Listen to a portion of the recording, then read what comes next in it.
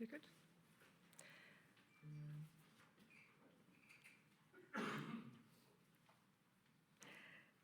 Good morning, ladies and gentlemen, and welcome to the 2021 EDA Annual Conference.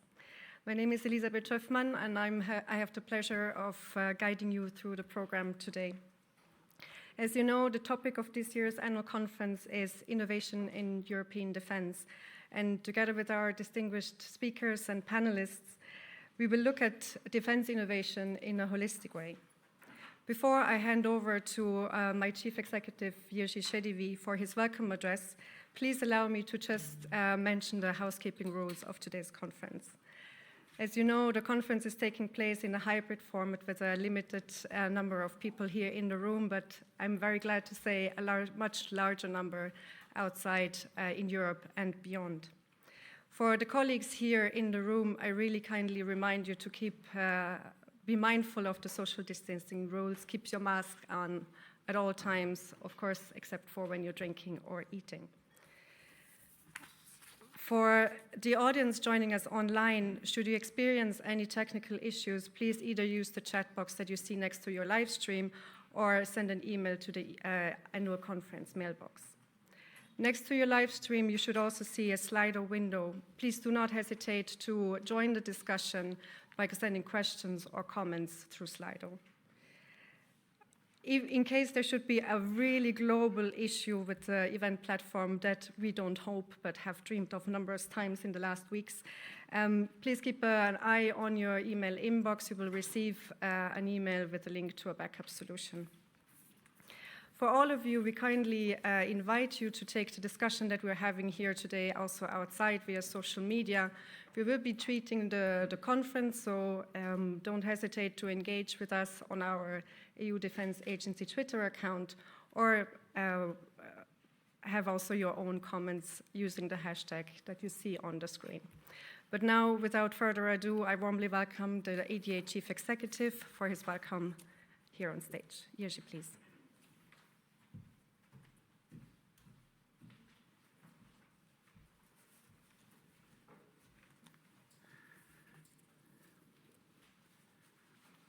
Good morning, dear head of the agency, Mr. Borrell, Madam Minister, Excellencies, ladies and gentlemen, dear colleagues. It's a great pleasure for me to welcome you all at the 2021 Annual Conference of the European Defence Agency. While we are a limited group here in the room today, I also warmly welcome the many more participants who are joining us virtually from across Europe and beyond. When we closed the registration for this conference last week, more than 1,100 defense stakeholders expressed their interest and registered to join us today. This high number fills me with the confidence as it shows that the topic of European defense in general and innovation in European defense, more specifically, is a relevant and timely one. Let me start this conference by stating that the credibility and effectiveness of our defense not only depends on our ability to act, but also to innovate. Defense innovation is intrinsically linked to Europe's ambition to be a credible and autonomous global player. Those who don't innovate stay behind.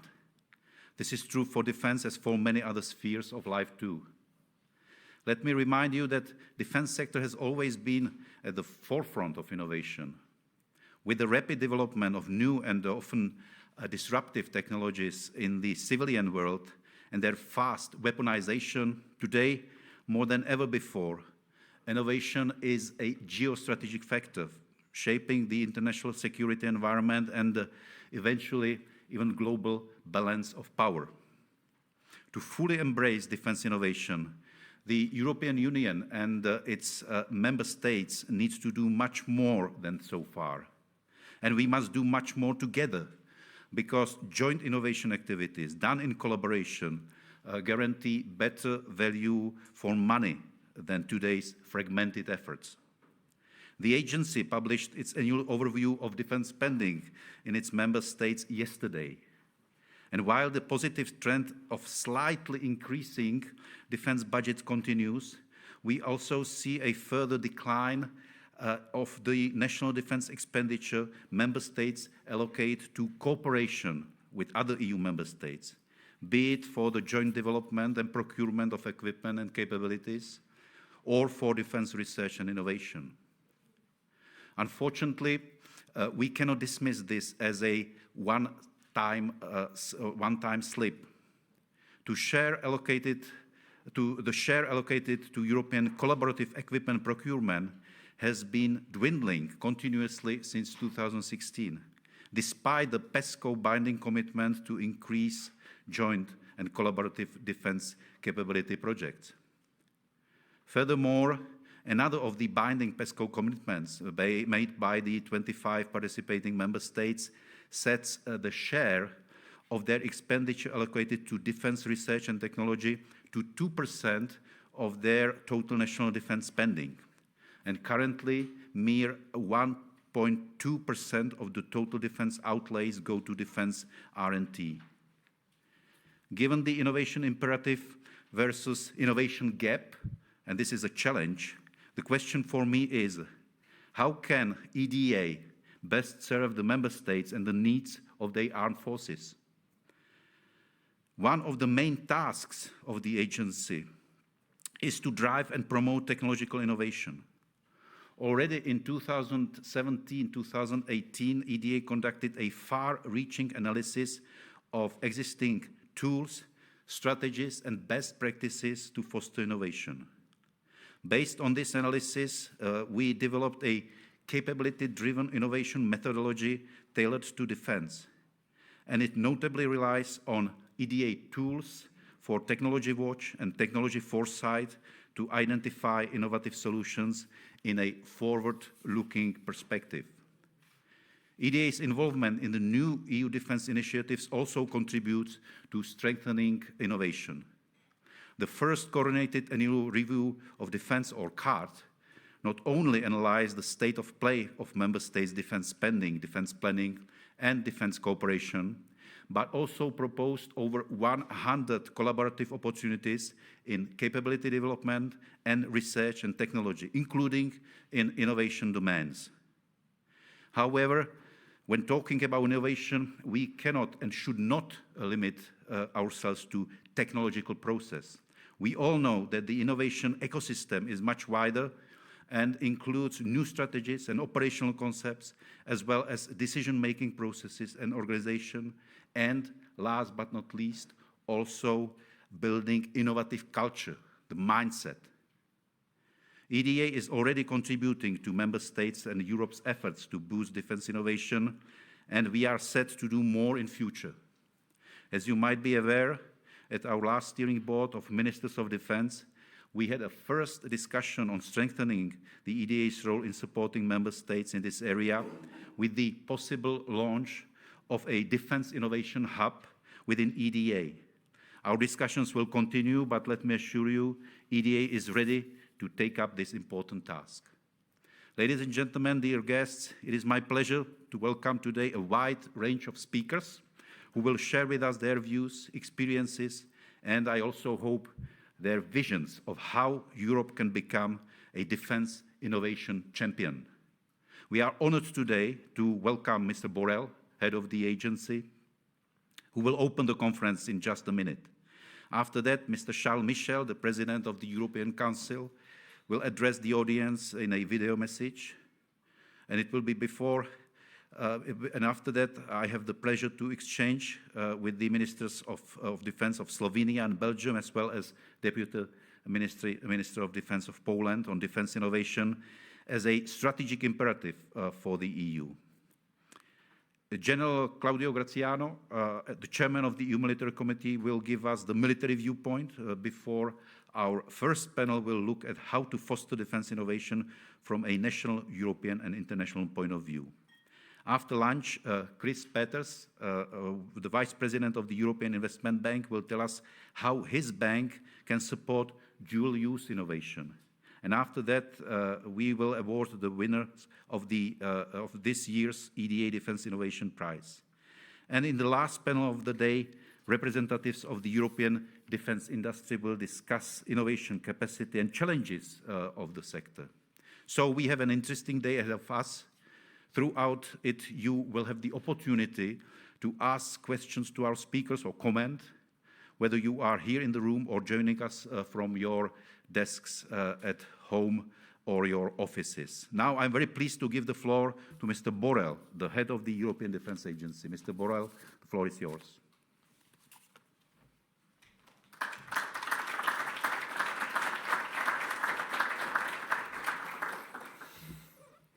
Good morning to everybody here in the room and to the ones who are following the event through the networks. Allow me to say a special welcome to the Ministry of Defense of Belgium, the Deputy Minister of Poland, who are here present, as well to the Ministry of Defense of Slovenia, who I'm sure is following the meeting by video. Well, it's certainly a pleasure for me to address this European Defence Agency Annual Conference. I know that this event brings together a broad range of stakeholders from the European Union, institutions and member states, to military and security organizations, academia, think tanks, industry, of course, and the media. Dear friends and colleagues, we are living a moment where it's clear that the power politics is back. Just have a look at the newspapers, and you will see power politics coming. And this requires that the European Union become a security provider and act as such, not just to be, but to act. And it will depend very much on our ability to innovation, to implement innovation. Security today relies a lot on the capacity to innovate because the war is no longer what it used to be. Every day there is innovation on the way the conflict is being performed. So we at the European Union level, at the member states, we have to innovate because this will determine our position in the global stage for the years to come. Well, this is true in general. In industry, it's also true. It has always been true along the history. But today, and in particularly in the field of defense, it is particularly true. And that's why I am very pleased that this defense innovation topic has been chosen as a theme of the year by the European Defence Agency Annual Conference. Let's recognize that we, the European Union and the member states, we need to do much more together. And we need to do much more together right now. We cannot wait, because the choice for us is simple. Either we invest a lot on defense innovation, or we will become defense irrelevant. Yes, we will continue having armies and organizing parades, but from the point of view of the practical implication on the game of power politics, we will become irrelevant. Nothing new in the history. Innovation has been always a major stimulus to economic growth. Innovation cycles have accelerated and changed most of the economic areas and our everyday life. Well, just think about the impact of smartphones and phones and digital communication in a short period of time. I am not going to lecture you about how the innovation cycles has changed economies and societies, but it is a fact that has to be kept very much in mind. Technology and innovation is now more than ever both an accelerator of economic competition and a consequences of it. Countries and companies strive to get ahead.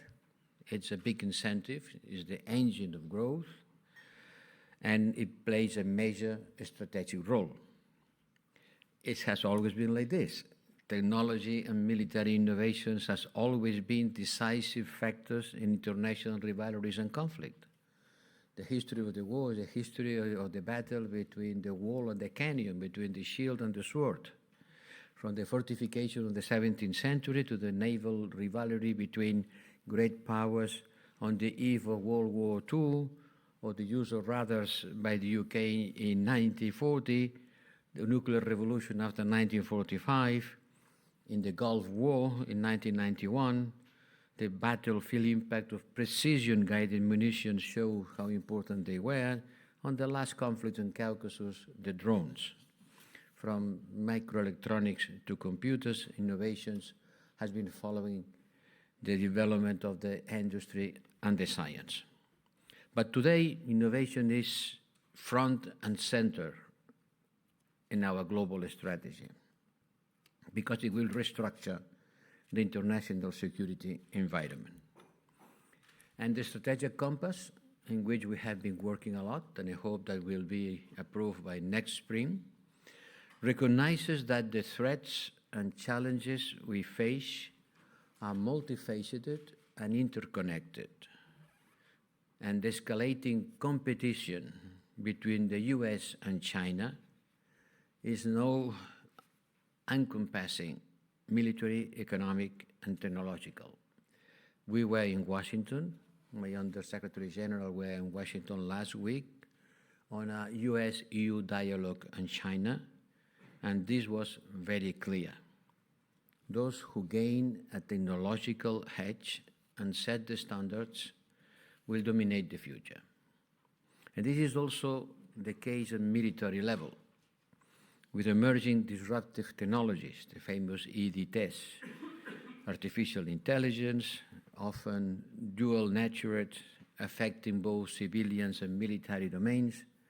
Such technologies have the potential to alter the character of warfare.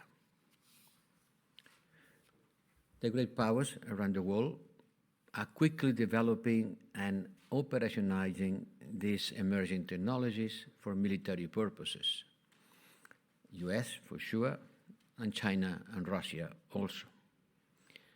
Yes, the existing technologies can also be adapted, and innovative and malevolent ways think of the improvised explosive devices, but also the use of social media or commercial drones by terrorists are part of the innovation on the security field.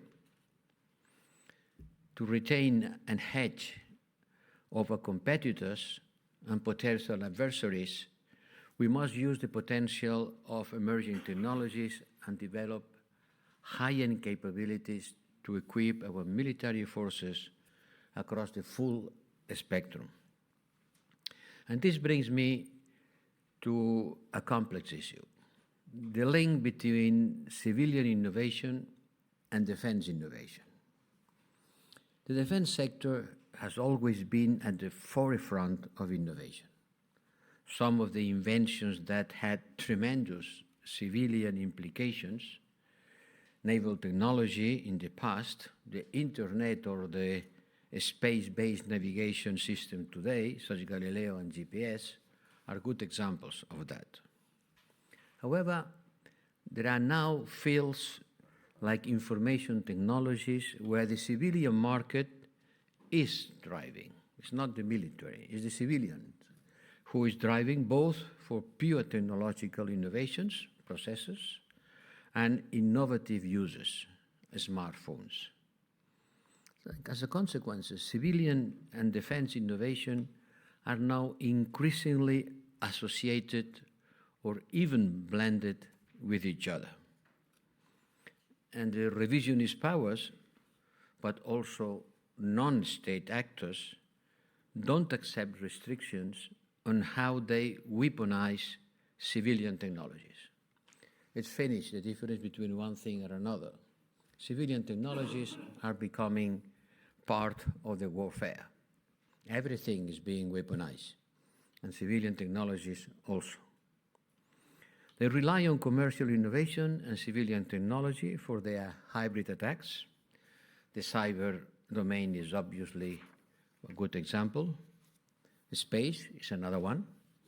Space is another telling example as mostly civilian trends converge to transform what had remained until recently a mostly sovereign and non-commercial domain.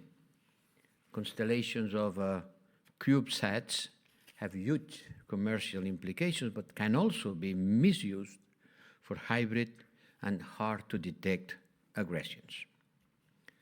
With the rapid development of new technologies in the civilian sphere and their fast weaponization today, more than ever before, innovation is shaping the global balance of power.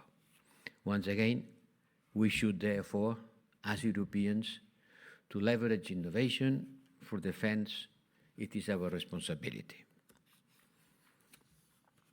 Let's start by having a look at where do we stand and provide some facts and figures.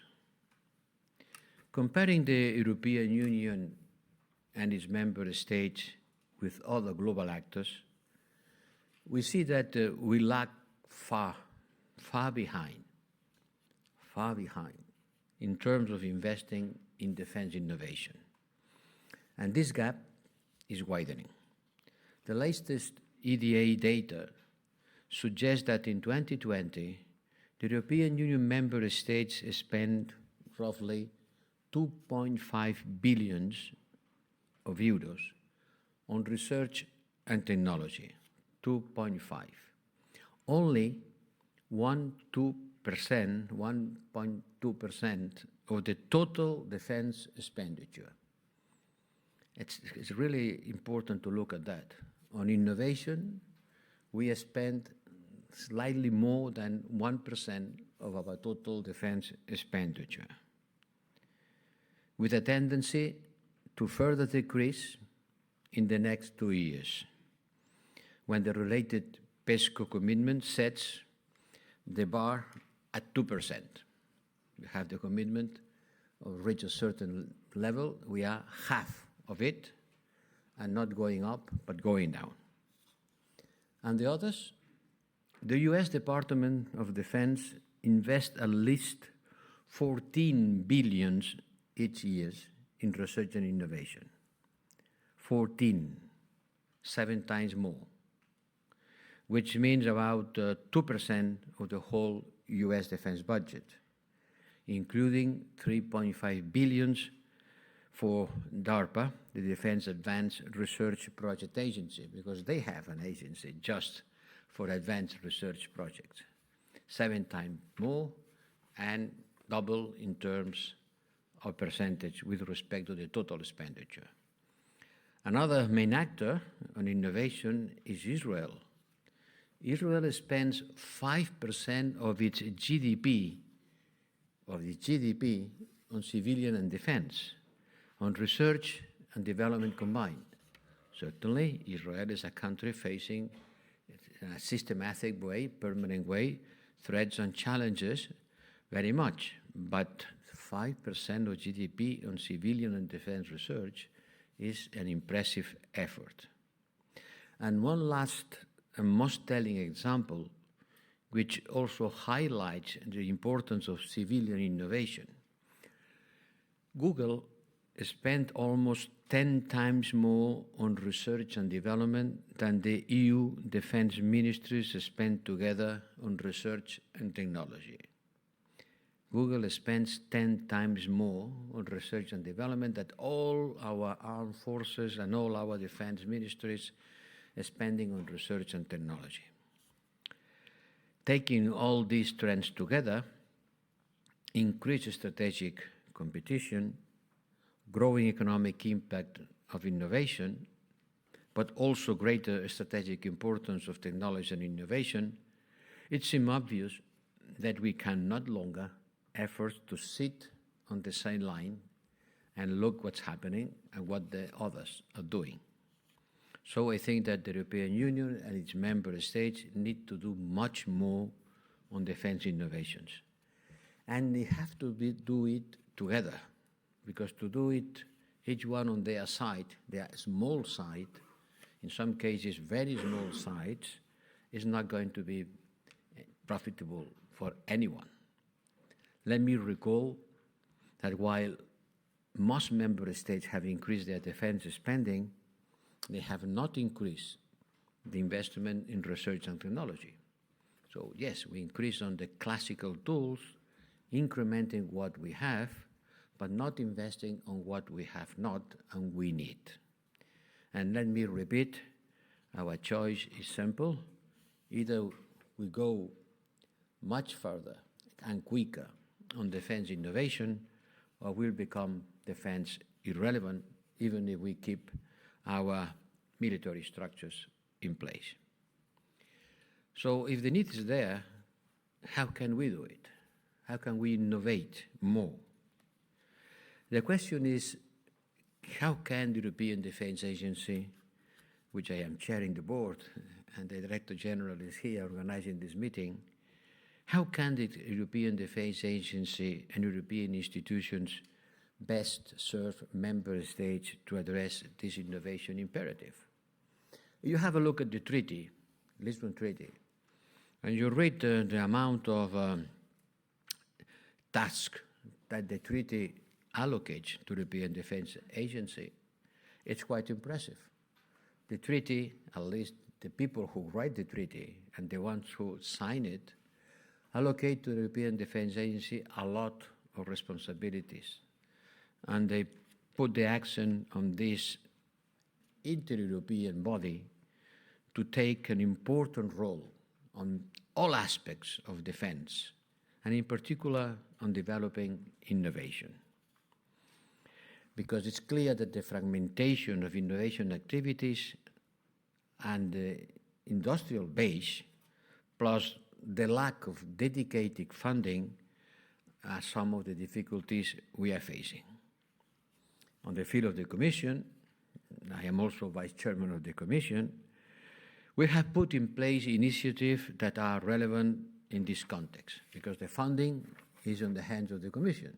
The European Defence Agency has a lot of work to do, but the funding relays in other institutions.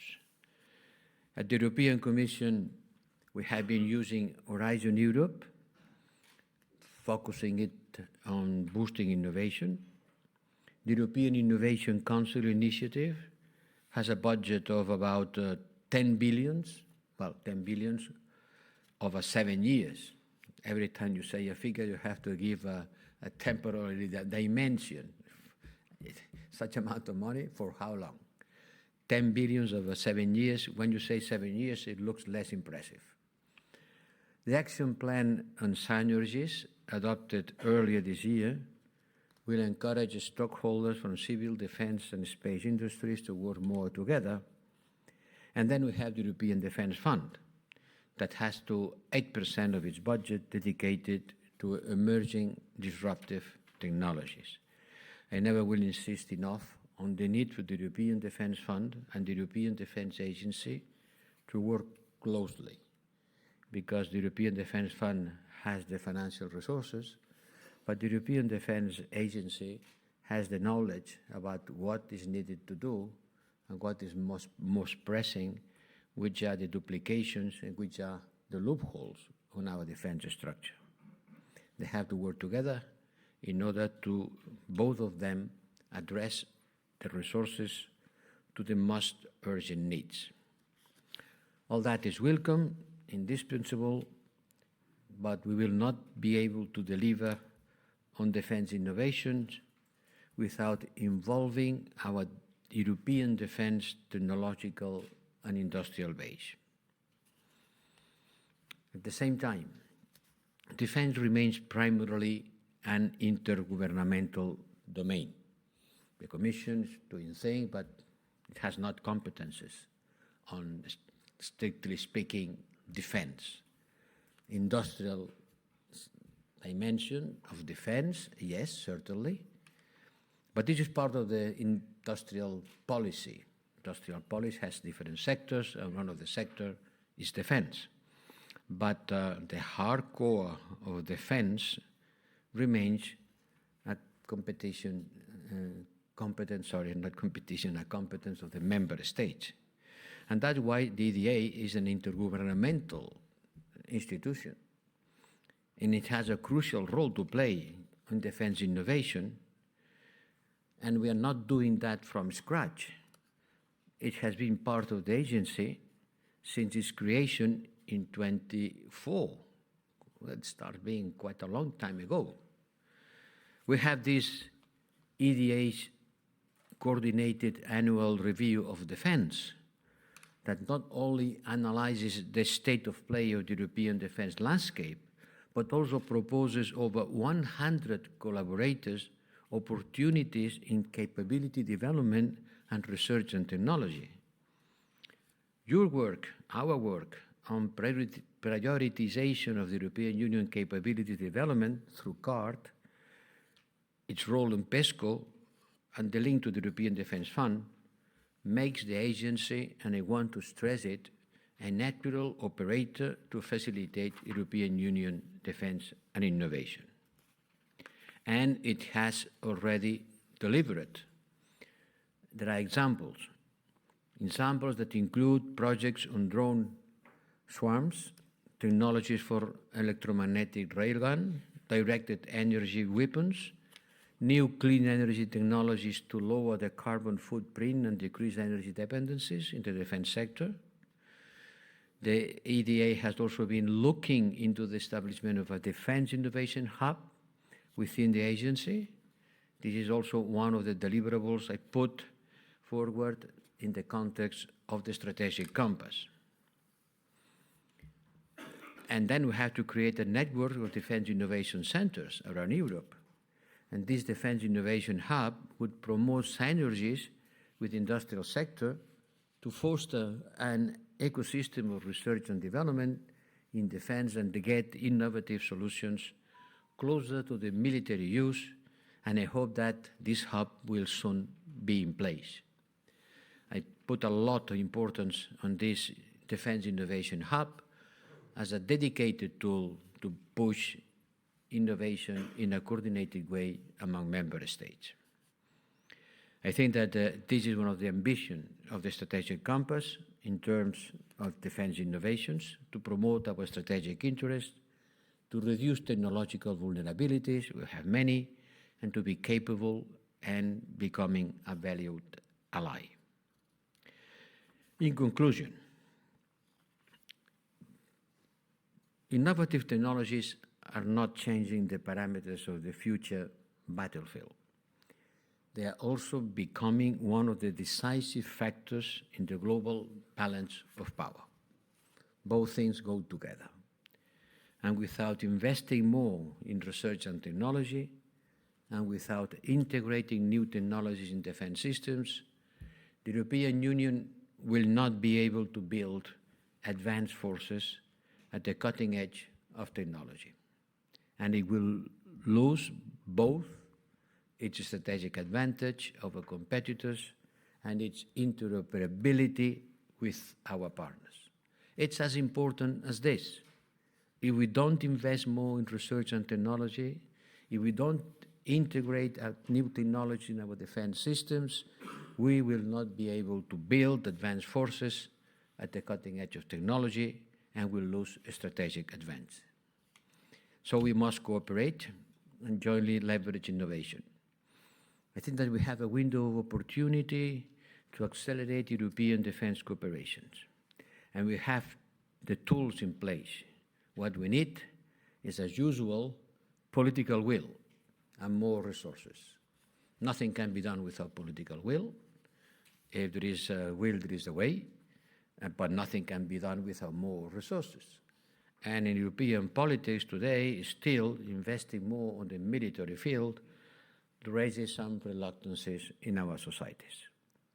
That's why, once again, the strategic compass try to create a common strategic culture among not only governments, but also citizens, to provide the political orientation that can make our citizens understand how much needed is this effort in order to face the current world strategic environment.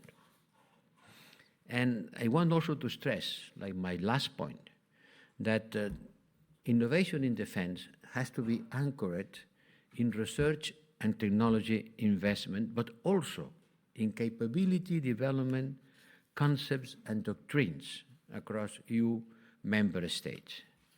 We need an integrated approach. Researchers, technological people, but also transforming this research in capability developments and incorporating it, framing it inside our doctrines, our political doctrines on how to face our defense challenges. I think that is the important role of merging the different aspects of innovation through the different actors of our very complex institutional setting in order to make everybody to work together. This is the word of EDA. I want to repeat and remember. EDA must ensure that defense innovation is not just an ambition on paper, it has to become a reality. And I hope that this annual conference will help to make everybody, not only the attendants that for sure are more convinced from the beginning than others about how important is this issue. Thank you very much for your attention, and I wish you a good work.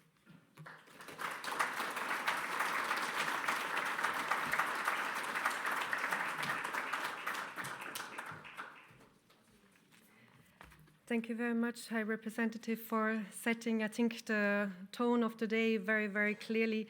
And we now have also the honor and pleasure of having a video speech of the President of the European Council, Mr. Charles Michel, that we will be able to listen to now. Thank you. Mr. High Representative Josep Borrell, dear Josep, Mr. Director General, ladies and gentlemen, dear friends. Thank you for this opportunity to speak to you. Defense issues are a top concern for EU leaders these days. We face countless challenges that make our world highly unstable and unpredictable.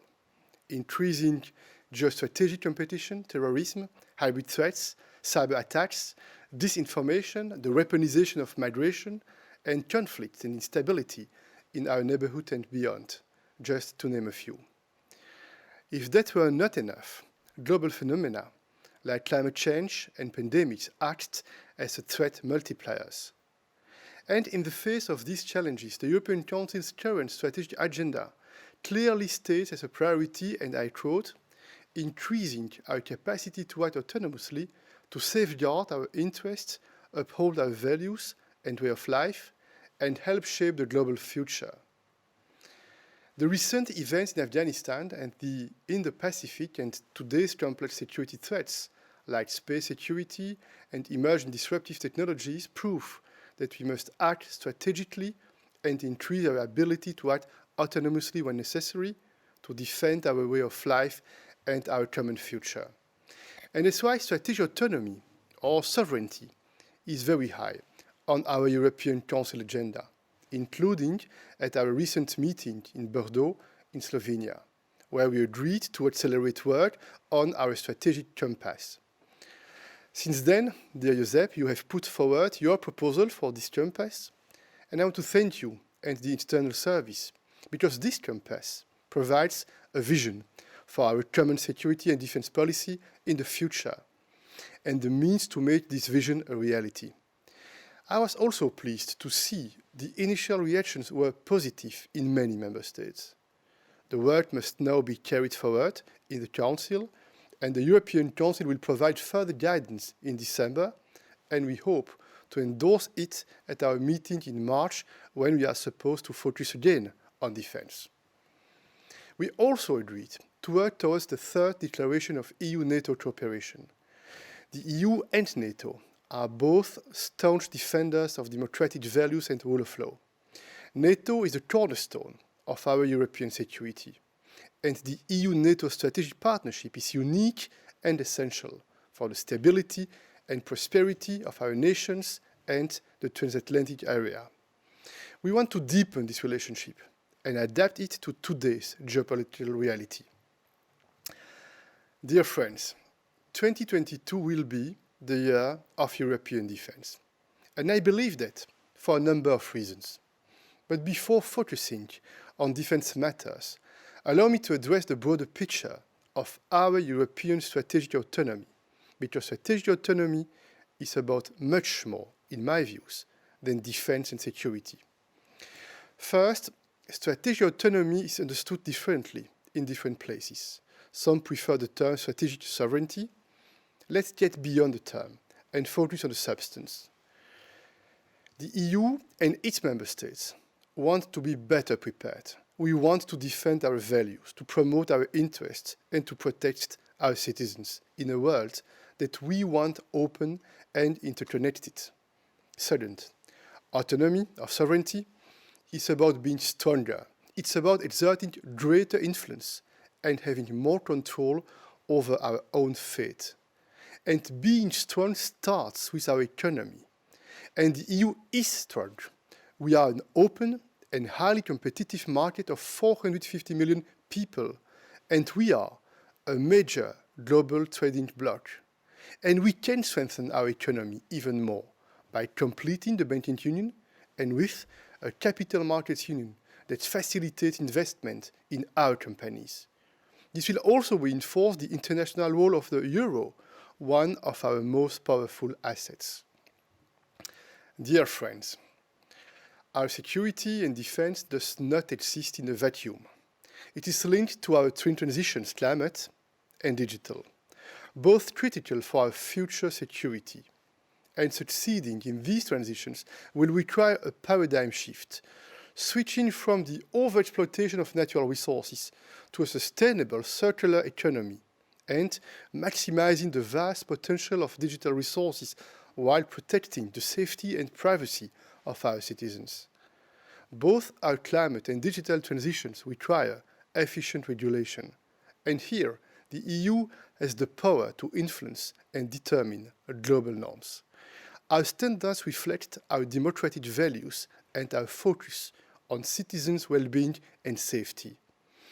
Our European standards often evolve into global standards.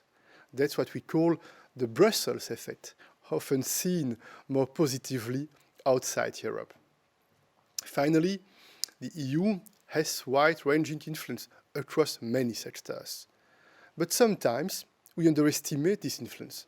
We undervalue the power of our tools and their potential.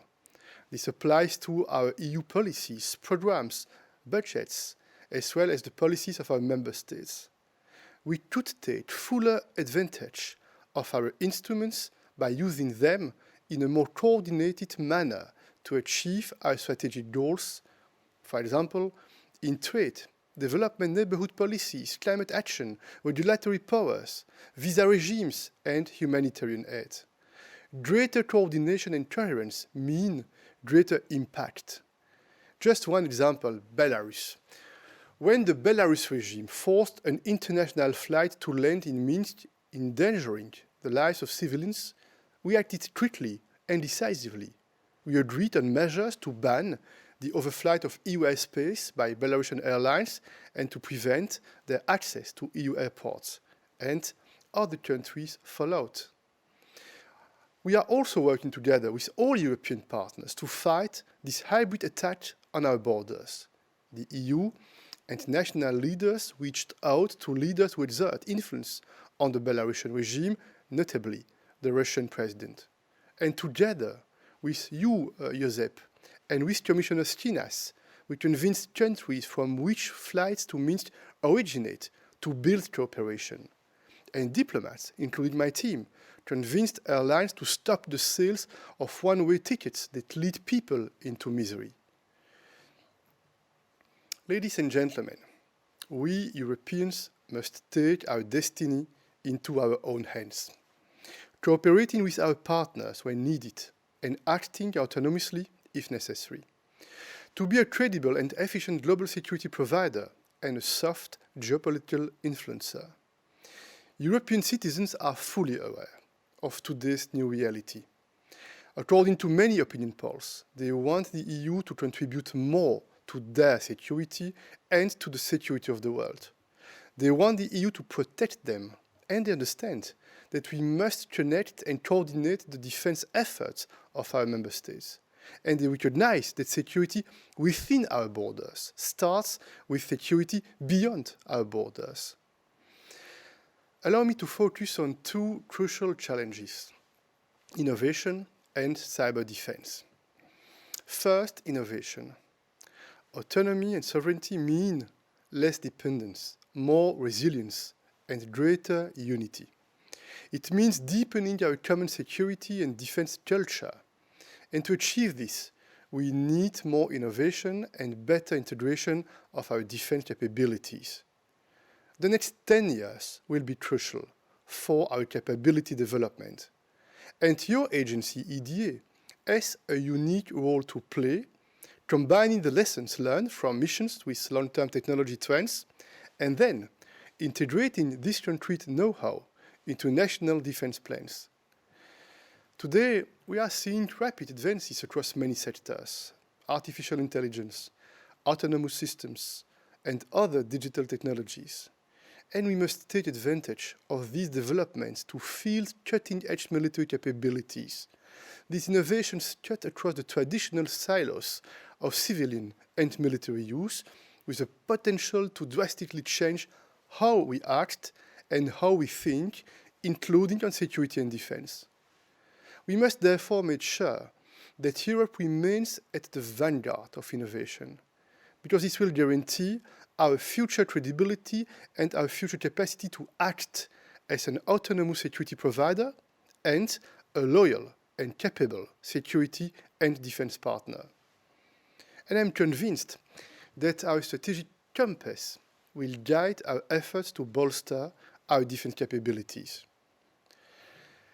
Dear friends, the EU and its member states need to better coordinate our efforts and pool our resources today more than ever. European cooperation must become the norm. This will bolster the efficiency, competitiveness, and innovation of our defense industrial and technological base. That means encouraging greater innovation in defense, not only in research and technology, but also in capability development, concepts, doctrines, services, and procurement across all European member states. We also need to foster innovation within our defense industry. This includes tapping into the potential of our civil industry, just as our global competitors do. We should also reflect on the defense industry ecosystem as a whole, from concepts, services, products to innovative procurements, harmonization of export control policies, and civilian use innovation. This includes promoting engagement with non-traditional defense actors, such as academia or SMEs, to harness the full innovative potential of our societies and to stimulate creative solutions. The EU is fully committed to fostering innovation in defense, and our European Defence Fund, launched earlier this year, will do precisely that, because this fund is dedicated to developing disruptive technologies for defense over the next 7 years, and SMEs will receive incentives to drive research results to the development stage and ultimately to the defense market. And beyond this defense fund, the Commission is also looking into how to apply proven civil innovation concepts to the defense sector. The upcoming roadmap on critical technologies in security and defense will help guide our efforts, as well as this action plan on synergies between the civil, space, and defense industries. Finally, we have the new European Union Space Programme, with a budget of 13 billion euros. This programme will ensure that Europe remains a leader in the domain of space. Copernicus and Galileo are just two excellent examples of European space programs that bolster the EU space ecosystem and security. Ladies and gentlemen, being strong on security and defense means being strong on research and development. It means boosting our support for competitive European defense industrial and technological base. On investment, for example, 1.2%, 2.5 billion euros of the total defense expenditure of EU member states went to research and development in 2020. But meanwhile, the United States spends 2% of their defense budget, $14 billion on research and development every year. We must also continue to link innovative technologies with their possible defense application. And I know we can count on you, the European Defence Agency, and your unique experience and expertise. Your work is key to facilitating the uptake of defense innovation by our member states. We must also avoid duplicating our efforts and wasting our resources. You at EDA can help link member states, national authorities with each other and with EU institutions, agencies or bodies. You help identify defense-related technologies, point to collaborative opportunities, and provide a platform for cooperation. And you need a budget to fulfill your growing role. I am in favor of the creation of a European Defence Innovation Network, and I also support the creation of a European Defence Innovation Hub inside EDA, an idea discussed at the last Defence Ministers meeting in November. It's vital to build strong cooperation between you at EDA and the European Innovation Council. Of course, cooperation between EDA and NATO is also indispensable, because this helps avoid duplication and strengthens our partnership. And I welcome the adoption of a mandate for negotiations on an administrative arrangement between EDA and the US Department of Defense. Ladies and gentlemen, cybersecurity is now a major geopolitical issue because cyber threats impact our national security, our economy, and even our personal lives. They infiltrate every corner of our societies, and they often involve powerful third countries. The European Union is bolstering our cybersecurity on different fronts: legislative, operational, diplomatic, and investment. At our last European Council in October, we touched on the ongoing work on cybersecurity. It's worth reflecting on two areas of progress. First, the EU cybersecurity crisis management framework. Since cyber attacks are often large-scale, we must be able to respond on a large scale. And to do this, we must reinforce our cooperation. The Commission has put forward a recommendation on establishing a joint cyber unit, and this proposal is carefully being scrutinized to ensure that member states are adequately represented. Second, cyber defense. This refers to both protecting our defense sector against cyber attacks and responding to attacks, which raises the issue of offensive capabilities. And this includes strengthening the cyber protection of the EU security and defense infrastructure. The European Council will provide further guidance and oversight on this process. Ladies and gentlemen, robust and long-term security will require political will and political courage.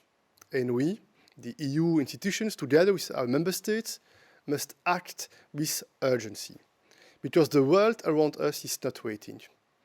We have a lot of work ahead of us. We have a clear vision, and we know what we need to do now to get there.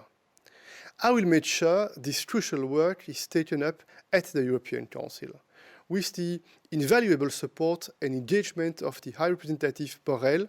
Thank you again, dear Josep, because in these challenging times, it's only by working together, by building this European spirit of security, that we will address the complex geopolitical and security challenges and keep our democratic societies secure and our citizens safe. Thank you.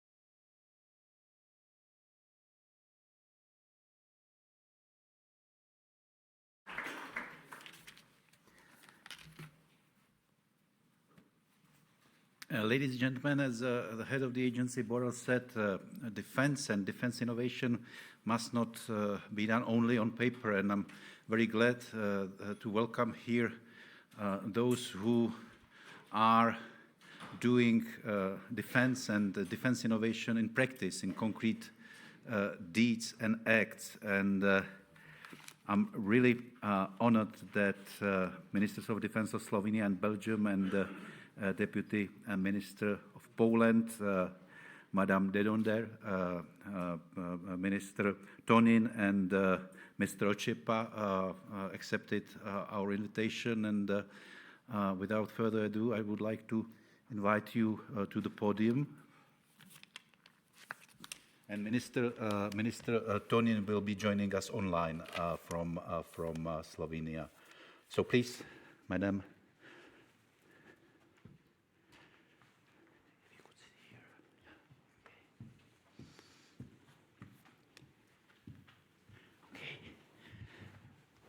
And I have asked first our panelists to provide us with a short expose on how they see innovation in Europe, and indeed to share with us also their national experience. And I hope that we are connected to Ljubljana with the Minister Tonin. And I see you. Good morning. And please, the floor is yours.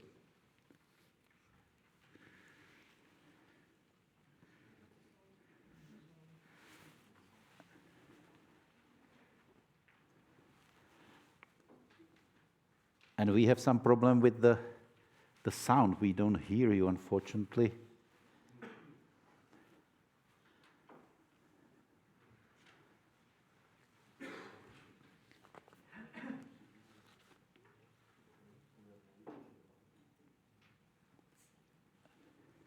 We still don't hear you. And I'm looking at our technicians. So perhaps in the meantime, before this problem is solved, may I ask you, Madam? Yes, it depends on you. Yes, please, indeed. If it's more convenient for you, use the lectern. Thank you very much. Minister, Excellencies, distinguished delegates, ladies and gentlemen, good morning. I am honored to address such a large and knowledgeable public on the topic of innovation, its urgency for the European defense, and the challenge it represents for the European Union. Therefore, I would like to thank Chief Executive Mr. Sedivi for inviting me to participate in this panel discussion, allowing me to express my views on innovation in a global context and why we need to innovate. Research and development can be considered as a very useful precursor for innovation, as it generates new knowledge and new products with the potential of both incremental and disruptive innovation. The process and methods to foster research and development are well known and mastered on both national and European levels, as clearly demonstrated by the introduction and the activities of the European Defence Fund, coordinated with the European Defence Agency. They are crucial to enable disruptive innovation that is urgently required to keep pace with our competitors and possibly reduce current gaps. However, it is often complicated to exploit R&D results, that is, make them useful for the armed forces. Therefore, Belgium welcomes international initiatives such as the Defense Innovation Hub, as proposed by the EDA, a link between current R&D and the effective introduction of new and better concepts and capabilities in the armed forces. It is obvious that research, development, and innovation go hand in glove. Indeed, research and development are useless when results are not feeding into innovation, while innovation requires cutting-edge knowledge generated through intense research and development in order to thrive. They are complementary to adapting our defense capabilities promptly to new threats, including making the best use of emerging and disruptive technologies. When we engage our troops in demanding and dangerous operations, we want to make sure They are trained to the latest standards and can rely on the most suitable procedures, the best doctrines, and the most useful equipment available. But we know as well that new technologies will move the cursor from the battlefield to the critical infrastructures and networks. To protect our citizens, we also need to adapt by developing resilient tools to cope with these new kinds of threats. Now, what does this mean for innovation at the European level? I would argue that innovation has three main characteristics. It should be collaborative, capability-driven, but adaptive and continuous.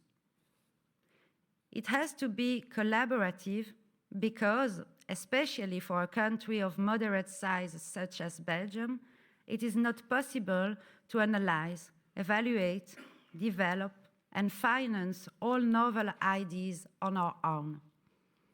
We need to adopt a collaborative approach in keeping our technological age. Moreover, we cannot afford to finance duplicative programs. Together, we have to bridge the technological gap with our strategic competitors and authoritarian technocratic regimes in order to remain relevant. In this attempt, the EU has to play a crucial role. Not only do we share the same values and interests, but we also have a huge advantage when it comes to financial incentives, intellectual and technological knowledge and resources. Innovation should also be capability-driven, as one of its goals is to deliver top-notch military capabilities in support of the security and defense policy of our nations and the EU. That said, capability development plans are not immutable, and black swans are never excluded. The role of dual-use technology will increase as well, and defense must also unite in this area with industrial players in order to promote innovation. Therefore, an adaptive capability-driven innovation is paramount to readjust the efforts to the reality of the challenge. Furthermore, we have to accept as well that innovation is not an exact science and that research should be allowed even if we are not certain of developing a final product. Finally, innovation should be continuous because of the constantly changing environment in which our armed forces have to fulfill their tasks, which means long-term support. Indeed, this environment not only creates geopolitical challenges and changes in the societal, environmental, and technological domain, it forces the military to continuously look for opportunities to remain fit for purpose. In this context, it is but clear that active participation of industry is crucial to success when promoting defense and dual-use innovation.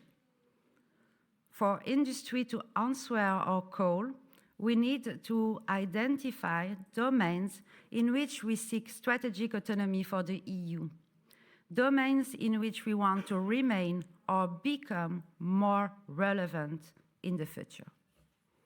Cyber is one of such domains.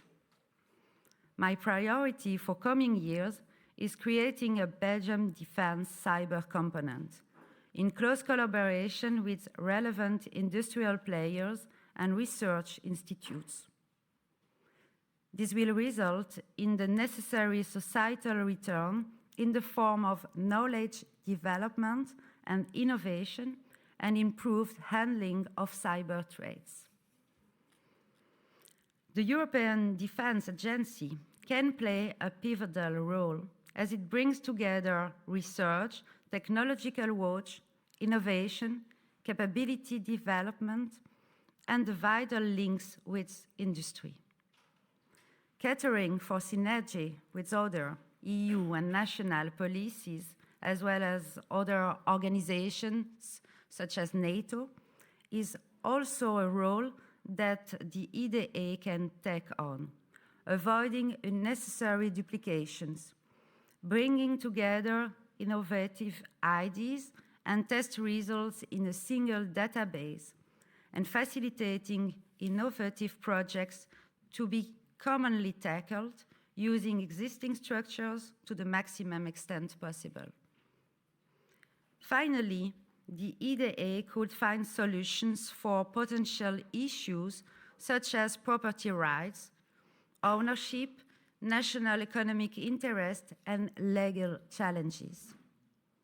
Ethical dilemmas emerging from innovation and new technologies should also find an answer in line with the value we defend. To sum it up, innovation is key to make our armed forces more robust, more resilient, more agile, and more precise in their engagement. In short, to build a better European military instrument of power. Thank you.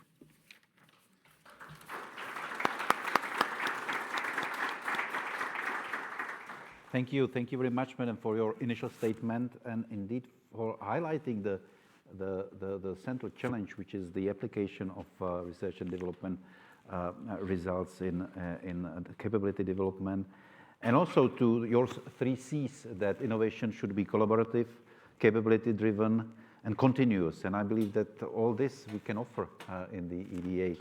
Now, I understand that we are still not connected. We are excellent. So please, Minister Tonin, your initial statement. Yes, dear Jiří and everybody else, you can see that even though that we have a fancy technology, sometimes we can have problems. That's why we need to adapt, we need to innovate and adjust. So that's the point of today's conference as well. So I'm glad to be able to speak today about the importance of innovating in defense, which will be one of the main building blocks of developing our strategic and technological sovereignty. I would like to begin by saying that the world we live in is a dynamic one. Although it is filled with numerous threats, it is at the same time a world of impressive technological progress. Security is no longer an issue reserved for debates or high-level political decision makers, but affects the life of each and every European citizen on a daily basis. Many new technological areas, such as cybernetics, artificial intelligence, have blurred the clear lines between the civilian and defense sphere. New challenges and threats keep emerging in new dimensions that significantly impact our economy. The COVID-19 epidemic has been a solemn wake-up call for all of us. The role of sustainable, innovative, and competitive European defense technological and industrial base is recognized in a global strategy on foreign and security policy as essential for the European strategic autonomy and credibility of a common security and defense policy. In addition, it is also generates considerable economic growth and employment, which will be equally important for the post-pandemic recovery of Europe. So we need fresh, cutting-edge ideas and innovative thinking if our intention is to keep up with these new challenges and remain at the forefront. And here is my main emphasis, that the SMEs can be vehicles for development because they are able to adapt and respond rapidly to innovative ideas. We have been overcoming the mentality that defense industry is reserved only for the well-known and established actors.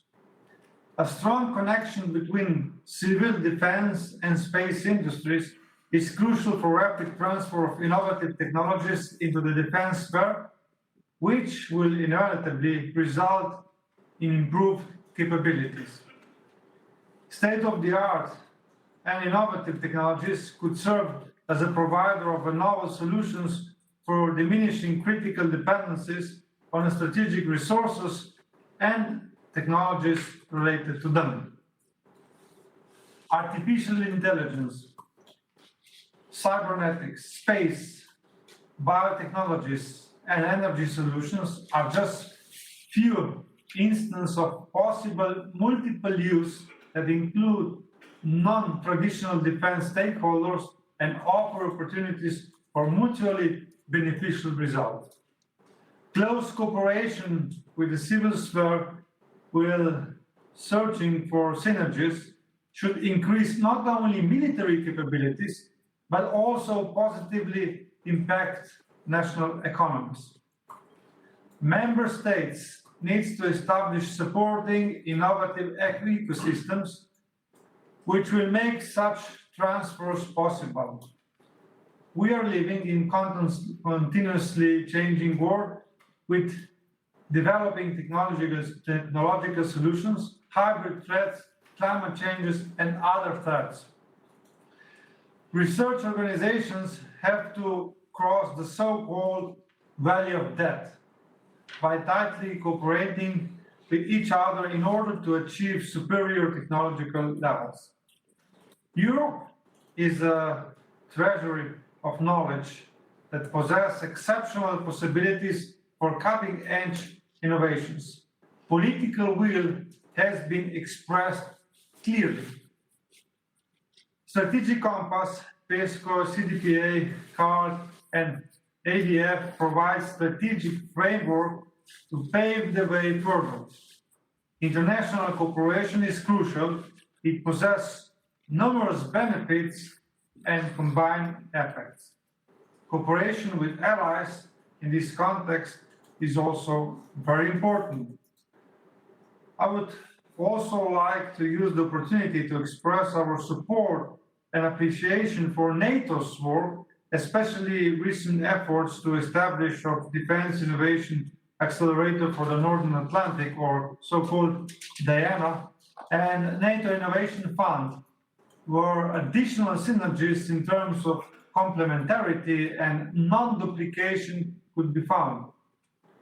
Let me state that foundations for safer, more autonomous, yet interconnected and economically strong European defense have created. It is our mutual responsibility to ensure that they are put into practice. Innovations could lead us toward a common goal to establish an effective and competitive European defense technological and industrial base. I'm certain that today's conference will be a step forward towards this common aim. Thank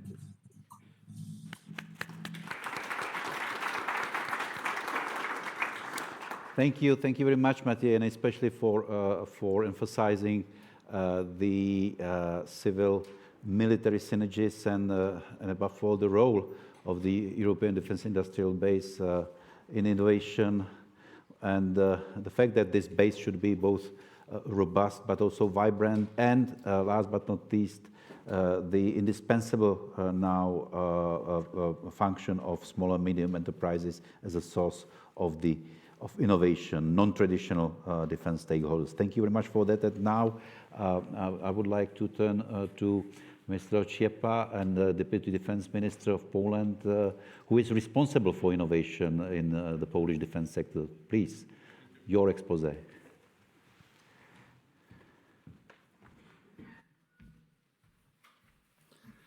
Yeah, thank you very much, our EDA CEO, Madam Minister, ministers, generals, admirals, officers, dear guests. Thank you for the invitation. Thank you for this event. This is, I think, very important to say that there will be no innovation without meet, without discuss, without sharing our point of views, our experiences, and this is crucial for the future. And European Union must be much more open as a whole for efforts of our citizens, of NGOs, and we should build ecosystem for innovations with combining efforts of administration, military, science, industry, business. This is the key. We must be open. The broad spectrum of threats and challenges we are facing today requires a broad spectrum response. We are all now witnessing the power and unpredictability of hybrid warfare. Therefore, it is crucial to enhance the level of the cooperation in terms of developing adequate and innovative defense capabilities to protect our citizens, borders, and values. The technological independence of the European Union is of the great importance, and by all means, we should continue to develop the mechanism facilitating the cooperation and protecting the European innovations and technologies. We cannot, however, curb the collaboration opportunities with other like-minded partners, such as US, South Korea, Japan, Australia, just to name a few. We need to differentiate our approach to our transatlantic partners and to potential EU or NATO adversaries. Our non-European friends and allies have to face the same challenges. Look, cyber, space, pandemic, terrorism, Russia, China, this is our common threats, our common challenge. This is why when we talk about creating the ecosystem for innovation, we should be open also for our partners from outside European Union. Defense innovation is a team game. We need to strengthen our cooperation within EU and with our partners to address common threats and challenges, and at the same time look for the synergies in capability building. We have to invest in defense innovation. We have to do it in a smart manner. Increasing our defense budgets is not always the only answer. We have to make sure that each and every new mechanism is complementary and coherent with existing EU funding instruments, namely European Defence Fund, Horizon Europe, or European Innovation Council. We cannot afford to duplicate our efforts. We have to focus our efforts on emerging and disruptive technologies. The development of these deep tech solutions may allow us to maintain the technological edge of the EU. As we know, the NATO is on the eve of introducing the Defense Innovation Support Architecture, dedicated solely to the EDTs. Defense Innovation Accelerator for the North Atlantic, DIANA, and the NATO Innovation Fund may become real game changers in terms of identifying and fostering dual-use technologies, with the strict participation of the operating end user. The EDA, as a potential host of the Defense Innovation Hub, could and should facilitate EU-NATO cooperation in this domain and create interlinks between the instruments of both international organizations. You can count on our support in this and other topics. Thank you very much.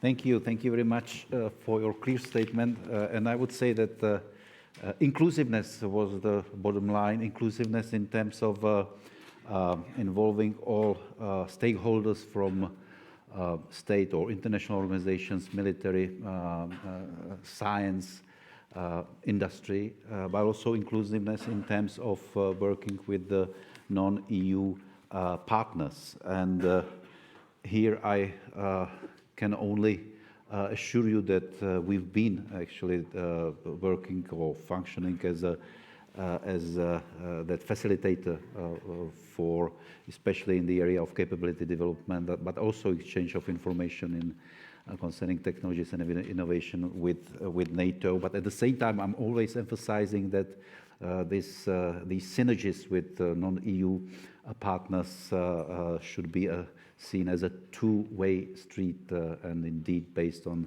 the principle of reciprocity. Now, with those statements, I think we have a very good background for more concrete questions. And if I may start with the... No, I can't. I see that the connection again is broken. So, okay. So, Madam, if I may then start with you. And I understand that since you have taken office in October 2020, you have doubled Belgium's budget for defense research. And indeed, the question is, what is your strategy towards innovation in the Belgian defense sector in general and armed forces in particular, please? Yes, thank you. Yes, from the start of my mandate, research and innovation have been very important areas. And indeed, I doubled the R&D budget in 2022 compared to 2020. We have also planned an increase in the R&D budgets in order to reach 2% of the total defense budget in 2030. This demonstrates the essential place we grant to research, a necessary prerequisite for the development of future military capabilities. Innovation plays in this a crucial role, making it possible to materialize R&D results within the armed forces. Let me take one concrete example in the medical sector. For several years, Belgium Defense has developed a world-renowned experience in phage therapy, the most advanced and efficient system to counteract antimicrobial resistance. The Belgian Military Hospital has become a leader in this field, and its collaboration with the industrial sector will be further strengthened. But let me come back now to the strategy. When embedding innovation into the Belgian armed forces, we developed a concept based on a two-way approach, bottom-up and top-down. Our first approach to innovation is bottom-up. Experts in the field at all levels can offer innovative proposals in 6 well-defined domains: manning, equipment, robotics and automated systems, sustainment, situational awareness, command and control, artificial intelligence, and finally, mobility. For this approach to be successful, we created a forum to share novel ideas, an unobstructive structure where the most promising ideas are approved for further testing and refinement. And this cultural change aims at stimulating people to innovate, facilitating concept development and experimentation, and accepting failure as long as we build up our knowledge base. And the second approach, top-down approach, is policy-driven. For example, we are in the process of putting into effect a project called Innovation as a Service. Innovation as a Service will be available to our innovators, aiming at providing administrative support, coaching, and advice. It will take away most of the corporate burden, allowing innovators to concentrate on their groundbreaking ideas. However, the top-down approach is not only about providing support, it also identifies innovative opportunities by evaluating benefits of new processes, equipment, and techniques for the Belgian Armed Forces. And furthermore, it will provide for structured dialogue with industry and academia. And both approaches require a much needed cultural change within the Belgian armed forces, with a focus on short cyclical innovation. We need to identify, evaluate, and secure innovative projects, and at the same time support such opportunities at the organizational and strategic level. A smart way to do this is based on an adaptive, capability-driven, continuous collaboration, as I explained earlier. Thank you. Thank you very much, and excellent, and especially the notion of cultural change and the change of the mindset, and especially the ability to accept failure while testing and evaluating possible solutions. This is something which is not always the, I would say, natural feature, and especially in the state institutions, but also international organizations.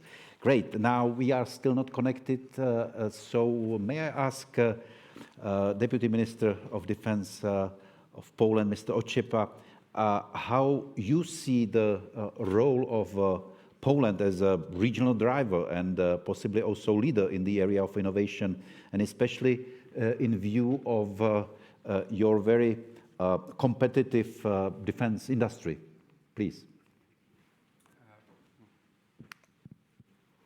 Thank you. I hope that you appreciate our role with Madam Minister as a great support for Matej. Instead, his speech, we waiting for him. But when you ask about Poland, I want to say that Poland has all what it takes to become a leader in the area of innovation. In short time, we were able to develop a very stable and mature innovation ecosystem, attracting multiple investors from all over the world. I would like to especially draw your attention to the great effort that has been made in Poland in terms of fostering a friendly environment for startups, allowing them to develop cutting-edge technologies and secure essential funding for continuing to grow. We are willing to harness this ecosystem for the defense purpose as well. I think Matej mentioned this issue when he tell us about SMEs. The competitiveness of our defense industry is in fact one of our advantages, and it is a major incentive for our companies to constantly improve their products and services. In order to keep up the pace, they simply have to be innovative. Our armed forces are among the beneficiaries of this competition. One of the areas that become considerably exploited by our companies are autonomy and artificial intelligence. We want to use this momentum and become the integral part of the NATO innovation environment. That's why we wish to introduce the test center dedicated to the autonomy and AI technologies as our contribution to the Diana. We believe that such site could be as well easily leveraged by the participating member states and significantly facilitate the development of the defense equipment matching the needs of particular nations' armed forces. I believe that our approach to innovation will have the technology spillover effect for other countries in the region, of which we could also benefit. Thus, we will actively participate in and support all activities which will bring our forces, their capabilities, to the higher level. Thank you. Thank you. Thank you very much. And I believe that in view of that inclusiveness, one can foresee that artificial intelligence testing capacity might be in the future also available for programs that are being developed in the framework of what we do here in the European Union. And that would be a nice demonstration of that two-way complementarity. We still are not connected.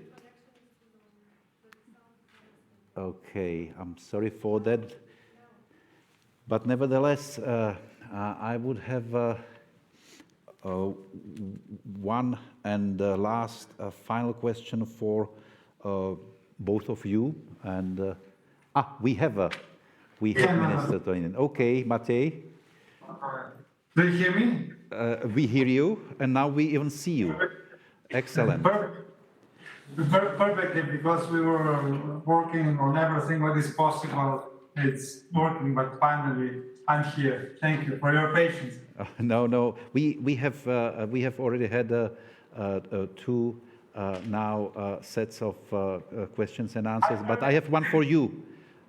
And indeed, we know that you have, Slovenia has a small but very thriving landscape of research institutes and small, medium enterprises working on emerging technologies, artificial intelligence, but also sustainable defense means green solutions. So how does your Ministry of Defense support and boost defense innovation among them? Yeah, first of all, I would like to emphasize one historical detail.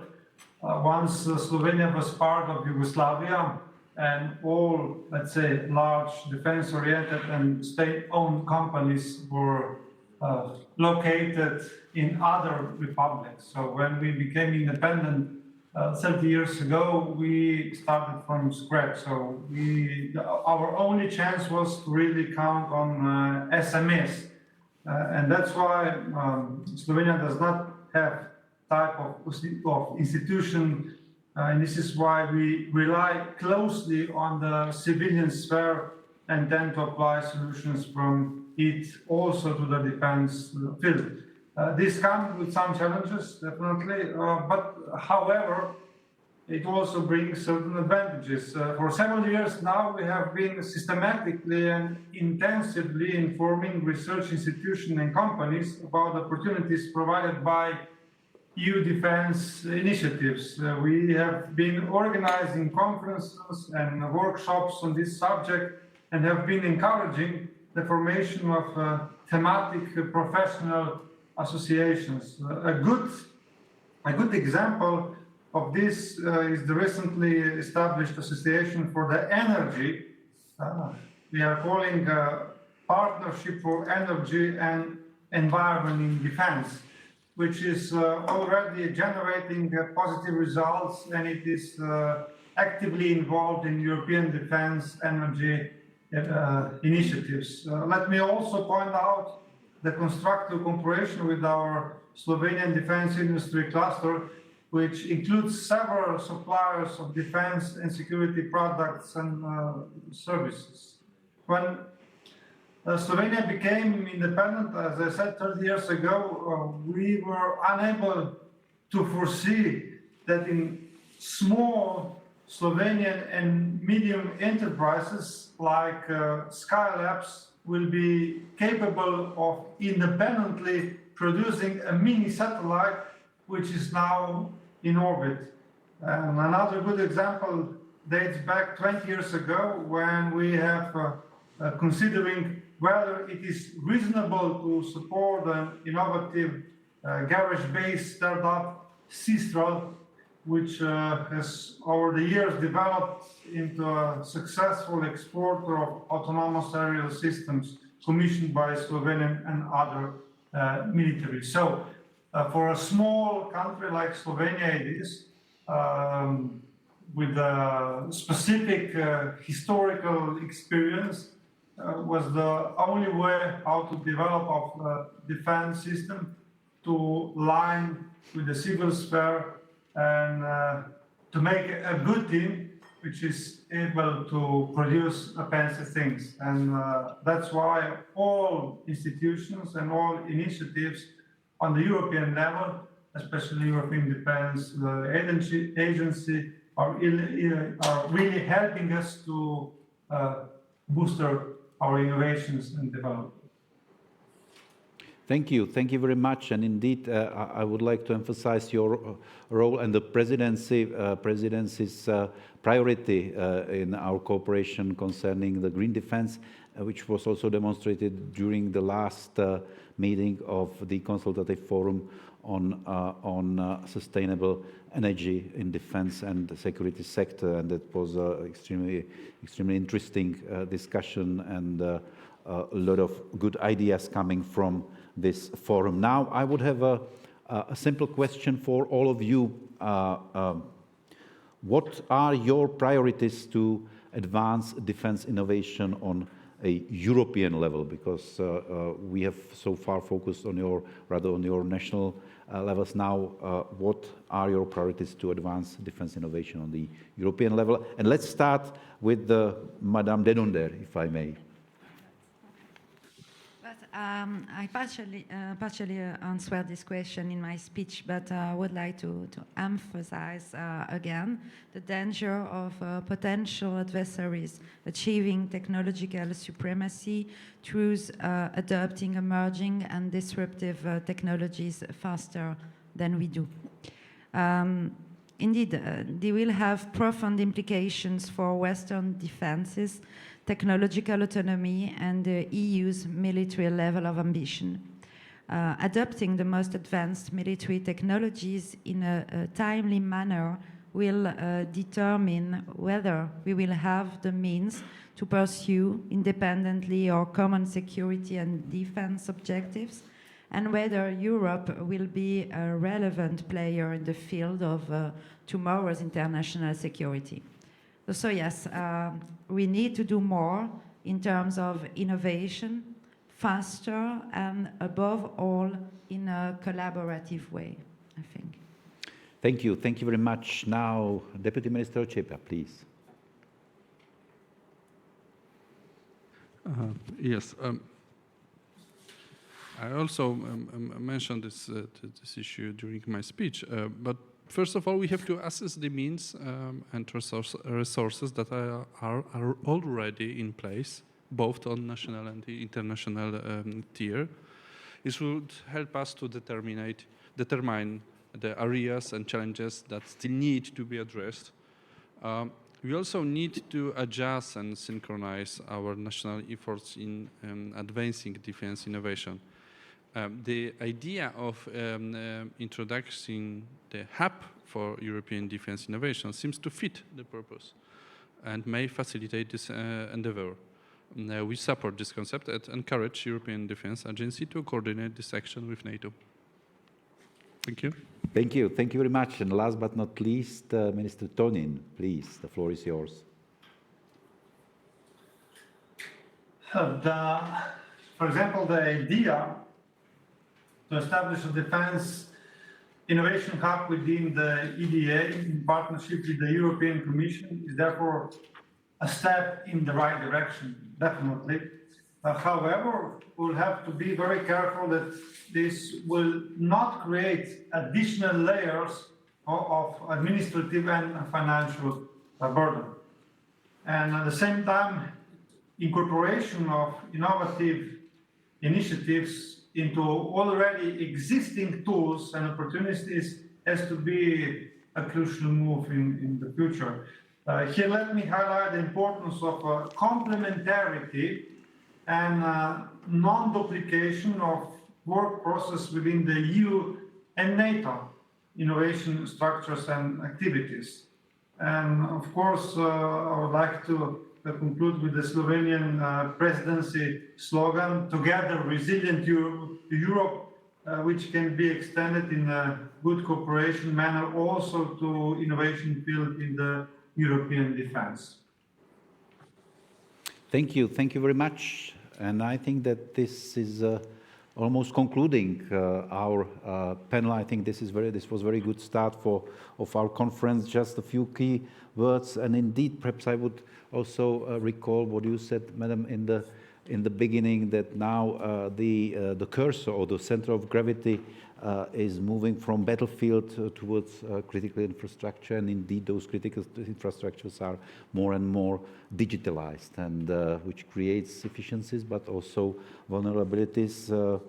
Innovation, collaborative, capability-driven, continuous inclusiveness, by all means, both within but also outside the EU.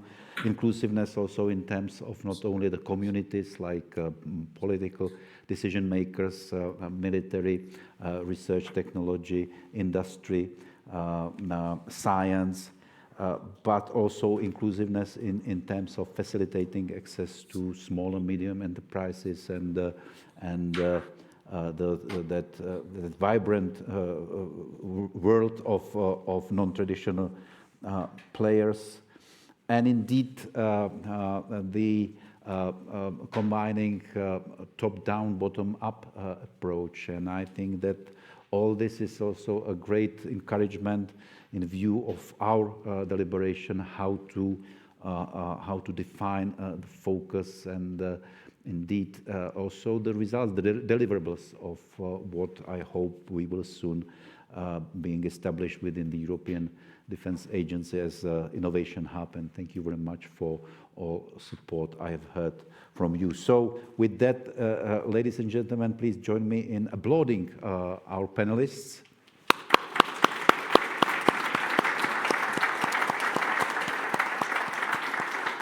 Thank you very much, and I think that we have now coffee break as planned. Thank you.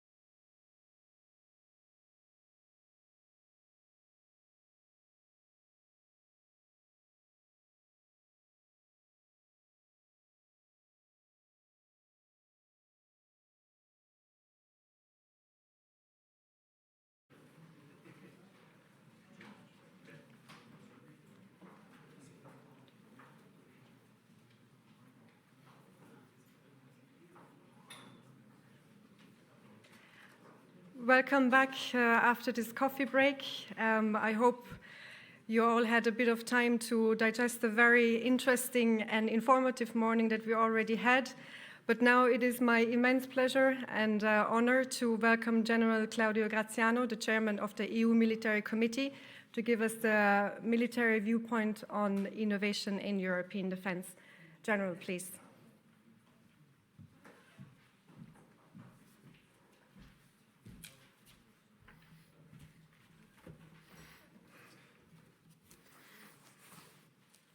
Good morning to you all. Good morning, Jerry. Good morning, ladies and gentlemen, General Admirals. Now, many thanks to EDA for inviting me to provide the military perspective on this paramount subject of innovation in European Union of Defense. As starting with an ancient proverb, it said that when winds of change blow, some people build wind wall and others build windmills. I think that we are living in a historical moment for European Union of Defense, which wind of change blowing from everywhere. And it's up to us to let this wind blow, and it has, or take the opportunity, at least this time take this opportunity. Ongoing crisis, this enduring pandemic, all the future uncertainties demand assertiveness and capacity to adapt. Of course, if we want to see European Union play a responsible role for sustainable future. I think that within European Union, there is no longer space for ambiguity. Either we succeed as a group or we will fail as a group. The strategic compass is indeed a great opportunity. It brings several opportunities like the alignment of our defense tool, including financial, and the possibility for the European Union to consolidate its role as a global security provider. And if you go around the world, there is a huge demand, or at least a huge expectation of what we are going to do. If we miss this train of credibility, I am afraid it will be very long before we catch another one, if never. This is especially true because never so clearly had our power been acknowledged by institutions and civil society as a vital part of our integrated approach. Therefore, we need to make sure that we own and are able to handle a military instrument that is fit for purpose, especially in such challenging, connected and contested environment. And from a strictly military point of view, but I'm speaking in this moment from a strictly point of view, being fit for purpose can only mean being victorious against threats and challenges in accordance, of course, with the agreed level of ambition. And this is the most important requirement among others to work towards success. The need for an ambiguous, clear-cut political guidance in terms of which military level ambition the European Union and, as a consequence, our member states want to achieve collectively. Going to innovation. While we can use lessons identified from the current scenarios to drive capabilities, adaptation, and short-term development, we will absolutely need to count on agreed potential scenarios to drive future capability development forward. But for sure, one element that both adaptation and development will have in common will be the push toward innovation. In the other way, and we look at warfare, not just on capabilities. I'm speaking about warfare because for us it's all about warfare in different kind of development. Let me just quote Steve Jobs when he said that innovation is the only way to win. First of all, it's all about finding new ways to achieve operational superiority, in line with and in support of European Union commitment, and again, with due reference to our current and future level of ambition. Because there is no point to engage in competition when, from the very beginning, you don't have a chance to prevail. We should support this effort in all domains, in partnership when possible, or in strategic autonomy if necessary. Second point, In this particular moment, it's about achieving a much-needed capacity to project power rapidly and effectively for the sake of European Union credibility and capacity to deter our potential adversary. And that is something was never before so needed. It's a requirement to show deterrence and credibility and to have forces that are a symbol of the European Union will. In this context, the European rapid deployment capacity is not just the most tangible sign or innovative European commitment, but it's the clear demonstration the European Union understands the wind of change in a wider sense and adapts and innovates not only its capability, but also its way to approach crisis.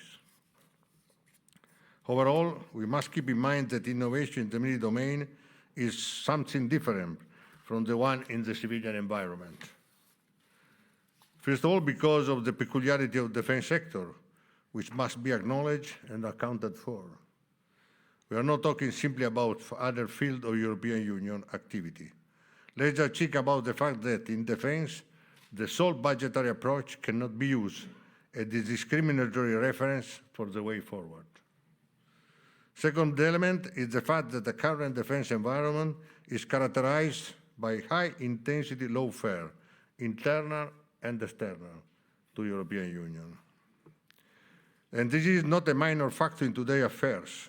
On the contrary, if you think that this lawfare could eventually affect our military advice, which instead, I bluntly remind you, must remain focused on the objective prevailing on our adversary. On another front, we know that defense innovation should normally be drawn during peacetime.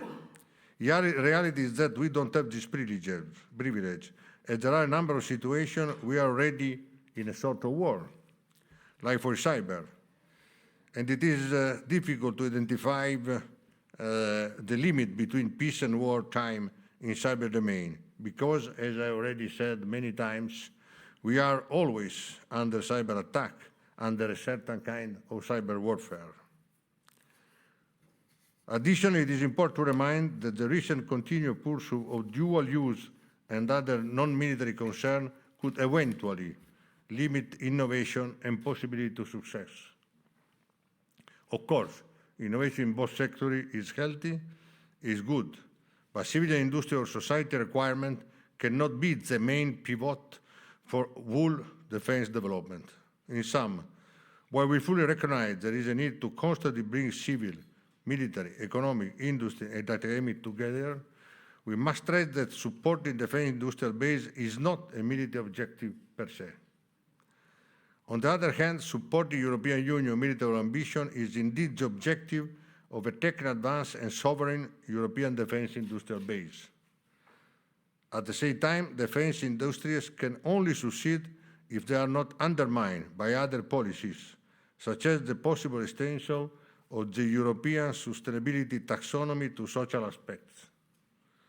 Let me add that European regulation should not disqualify defense activities at large as not sustainable, while, at the same time, they try to foster the Union through other initiatives, such as European Defence Fund, or rapid deployment capacity. In fact, this would further damage the reputation of the defense company and create a misguided perception. Having said that, to use some strong word, our path to victory may require a further boost of innovation, a revolution versus an evolution, in fact. This is what the wind of change demands, in particular in the wake of emerging disruptive technology-related progress, for which we are already running behind. This will impose innovation not just in our capabilities, adaptation, development, but also in our way of thinking and our decision-making. In fact, emerging disruptive technology could redistribute the cards of world influence and military power. It appears quite clear, consequently, that the current line goal process, the way it is designed, sequenced and structured, is probably outdated and needs to be synchronized with the current efforts. There is an urgent need to take this process out of the present swamp, practically a think tank with great potential but without a real impact, somehow disconnected with the fast change of real needs, unable to match current strategy with geopolitical challenges.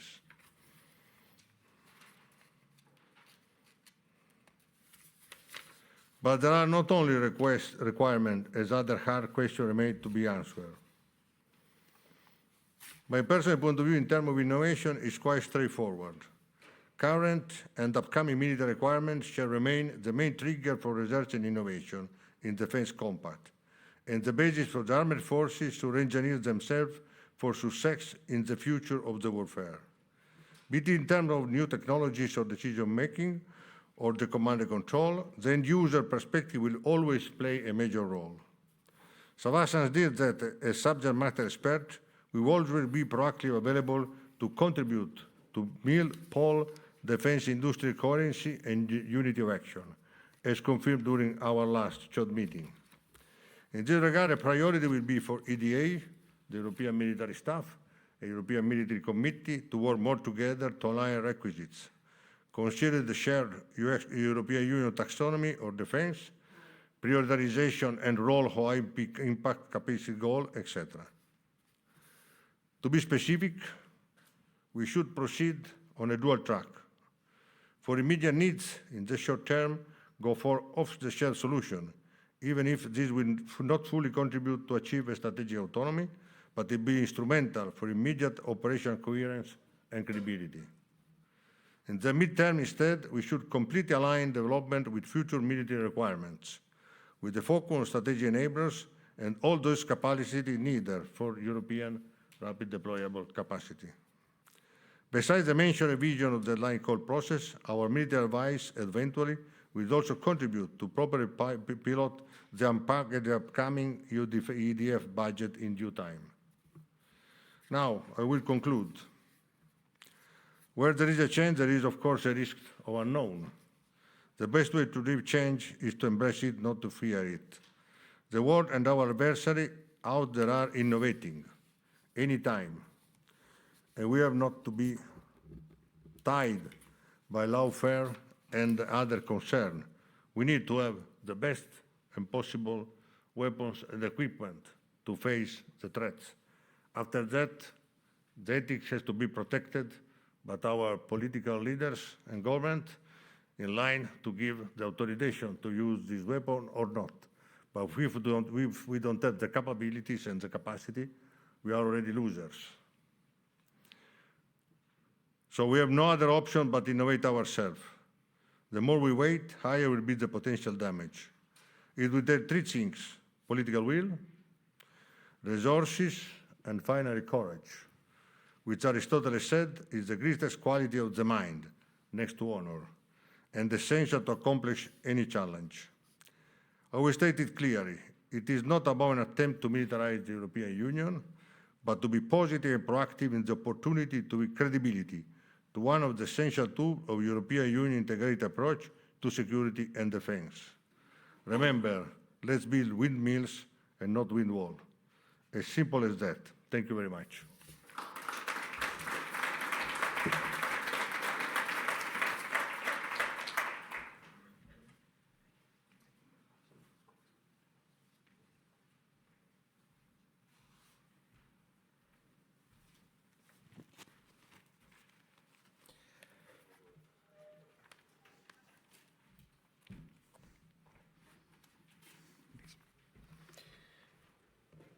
Okay, Excellencies, distinguished guests, ladies and gentlemen, good morning. Warm welcome also from my side to the EDA Annual Conference 2021.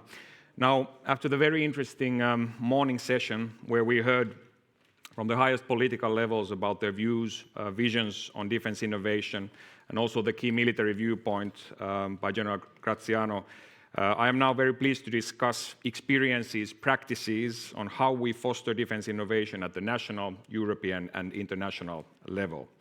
I am joined by a truly experienced group of practitioners in defense cooperation, in innovation from different perspectives. All our panelists have very concrete experience in supporting innovation, and together with them I would like to discuss the potential and requirements for greater innovation in European defense. So I'm delighted to ask speakers of this panel on stage on discussion on how to foster defense innovation. Mr. Emmanuel Kiva, Executive Director of the French Defense Innovation Agency. Welcome. Vice Admiral Louis Dedichen, who is the Norwegian military representative to NATO. Welcome. Mr. Timo Pesonen, Director General of the Directorate General Defense Industry and Space, or DG DEFIS, in the European Commission. Welcome. You will be joining us virtually. Mr. Kusti Salm, the Permanent Secretary in the Ministry of Defense of Estonia, who is also joining us virtually today, and Mr. David van Weel, the Assistant Secretary General for Emerging Security Challenges at NATO. I would also like to note here that we will later have the possibility to take questions from the physical and virtual audience, and for those participants who are joining us virtually, please send in your questions through the Slido on the event platform. So we will move ahead.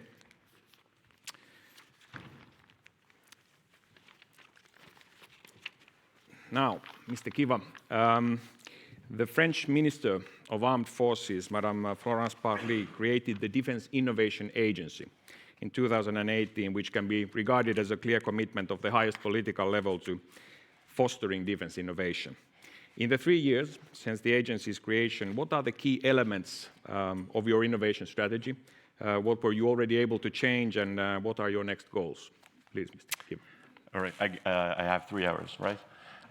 Go ahead. Yes. No, thank you very much. I actually have a problem because when I go to a conference in France, I'm usually the only one talking about defense innovation, and today everybody is a specialist today of defense innovation. So, Mr. Chairman, you told us a lot of things, so I had this prepared. I think I moved away from this initial speech. I would like to testify that, first of all, political will is paramount. As you said, we share the same analysis. We enter a new era. We talked about the acceleration of the democratization of technology and innovation.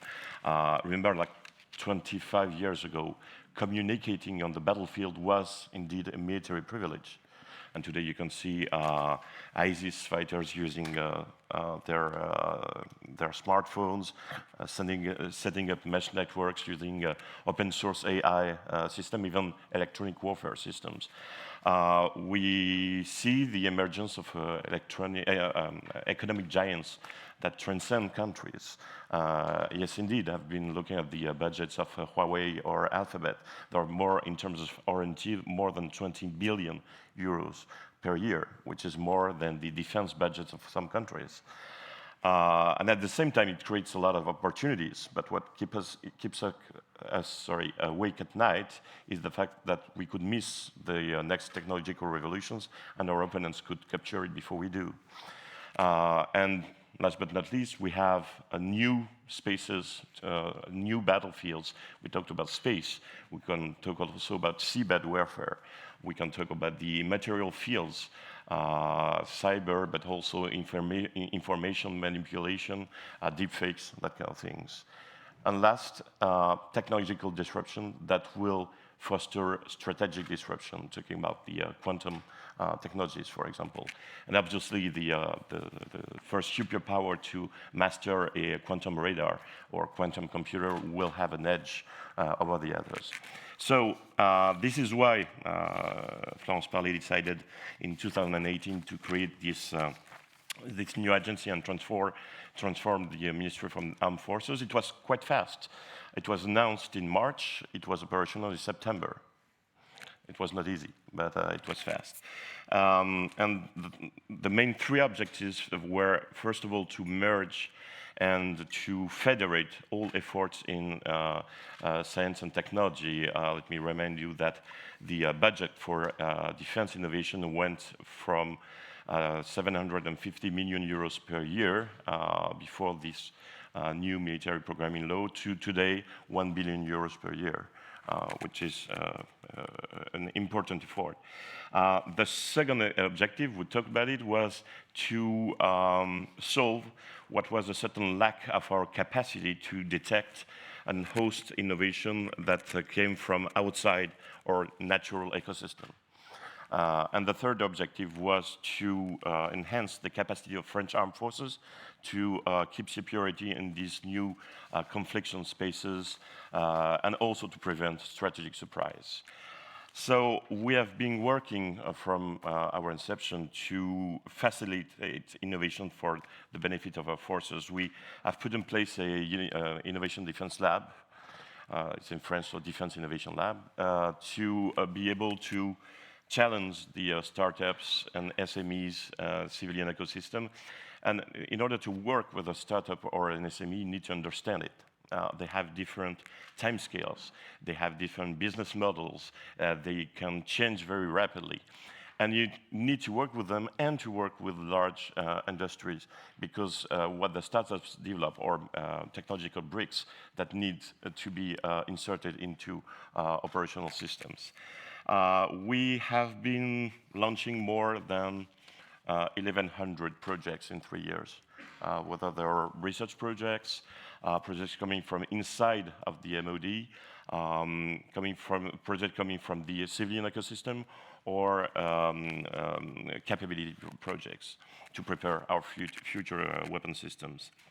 We have been organizing what we call a unique point of entry for all innovators within the who wants to work with the MOD, because it's quite difficult for somebody who comes from the external world to understand what the MOD is. So if you want to attract startups or SMEs, you need to make it very, very simple with a one-stop shop. And it's quite efficient.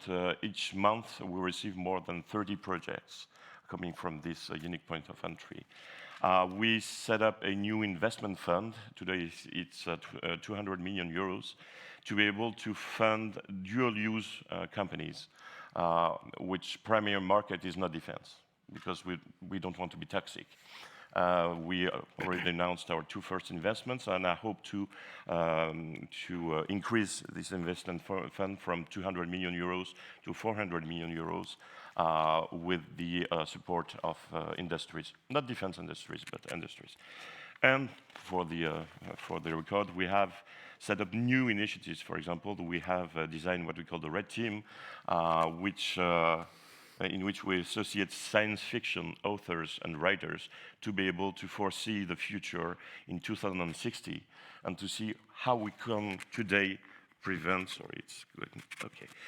strategic surprise.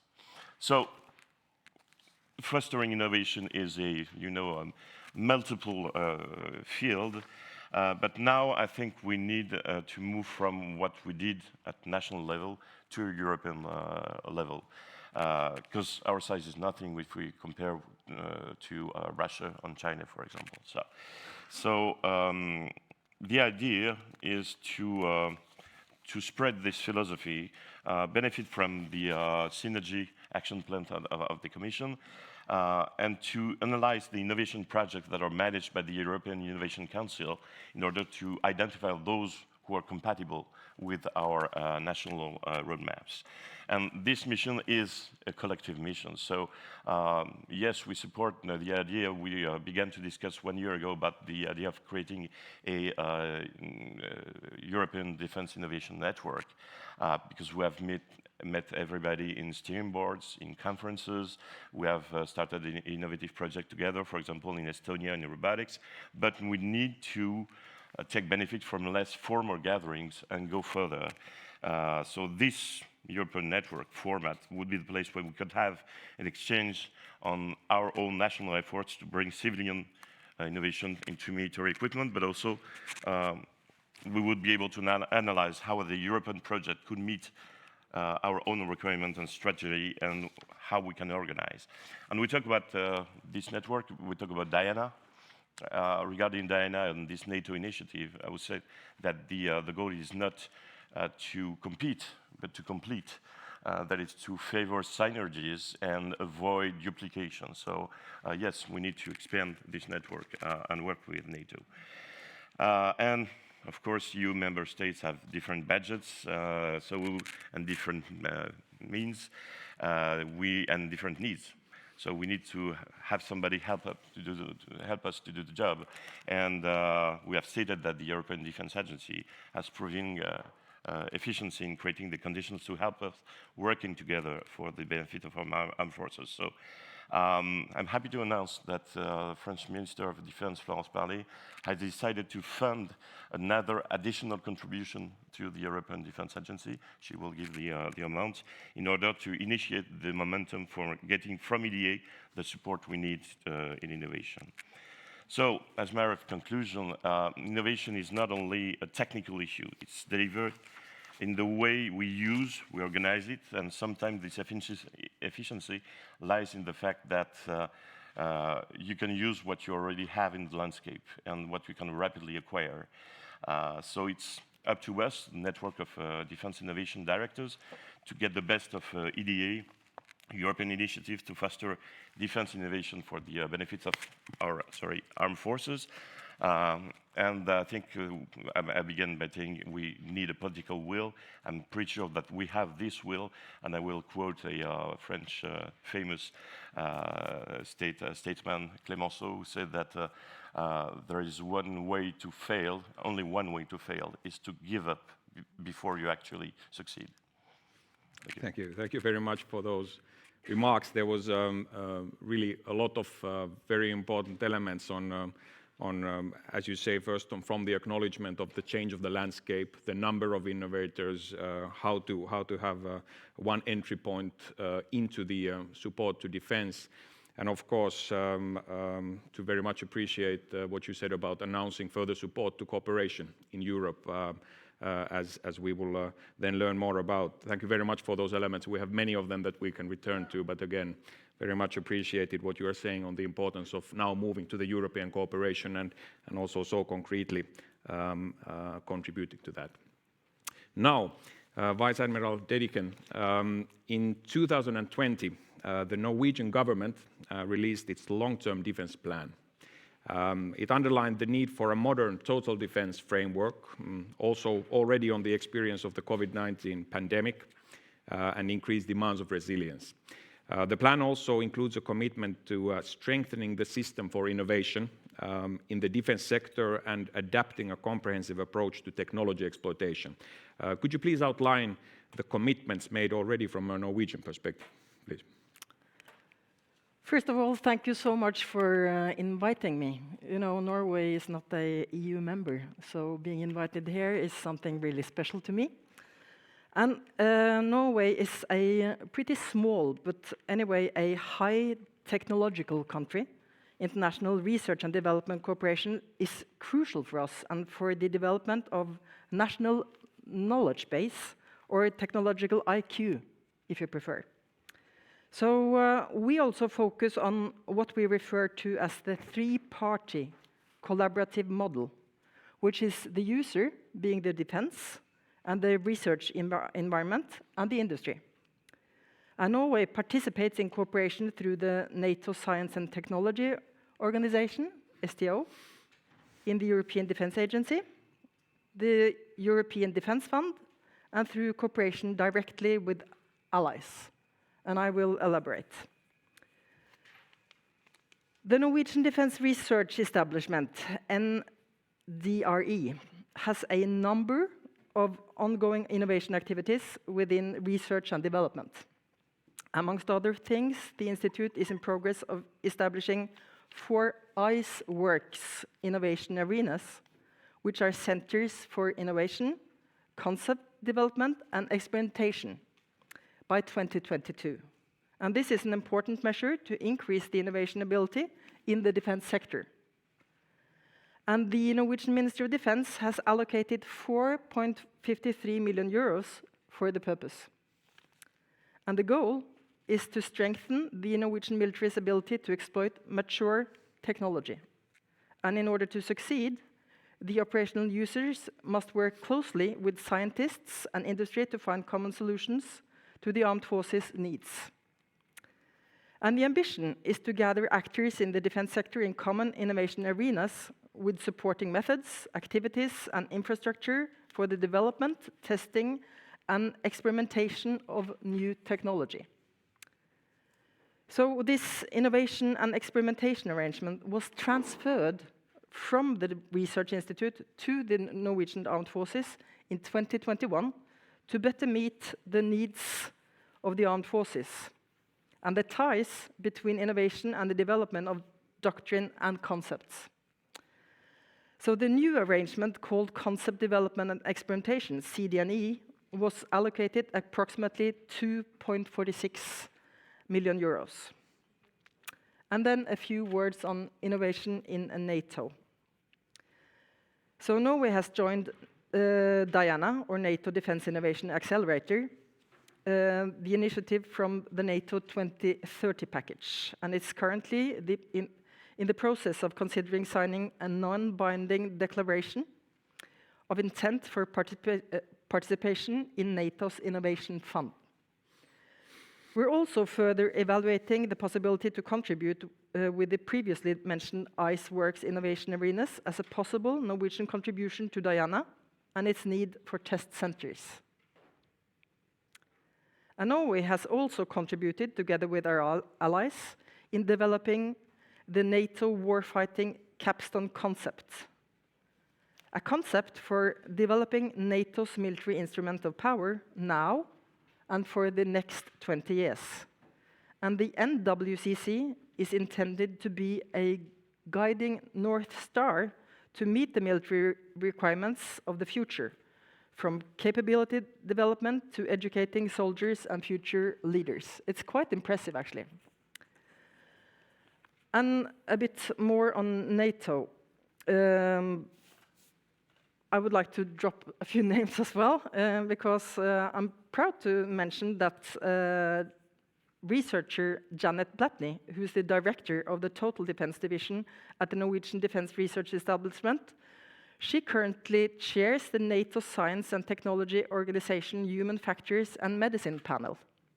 And this summer, the previous director of NDRE, Jon Mikael Størdal, took over the role of director of the NATO Science and Technology Organization's Collaboration Support Office, where NATO nations and partners contribute with around 6,000 scientists working on more than 300 research activities. And then on EDA. Norway participated and financed the EDA Joint Investment Program on CBRN, chemical, biological, radiological, and nuclear, of which one of the projects Norway contributed in developed into an EU project called EU Sense, European Sensor System for CBRN applications. This is the use of artificial intelligence in a sensor network which can be deployed around bases and detect, for instance, biological threats. And this demonstrates that Norway has succeeded in its strategy to invest in defense research and development through EDA, and subsequently have the results evaluated and continued at EU level afterwards.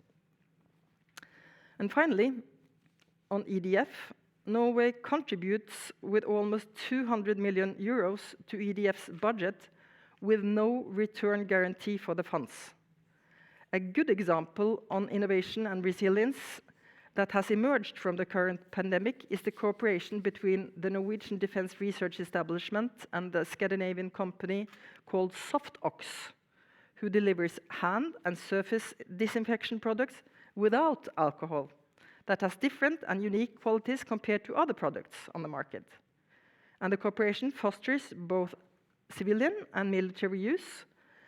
And the MOD acted as a guarantor for the risk and co-financed the application for CBRN funds from EDF. Thank you. Thank you, Admiral, very much. And of course, Norway has been a long-standing partner of EDA work through the administrative arrangement. And thank you also for referring to the already now soon 15 years ago established joint investment programs, where also the idea was to involve academia, research entities, and that there has been uptake of the results ever since. Also, you were referring a lot to what you have nationally done in terms of turning innovation clearly in support of defense capability in the national system, and also for, of course, highlighting the work of those who are doing it daily in support of European capabilities as well. Now, Director General Pesonen, You are joining us virtually, and the Commission department you are heading, the Directorate General for Defence Industry and Space, is in charge of the competitiveness and innovation of the European defence industry by ensuring the evolution of a strong technological and industrial base, with the European Defence Fund as a prime instrument to foster innovation. What, in your view, are critical elements for the European Defence Fund to be a successful tool for defence innovation? And how do you see synergies with other EU defence initiatives, such as the Coordinated Annual Review on Defence and the Permanent Structured Cooperation? Please, Mr. Peson. Thank you very much, Olli. Dear colleagues and dear friends, apologies, I'm not physically present. I have a COVID restriction because there is a kind of an alert in my close vicinity. Nevertheless, I'm only a few kilometers away, so almost here. Live your panel. I think this morning already proves, how high the innovation is on the agenda of all of us, be it the European Union or NATO or the member states of both. I think the innovation attracts a considerable attention. We are working very intensively together by the European Commission, with EDA and with NATO. Operational superiority depends on technological edge, but also on the capacity to mobilize in a smart way, to think creatively. This is why the strategic compass identifies more investment into technological innovation for defense as a priority. This echoes and can only reinforce the Commission's strategic focus on innovation. Our main instrument for that is the European Defence Fund, as Olli already indicated.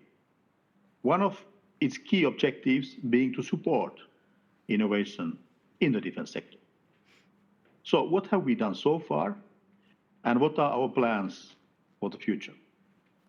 We have already invested in innovation with our precursor programs, the pilot programs. With our preparatory action on defense research, BADR, we funded 8 projects on disruptive technologies, which are ongoing. 3 of them use an innovative financing scheme. With European Defence Industrial Development Programme, EDIDP, we funded 9 SME projects that address innovative topics such as autonomous control of swarms of drones and use of small satellites for defense applications. Very important and very visible flagships of our cooperation so far. We will continue on this path, and with EDF, we intend to spend around 150 million euros per year on defense innovation. We will do it through several ways. First, we will continue organizing calls for disruptive technologies. This was very successful both in EDIDP and in BADR. We will allocate up to 8% of the total EDF fund to this.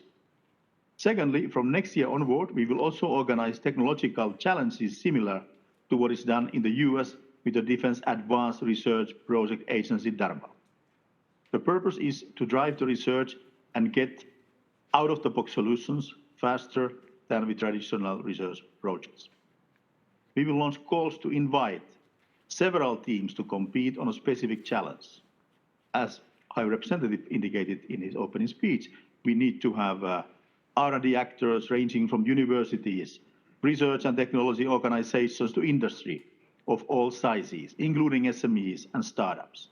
We will select an organization to evaluate and measure progress of the work of those teams. Thirdly, Commission also rolls out the Synergies Action Plan, which we adopted earlier this year.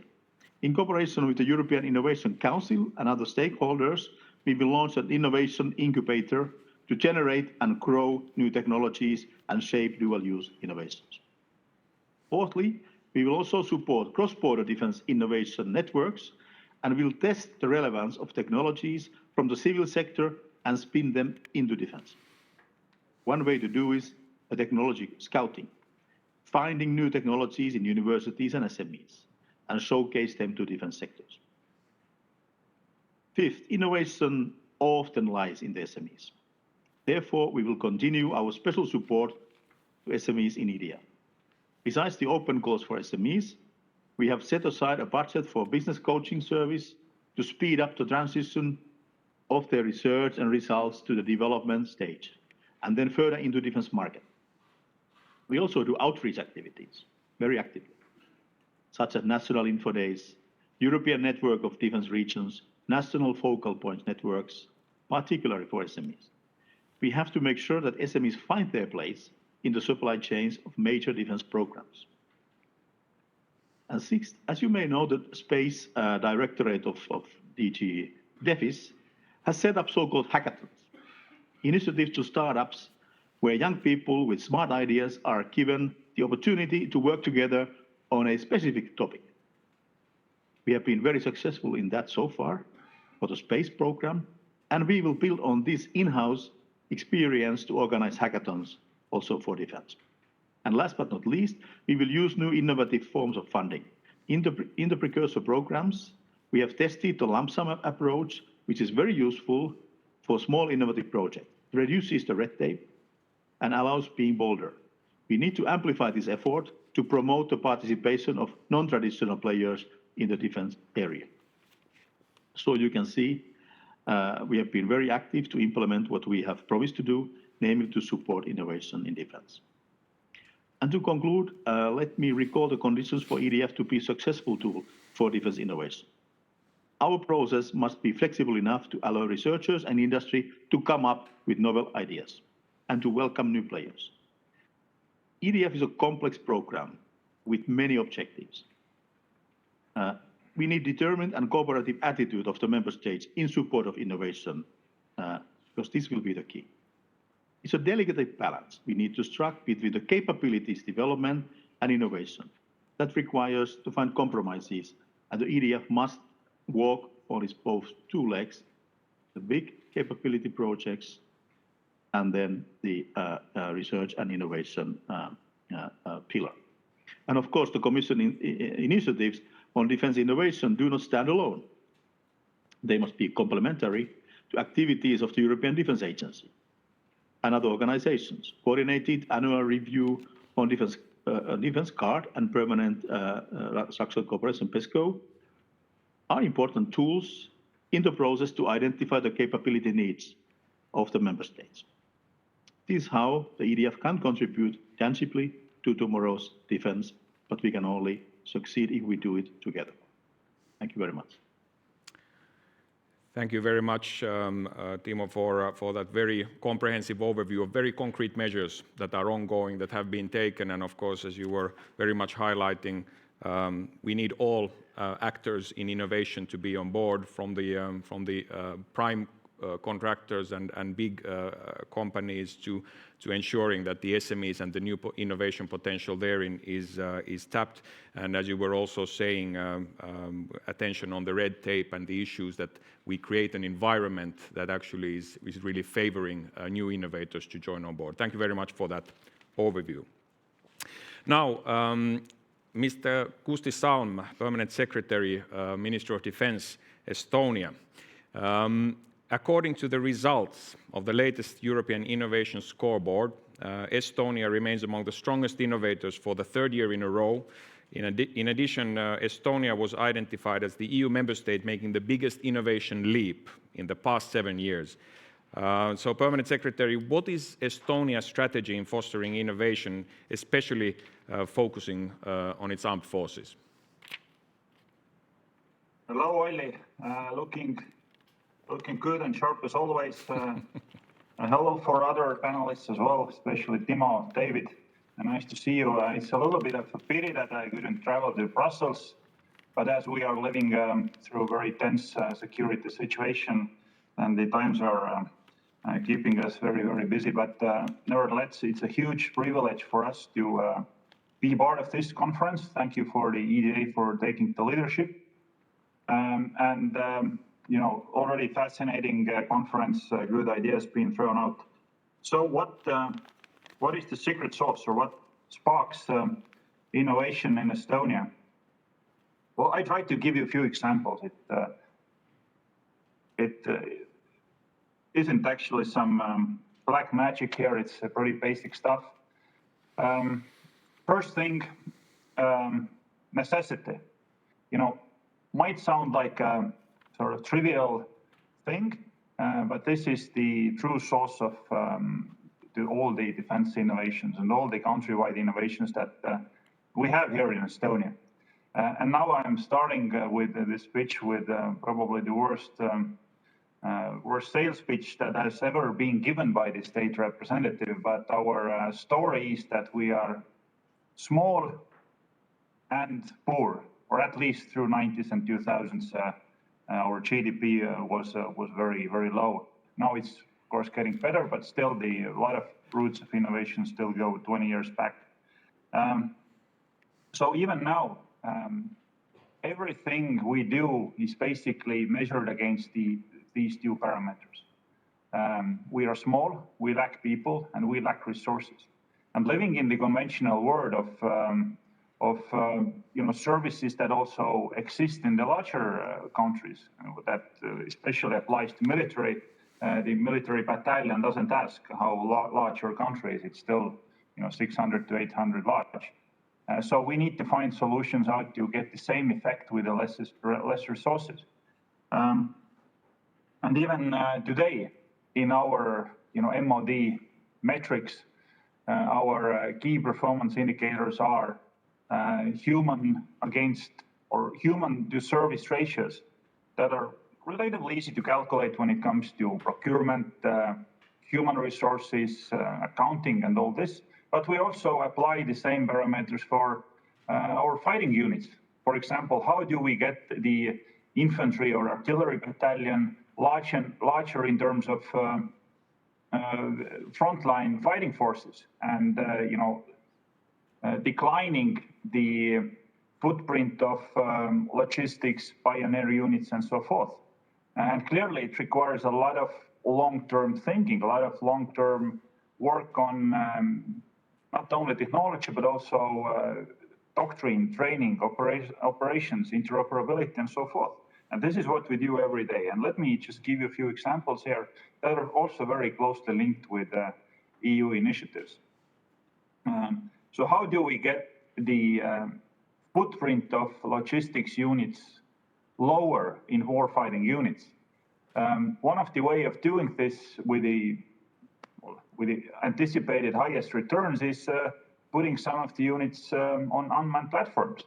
And this is exactly that we are trying to do domestically, and we have amplified our efforts with several international programs, and then the main one, or the flagship one of these, being integrating unmanned ground system projects that was part of the first cohort of EDA. And what this program aspires to do is to implement unmanned ground systems for performing maneuverability and logistics tasks as an integrated part of, let's say, company-level unit by the end of 2023. And it would mean that the vehicle wouldn't just, move or maneuver, but it would mean that it can interoperate, it can talk with humans, but also these manned companions. It can be interlinked with UAVs, with C2 systems, with the PME systems, and so forth. Huge effort that requires a lot of work internally, but also internationally. And this is why the project already has 7 participants with 12, 13. I'm not sure of the last track record in the PESCO program. And hopefully, if this one succeeds, then we can turn on ambition with the help of European Commission and with the political willingness of our European allies to apply the same system for bigger units to achieve even more effectiveness when it comes to warfighting power in our military units. And we know that the same goal or the same challenge has been posed to all the militaries around the world. So we are not just here curing our own problems, but we are also creating the marketplace and creating the competitiveness of European companies.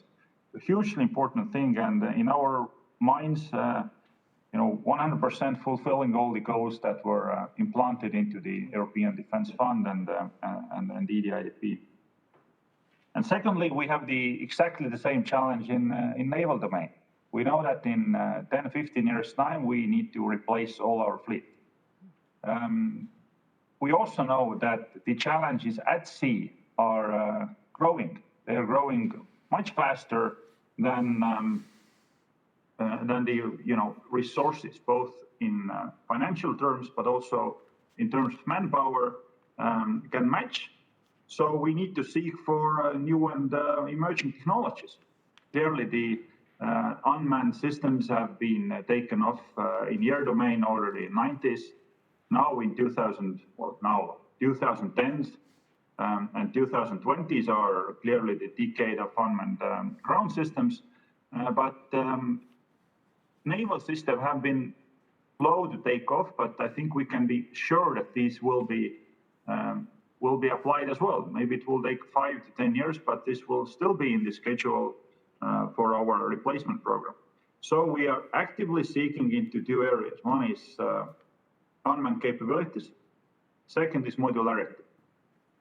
And the idea is that we can spread out the capabilities that would otherwise be mounted on large frigates, on a number of smaller vessels that would dramatically decrease the footprint and at the same time keep the utility rate at, desirably, at least at the same level. And hopefully through the next decade, we can come over the technological challenges that are interrelated with the secure communications, the line of sight communications, the reliability of unmanned systems, but also hand in hand, we can work within the European Union on getting the legislative system in place, for example, getting rules and procedures in place for these type of systems to operate. And thinking 10 to 15 years is just in schedule. Second, to necessity, I know it sounds like another punch word, another sort of usual adjective that has been used here, but decentralization is incremental in sparking innovation. I think in human history, there are no examples of innovation in none of the organizations that has been taken forward by the directors or presidents or ministers. They've always been bottom-up specialist level initiatives. And this is what we need to encourage. This is where we need to be risk-averse, where we need to be also comfortable with taking risk and failing once the risks materialize. It's an extremely important part of the wider organizational culture. Okay, I think it's probably easier to implement this organizational culture in smaller organizations where let's say the relative value of one human being is higher, but it doesn't mean that it cannot be applied in other places. And I think I will stop here. Probably there will be a lot of questions that we can dig more into. Thank you. Thank you very much, Kusti, and we indeed also heard you very, very clearly from Tallinn. Thanks for recalling, which also links very much to what we heard in the morning session on the necessity as the starting point of innovation, the ability to change in the environment. You spoke a lot about also how you really go through the entire defense system from different, let's say, levels of units and actors in that. And then with the purpose of optimizing, being effective and really producing outcome on that. There was also an important mention on the regulatory framework. We need to be also there allowing and being at the forefront of regulation that is responsible but allows us to move forward. And then of course the point of decentralization in the sense of harnessing everyone on board. This will be also discussed, I'm sure, with industry in the panel this afternoon, but we will keep this very clearly in mind also in our discussion and the questions to come. Now, David van Weel, Assistant Secretary General for Emerging Security Challenges in NATO. Thank you very much for joining us at the NATO Brussels summit in this summer. As part of the NATO 2030 agenda, NATO leaders agreed to launch a civil-military defense innovation accelerator for the North Atlantic, or DIANA, and to establish a NATO innovation fund. We've heard references already here today on them and the expectations there. What are the expectations towards the two initiatives in bit more words, and what do you see as the next steps? And how do you consider the other defense and innovation initiatives that we have also heard today, both on the national and European level? Mr. Van Bijl, please. Thanks, Olli, and thanks for inviting me here. And I think it's the second time in a week that we meet now, and we meet again next week. And we saw each other in Rome 3 weeks ago. So everybody who doubts the EU-NATO cooperation, just look at us too, and we'll be okay. So the good thing about being last on a panel is that a lot of sensible things have been said. So I can be short and crisp, and focus on the two things that you mentioned, Olli, which is DIANA and the NATO Innovation Fund.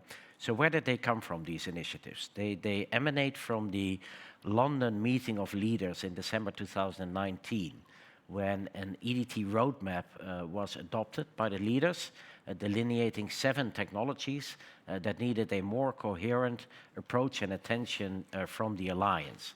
And from that, we started working on an EDT implementation strategy. So how do we approach this vague term of EDTs, make it tangible, and then actually start actionable work on that?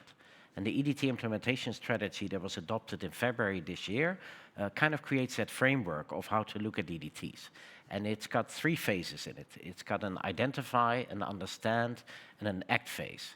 So depending on where technologies are, if they're further out into the future, we want to be able to identify what technologies might become relevant for the defense and security domain in, let's say, 10 to 15 years. And the already mentioned Science and Technology Organization, of course, plays a key part in identifying those technologies, those weak signals that might become very, very relevant for the way that we do our business in a military organization. Once these technologies mature, we have identified that they need to move into the understand phase. This is the phase where we start to work with these technologies, see what might be their impact, what might be their use cases in the military domain of these technologies. We're not there yet in adopting them on a large scale, but we want to be familiar for a few reasons. One is we want to maintain our technological edge. But there's 2 others. The second reason is we want to be ahead of the curve when it comes down to standard setting and regulatory work. And I think that's something that we've left out in the past decades, when we left a lot of the innovation to the commercial market, thereby reducing our own knowledge of the technologies of tomorrow and being able to harness them and to regulate them in accordance with our values and democratic systems. And last and definitely not least in a military organization is we want to be able to protect those technologies. One, from being illicitly or illicitly transferred to our potential adversaries and competitors, but we also want to make sure that we know what's happening with these technologies on the other side. And that, of course, requires a much larger effort. The last phase is the act phase, and that means that we now have technologies that are around us, and we need to be able to relate to that as an organization. As 30 armed forces, how do we create interoperability, the same view to these technologies? What are the standards that we want to impose on the use in the defense and security sector? So basically that's a framework within what we're working on, these 7 technologies. And the first 2 technologies in the act phase have just resulted in 2 strategies. One is the AI strategy that was adopted just in October by Ministers of Defense. And the second one that was also adopted in October was a data exploitation framework policy. And of course, data and AI, I don't have to tell you, but go very much hand in glove. Now, strategies are all fine, and paper is patient, but now how do we make this actionable? How do we actually start working in the field where these technologies are being developed? That is one of the questions that came out of this implementation strategy, recognizing that these technologies are being developed mostly by startups, by SMEs, in the orbit of the academic sector, where we as governments, and especially as defense ministries, have invested for a long period of time. So most of these technologies now start out as commercial technologies, and then maybe, if we're lucky, we are the late adopters in a dual-use sense, instead of the other way around, which it used to be up until a few decades ago. That's where Diana comes in, and the Innovation Fund. So the idea of Diana is to create a federated network of innovation entities close to the innovation hubs in the different allied countries, thereby being able to work on common problem sets, putting out innovation challenges across the alliance, thereby getting the best potential solutions, technological solutions to the problems that have been faced, and then having the interaction with the end users in test centers, with the scientists from the STO, in maturing these solutions into actual tangible capabilities that then can be adopted by nations at the end. So what does that structure look like? Because it sounds like a colossal bureaucratic movement. And of course, that's not what we're aiming for here. We heard decentralization, we heard agility, flexibility. So what we're working on, and I can give you a bit more of the hot news, because we just had a foreign ministers meeting in Riga last week, where the ministers noted the initial charter of Diana. So what Diana will look like is small offices on both sides of the Atlantic, because bridging the Atlantic is one of the big advantages that we see in Diana, connecting those ecosystems, but also the money, let's be honest, from both sides of the Atlantic, which is now not flowing so freely because of different reasons. Two small offices. Challenge managers there will run the challenges of Diana. And how will they run those challenges? That is where the federated network comes in. So allies have offered accelerator sites, existing accelerators that will work on the NATO challenges through the framework of Diana. And allies have also offered test centers. So cutting-edge test centers existing within the ecosystems of the nations already, where operators, innovators, end users can work together on the maturing of these technologies. And two services will be added to that. One is a rapid adoption service. We already heard we don't need bureaucratic hurdles in adopting these technologies. I think that the average acquisition time for a NATO project is 16.1 years. We're aiming to get that back to 16.1 days when it comes down to offering grants or doing investments with the Innovation Fund into promising solutions. And the second one is Diana will host a trusted capital marketplace, where we, on the one hand, have the screened SMEs that go through the accelerator program, and on the other hand, we will provide, based on nations' input, a trusted capital, venture capital database on the other side. That is the mechanics of Diana, and up till now, we've had offers from nations for 16 accelerator sites and over 30 test centers. So I would say there's a good basis there to actually have this wide spread access to the innovation entities. Then very shortly on the fund, what we noticed out of the problem setting is that there's a lack of venture capital in the dual-use defense and security market when it comes down to SMEs. So how do we bridge that gap, or the valley of death, as it's often called? That is where the NATO Innovation Fund comes in. So the NATO Innovation Fund, and I just came from the launch of the working group, the limited partner working group that is setting this up.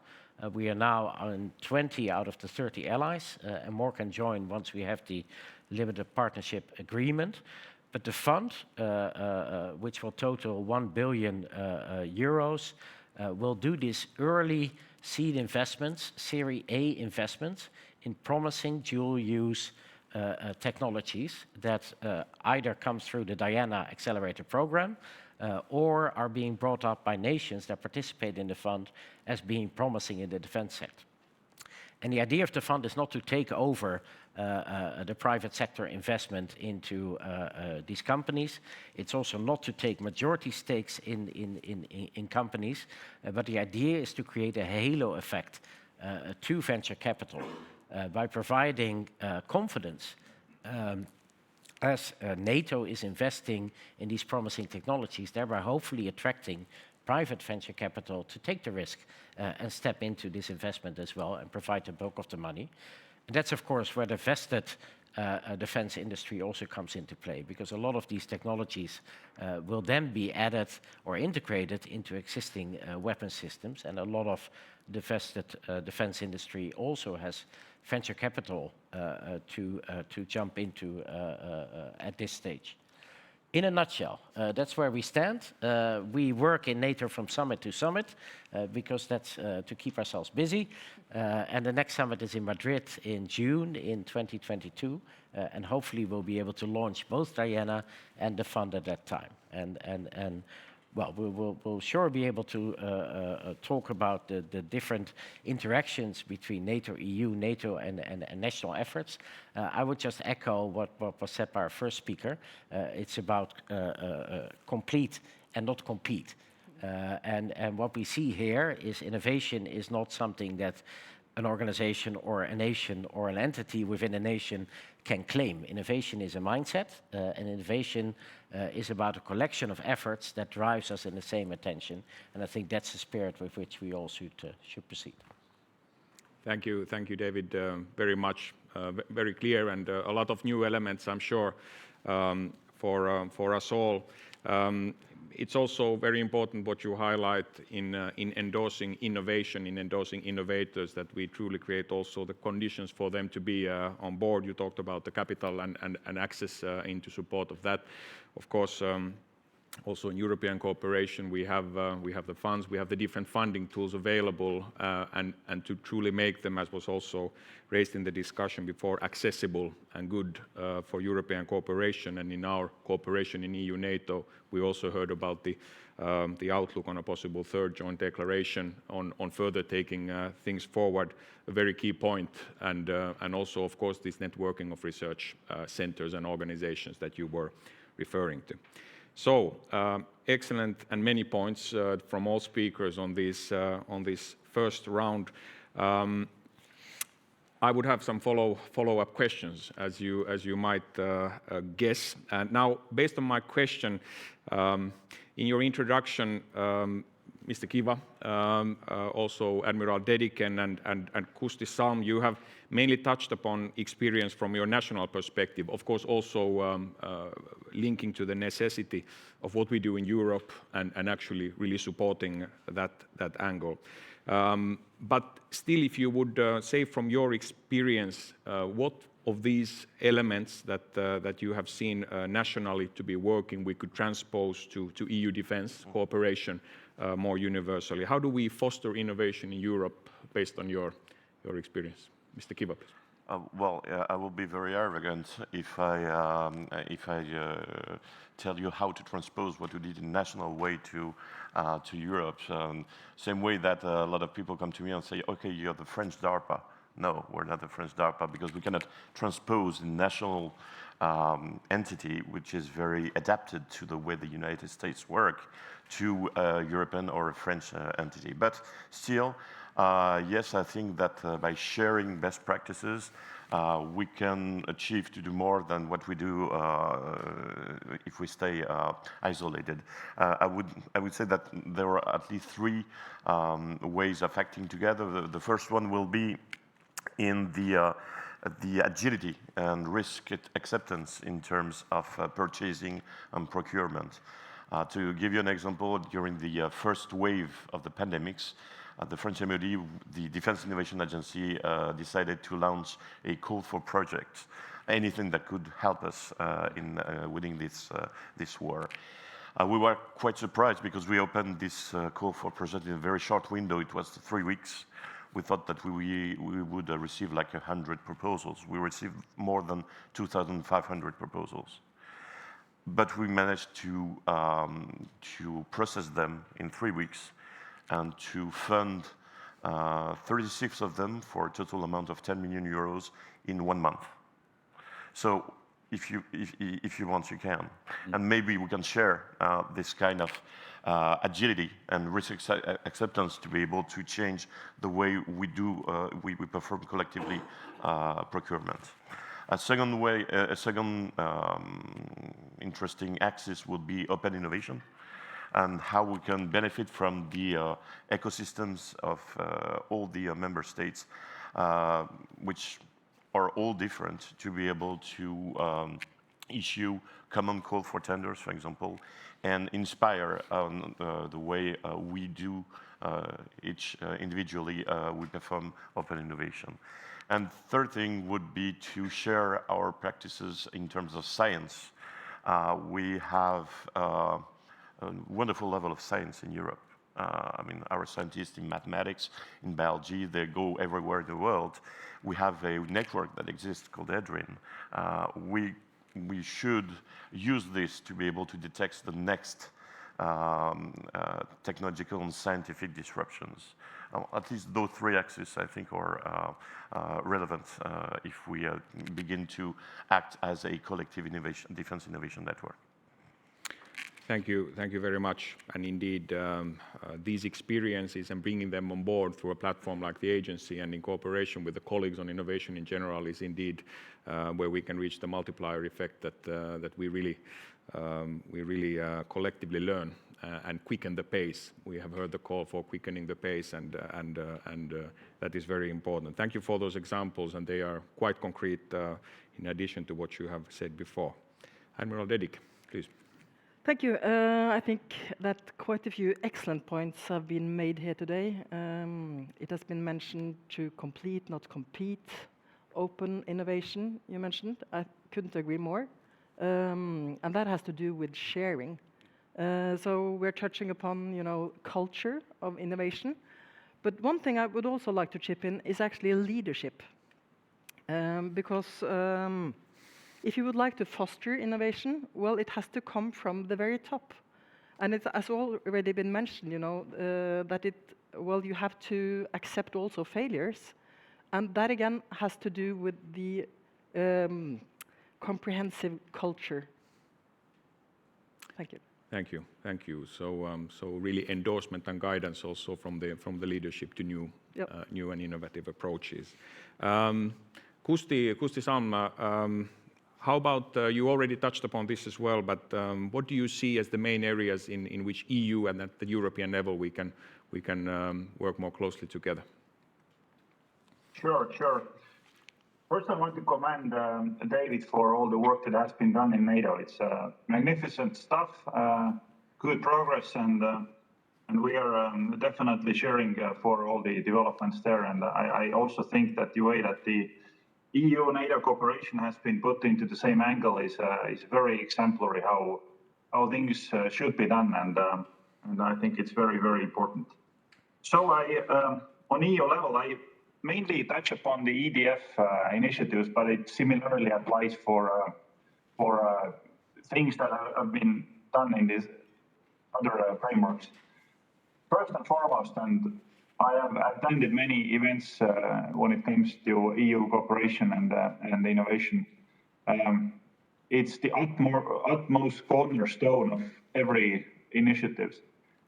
Whatever we take forward needs to be real. They need to be real, actual projects that stem from the national capability requirements and will be the projects and ideas and capabilities that will actually be used.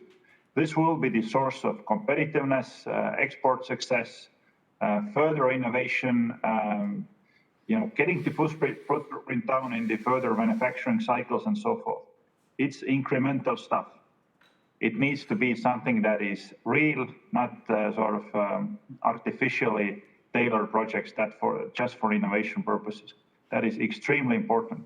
And as important it is, I know how hard it is also at the same time to put these actual projects into the EU pipeline, because EU and cooperative element doesn't usually make things easier. It tends to make things more cumbersome and sometimes it causes delays and so forth. But that's very, very important.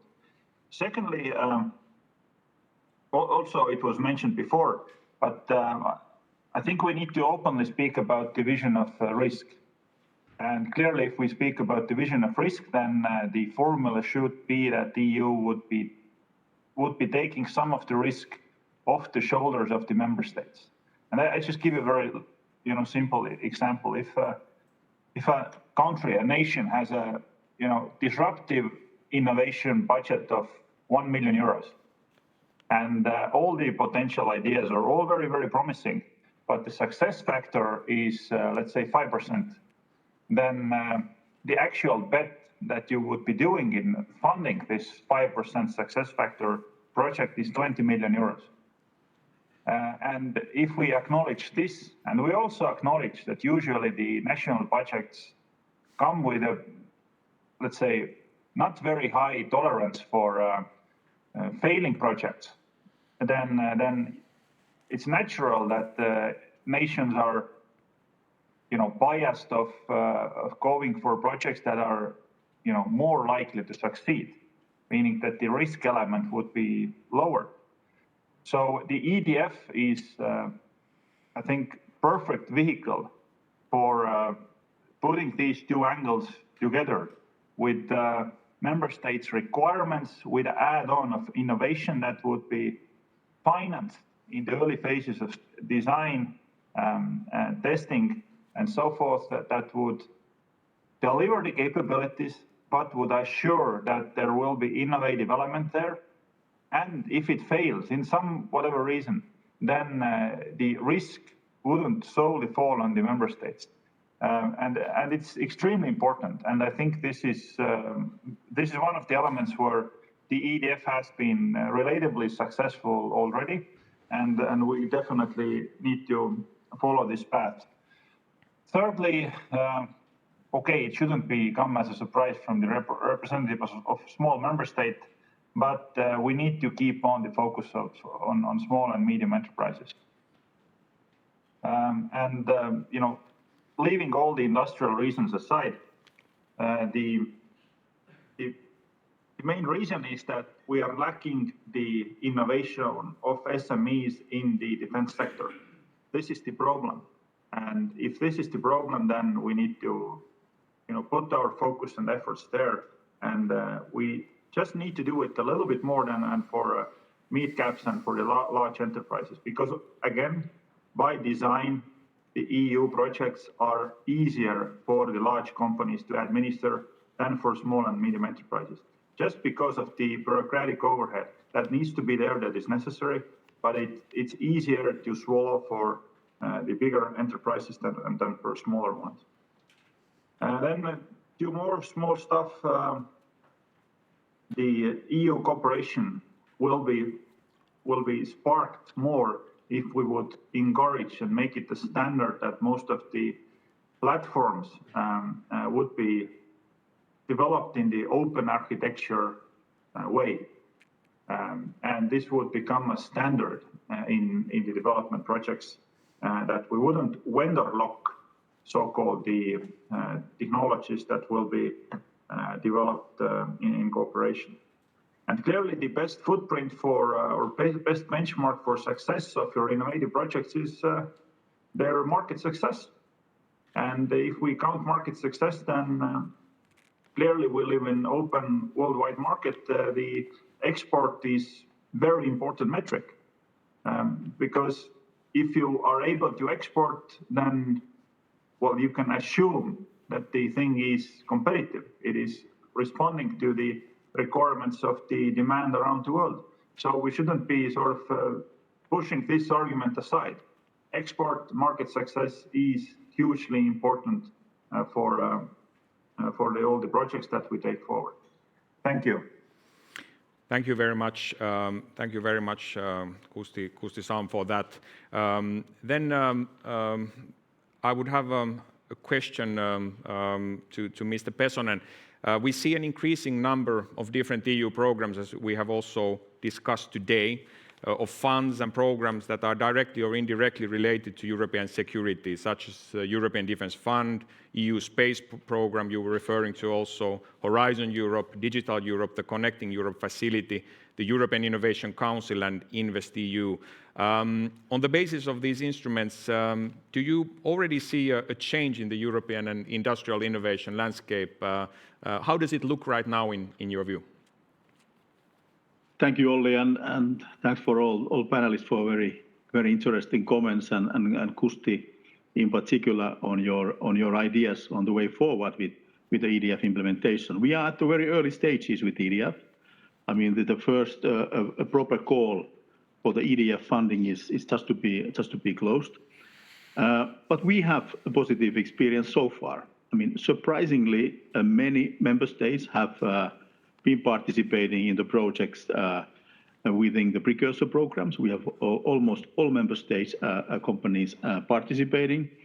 We have a huge number of SMEs. We have altogether on the EDIDP calls, we have selected 420 entities for funding. So the interest is very high, in particular, what comes to innovation-related strands of the programs.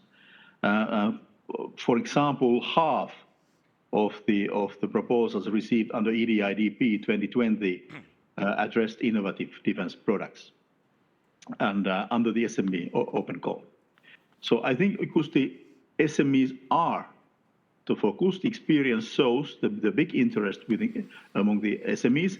But as I said earlier, we need to make an effort to find new participants, new players with new ideas and innovations, and to build up and strengthen the competitiveness of a European defense industry. So on the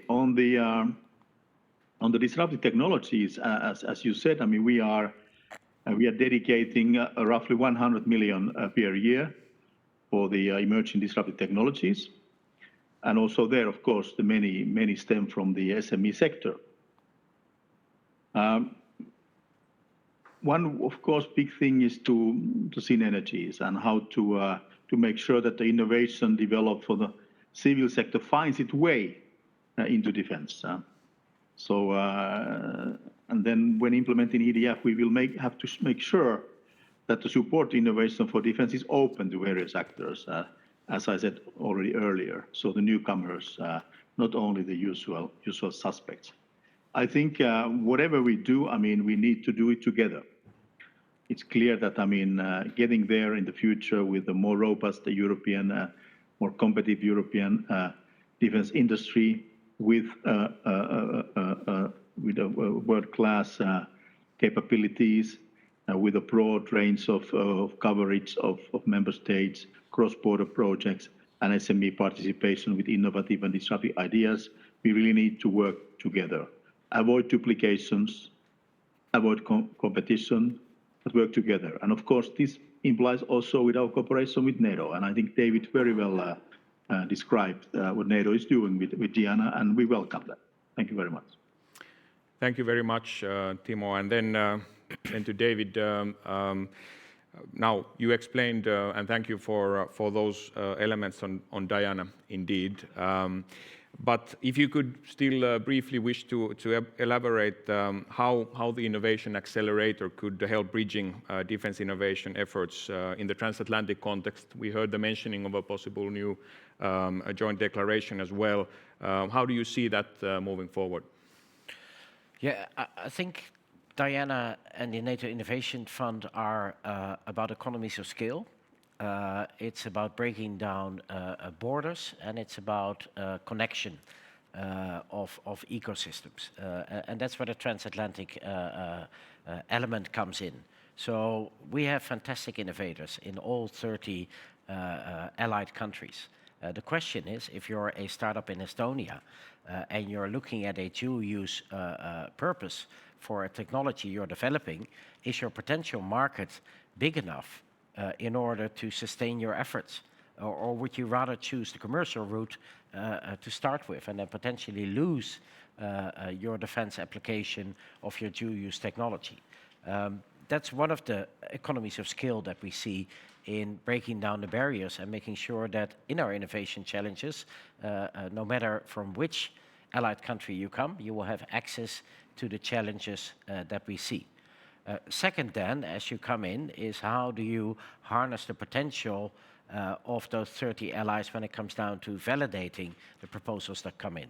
And that's where the Science and Technology Organization comes in, with over 5,000 of our best scientists across the alliance, including from the US, from Canada, from Denmark, all over. So you have the opportunity to then make a better selection at 30 than you potentially could at 1. In the next phase, it goes down to having access to those test centers. And I can mention one here, which is the Niels Bohr Institute in Copenhagen in Denmark.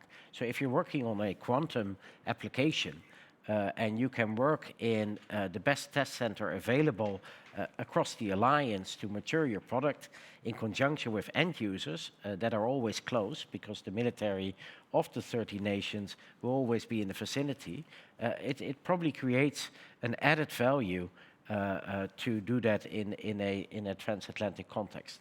And I mentioned it's not all about money, but money is important.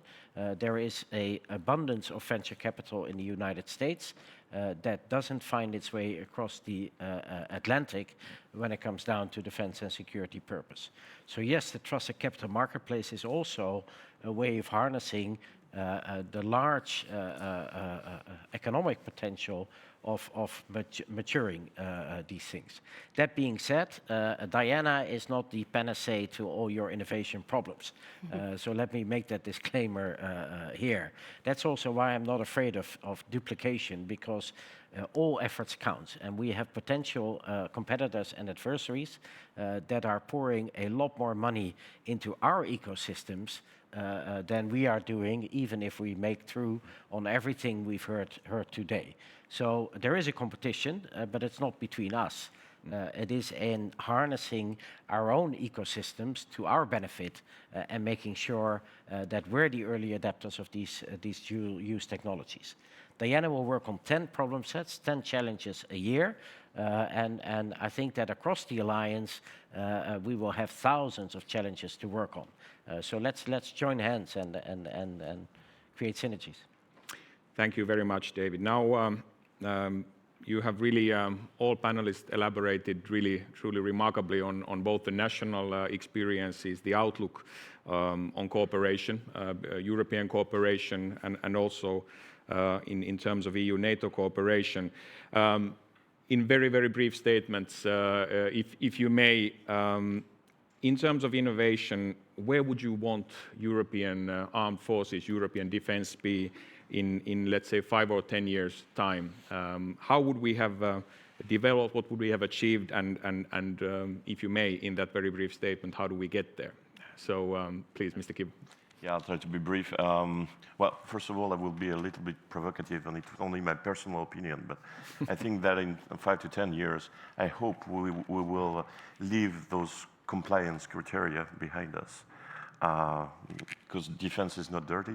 I see a change of mindset, and I hope that the banks and the funders and everybody who's pushing towards this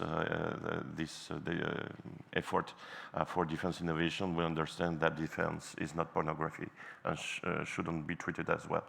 Well, that's my personal opinion. Now, I would personally appreciate seeing systems that were designed for the preliminary action for defense, the PADR, equipping our armed forces, because we have planted the seed for, I think, war-changing products.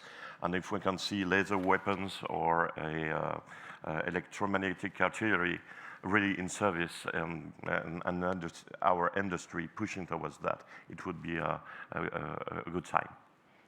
Thank you. Admiral. Please. Thank you. It's always hard to predict the future, but I think that there is one other thing that we did not talk too much about today, and that is when fostering innovation, then you also have to look for the right people with the right mix of skills So I think that the future also will include, a competition to attract the right people. So I think that we have to leave some old thoughts. The ideal for a military officer, like it is today, to take an example, is maybe not the same, in 5 or 10 years, because we need the right brains. So we need to be way more diverse in our thinking and more open-minded. Thank you very much. Thank you indeed. Then Mr. Pesonen. Thank you, Olli. Very, very briefly, I think what I would like to see is that the European armed forces are using capabilities that have been developed using the cutting-edge technologies and funded under the EDF in the years to come. I think it's very concrete objectives. How to get there? We need to continue investing on the research and development and coordinate our efforts better than we have been doing earlier. And we have to strengthen our European defense cooperation downstream to complement the defense fund. We also need to have a better integration from civilian to military, from military to civilian. So getting the innovations from both ends to benefit of both. And as I said earlier, we need to work more intensively together and avoid any duplications. We need to also be more active on the cyber defense and the space defense as areas for future and looking for synergies for innovations from there to defense and vice versa. Thank you very much. Thank you. Permanent Secretary Salm, please. Yes, thank you. Well, it's a very easy answer, actually. We just simply need to invest more. The people and money will always follow growth, returns, innovation. And it's a simple way of how to get the loop moving faster. We shouldn't disillusion ourselves with the statements of how to do more with less, because it's just the inadequate statement. It doesn't work, especially if we want to do things better and faster as we did before. And I think there are already good signs. The German new government with new encouraging signals of increasing the defense expenditure and the same attitudes all around Europe. So I think we are living on the growth curve. Thank you. David, please. Yeah, let me start with an anecdote from the now and then move into the future. So I was sitting on a panel with an Ivy League professor on AI about a month ago, and he managed to say in 2 consecutive sentences, one, the social credit system in China is a good thing, and it was really necessary because they have a problem with jaywalking in Beijing. And in the next sentence, he managed to say, well, I'm really worried that NATO and allies are going to use AI in defense because that's a threat to our security. I would like to have that reversed in 10 years and make sure that we are, again, the trusted partner in technology, that we are the early adapters and therefore ahead of our game. Thank you. That is very well summarized indeed. Thank you, all panelists. You have really brought not only experience in and directing cooperation, but then also innovation in how we can move forward. Very much appreciated and mindful of the time. I'm seeing Elizabeth there. We are not far from lunch, so we ask all of you to be back at 2 o'clock as planned. And for those watching online, we hope the lunch is also close by there. But thank you very much for this session and to be continued in the afternoon. An applause to all panelists, please. Thank you.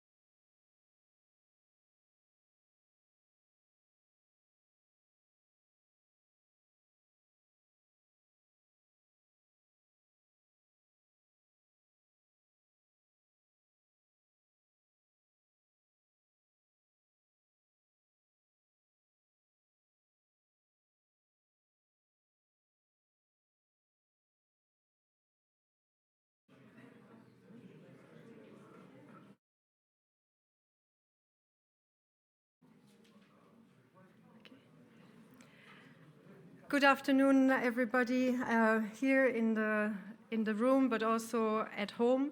I hope you all had a good lunch and good discussions. We have now the privilege and honor to have a short fireside chat with the Vice President of the European Investment Bank, Mr. Chris Peters. Thank you very much, Mr. Peters, for joining us today. And I will actually sit next to you. It's a great pleasure. Thank you very much for being here. I don't think that I really have to introduce you to this panel, to the audience, but I just want to say that among your many responsibilities is also the oversight of financing of security and defense. And my first question is actually very much linked to the title of our chat, and it's in times when the lines between civil and military technologies are increasingly blurred, it is certainly important to make sure that Europe's dual-use industry has adequate access to finance. We've heard that already at the end of the last panel as well. How can the EIB help the dual-use industry to achieve this? Thank you for the question, and also thanking you for inviting me. And I think it's a good choice to have after the lunch a debate about the money, because when there is no money, you cannot innovate and you have a lot of problems. Thank you for that. The European Investment Bank, we say everyone knows the European Investment Bank, I'm not sure of that. In brief, the European Investment Bank is the bank from the European Union, and we give, entre guillemets, loans for a total amount of 70 billion euros each year. Now, the question is, what can the bank do, or what has the bank done already for security and defense? I must say, that's a more sensitive issue also in the bank. Straight ahead, security and defense is a very sensitive issue. And in 2017, December, we approved the European Security Initiative in the bank. And we put 6 billion euros on the table, specifically for security and defense. The question is where we are now after several years. I can tell you, dear participants, we have invested 4 billion euros in security and defense. 47% is going to innovation, research and development, also other issues where we cannot invest in, and that can be, I hope, very clear. We cannot invest in ammunition, in weapon systems, and so on. But we are there for dual use. Certainly when you talk about innovation. There we are. We were there the last years.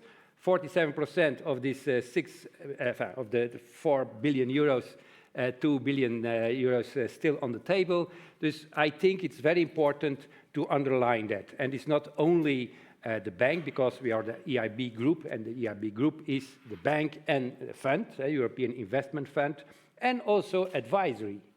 That's also very important. And when you look more in detail where this 4 billion euros went to, if I already said this 47% R&D, is also that we have a lot of questions coming from public authorities, countries, member states, but also companies. And I can give you an example. We have invested in the Netherlands, Eclectic IQ, that is a small company in the area of cybersecurity, very interesting. They have a program that can predict a cyber attack. And we invested there 15 million, not billion, but million euros in this small company. And we have done that also in other areas. We have invested for the Italian Navy in 3 vessels. We invested in infrastructure in France for the gendarmerie. We do a lot, always in the area of dual use. Now, I've understood, and it was also this morning very important to underline that the difference between civil and defense is blabbering. That gives some opportunities, of course, also for us, but also for the member states and companies. And I must say, it's of course our role to make the EIB more more publicity for what we can do.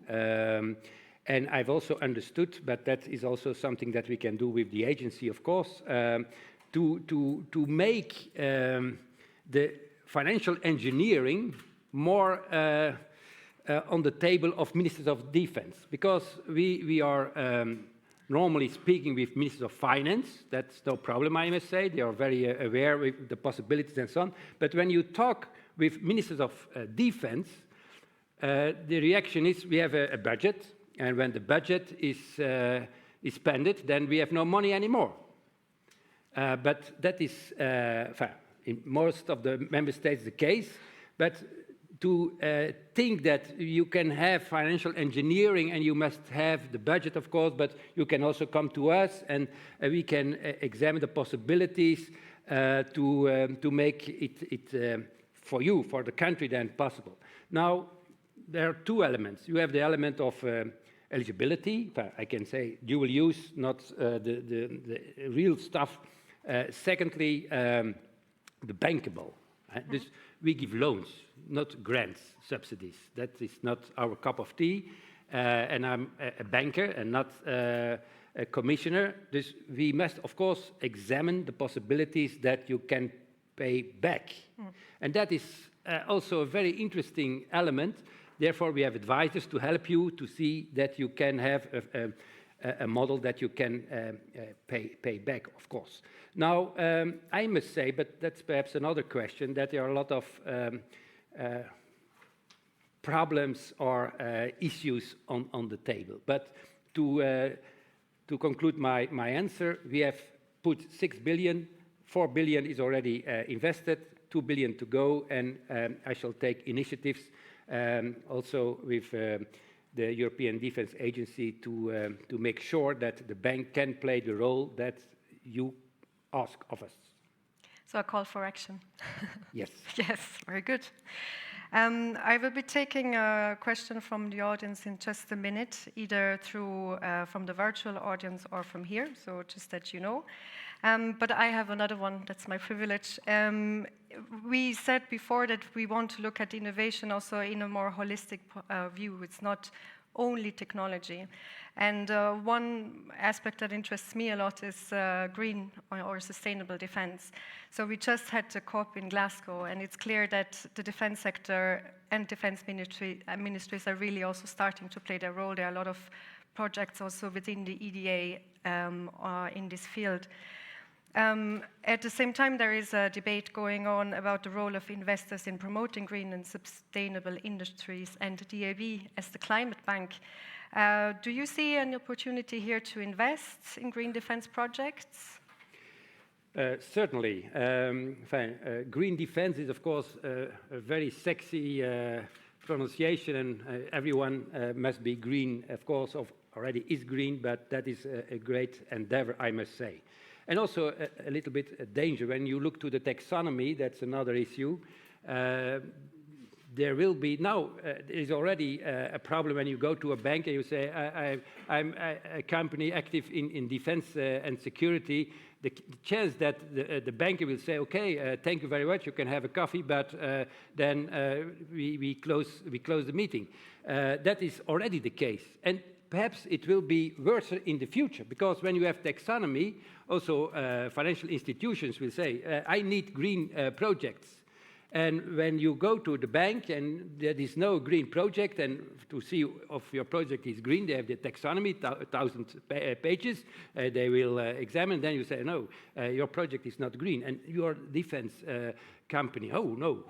So we have here a problem, and that we must tackle that problem and be very straight ahead. You cannot say we must go for the 55 Fit for 55 2030, we must have security, we must have defense, but with the taxonomy, that is a problem. Now, this saying, I'm trying to have a new initiative in the bank, the initiative in 2017, and to be in the front of this discussion of green. I think that we can have a sustainable European initiative, defense initiative, sustainability. That is, of course, something that is linked with ecosystems and so on, that's perhaps a good approach. And then we must see that the taxonomy is given the possibility to have also these investments in defense and security. Now, this saying, if I have spoken with, of course, your agency, but also with NATO and so on. NATO have launched also this green defense. We have a lot of expertise in the methodology. What is green? It's not that your tank is with electricity. No.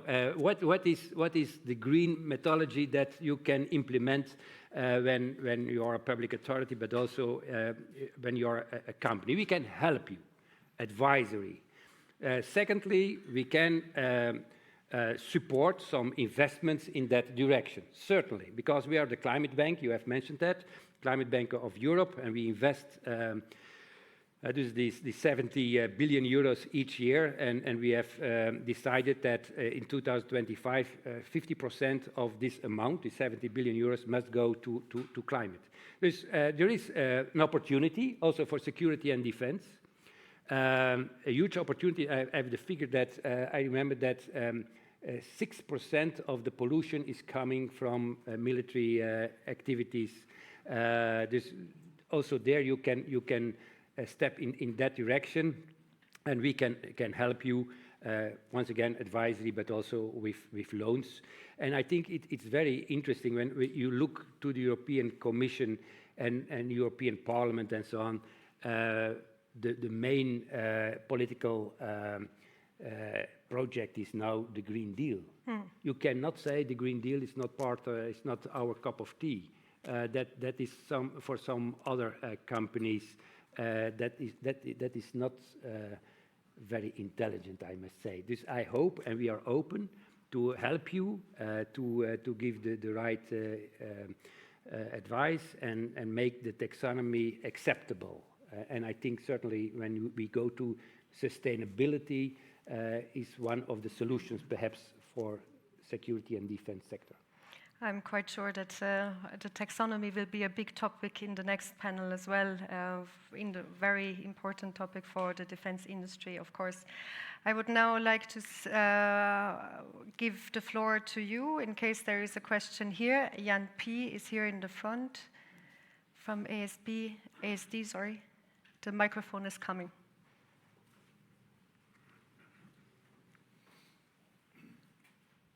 So thanks, Chris, for being with us today and sharing your thoughts on the role of the EIB. And as you touched upon it, I think there is no need in this audience to explain the reason why we believe that the defense industry is indeed a key enabler for a sustainable society as a whole. But having said that, when you elaborate on these things at the board level of the EIB, is there an awareness of the problem that is arising, and is there a concern at the finance minister's level? Would it be something that you could elaborate a little bit more about? To be open, it's a very sensitive debate, but I think that it's not only my task, but also your task, that when you defend European values, and the European Investment Bank is defending European values. Now, when you look to the well-being of the European citizens, when you look to the dangers that are coming from all over the world, security and defense is a very important value. It's not only about tanks and so on, it is cybersecurity and so on. And when we are not investing in this sector, we cannot talk about strategic autonomy or strategic sovereignty or resilience and so on.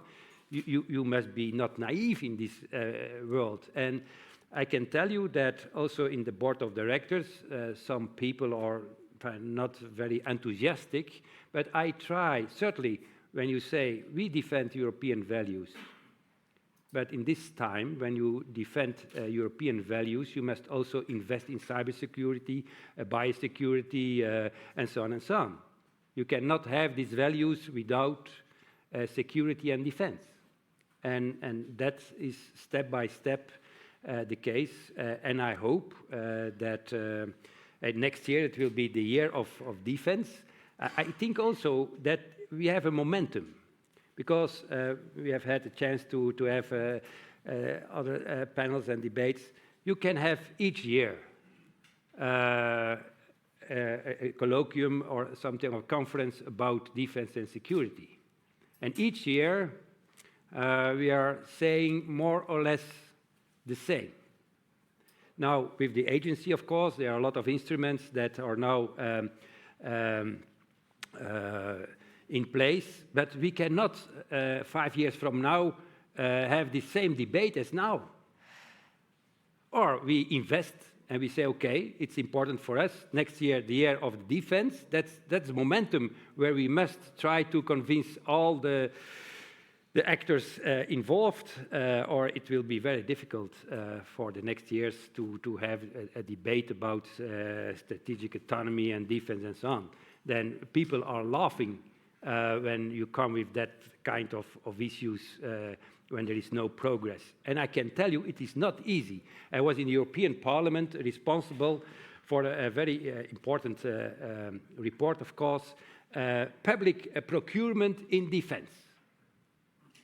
I can tell you there are 2 directives.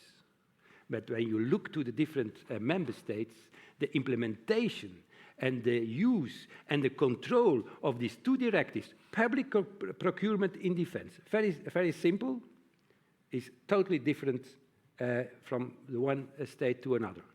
And when we talk about that, we must be very clear.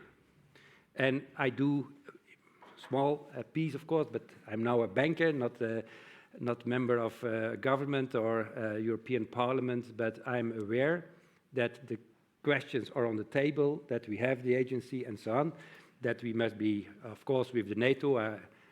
I'm liaison officer with NATO, but also there we must be very frank and not naive. And we must, this was very nice sentence, not to compete, but to complete. Okay, let's do it, but on a very intelligent way, I must say. And also here, we must be very frank. I was in the European Parliament, and you speak with some member states, the only thing that they know is NATO, and not the European Union. That is something that you cannot have both of them. In fact, you can have both of them, but you are a member of the European Union. We're changing that. Okay. They get to know us. Unfortunately, our time is almost up, but I would just have a very short last question to you, and also for you. I would like us to look into the future. How do you see the EIB's role as a support of investment in defense research and development activities evolve in the future? I hope that the European Investment Bank will be also a very important financial partner, not only for public authorities, but also for a lot of companies, not only the big ones, but also the small and medium-sized ones, as a partner, and not, we have no clients, but partners, to make this very important endeavor. So the strategic autonomy, resilience at the European level, very realistic, and that we can have discussions with other players, NATO, also other players on the world level, I must say, and that companies and public authorities and armies say, okay, we have a very interesting partner, the EIB. Thank you very much, Mr. Peters. Thank you for taking your time. And I would now like to invite Mr. Olli Ruutu, who will award this year's EDA Defense Innovation Prize. Olli, please.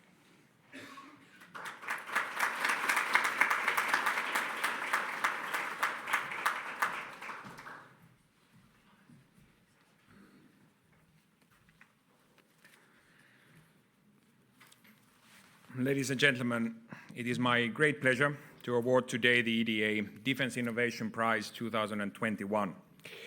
The topic of this year's prize is innovative solutions and technologies on human-machine interfaces enabling human-machine teaming for defense. Already today, human-machine teaming is critical to several priorities identified in the Capability Development Plan. Its applicability reaches from medical evacuation to logistics, precision airdrop, intelligence, surveillance, and reconnaissance. Looking at future operations, technologies for human-machine teaming are expected to become even more essential due to increased combat pace and more complex conflicts. For the Defense Innovation Prize, we therefore looked for innovative solutions and technologies that enable human-machine teaming for defense operations, such as human-artificial intelligence interaction, crew monitoring systems, and support to suitable decision-making functions. With the Defense Innovation Prize, the European Defence Agency aims to stimulate engagement of all research and technology communities and innovators in order to accelerate access to emerging and potentially disruptive research. The prize also encourages non-traditional, civil or dual-use industries and researchers to participate, as they play a growing role in inventing, creating the disruptive capabilities that our defense will need tomorrow. Finally, the prize helps us identifying areas in which additional investment is needed to fully address and enhance future defense capability needs. The agency has issued a call for proposals in March 2021, and we have received altogether 29 proposals of overall very high quality. This exceptionally high participation shows that the topic is of high interest within the EU defense community, and also the rising trend in the number of proposals received for the prize since 2018 shows that the Innovation Prize is becoming more established in our European innovation community. More than 75% of the ideas received were submitted by research and technology organizations, individuals, or small and medium-sized enterprises, with SMEs accounting for close to half of the total, which is an encouraging sign of the innovation potential of Europe's small and medium-sized industry.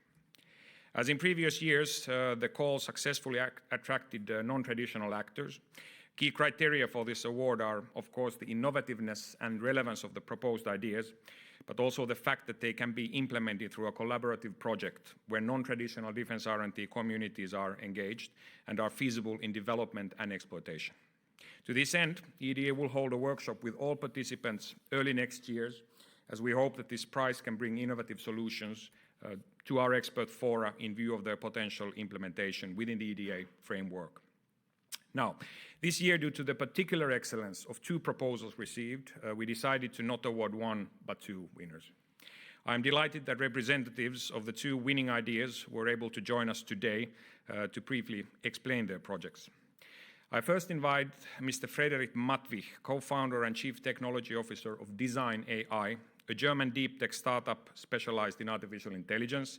Mr. Matwich and his team won the Innovation Prize for their proposed solution called Astartes, or Air Superiority Tactical Assistance Real-Time Execution System. Mr. Matwich, please.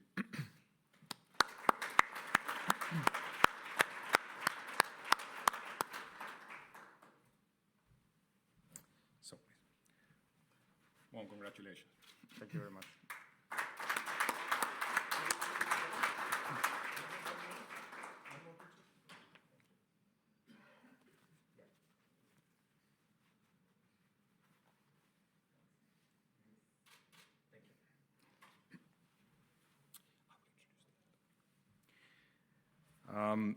The other winning proposed solution is called Combi, bidirectional communicator, and was proposed by Thales AVS, a global high technology company active among others in digital and deep tech innovation.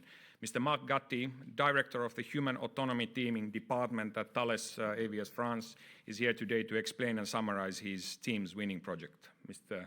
Gatti, please.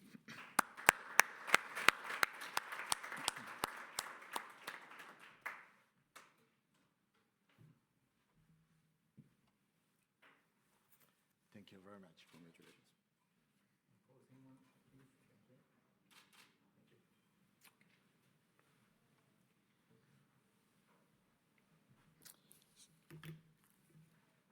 So now, first to Mr. Matwich and Design AI, please.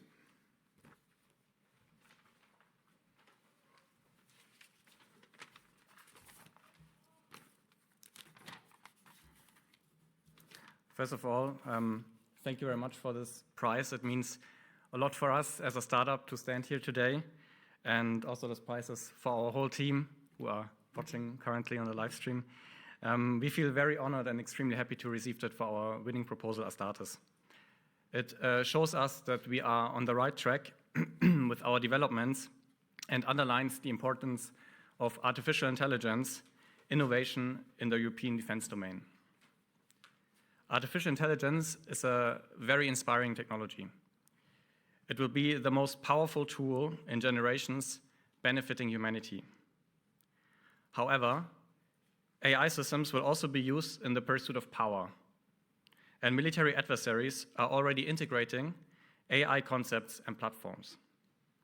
These are actually not my words. They stem from the final report from the National Security Commission on Artificial Intelligence, and they show the drastic need for AI adoption also in the defense domain. This final report is one strong indicator, but also our speeches today and the panel discussions showed that we have to push strongly for a strategic European non-dependence, especially when we talk about AI research and development in defense. There's no doubt that AI will also play a major role in achieving one of the main goals of FCAS, which is the coordination of a large number of manned and unmanned platforms in real time. With Astartes, which stands for Air Superiority Tactical Assistance Real-Time Execution Systems, we have partnered up with Airbus Defence and Space to directly address this issue.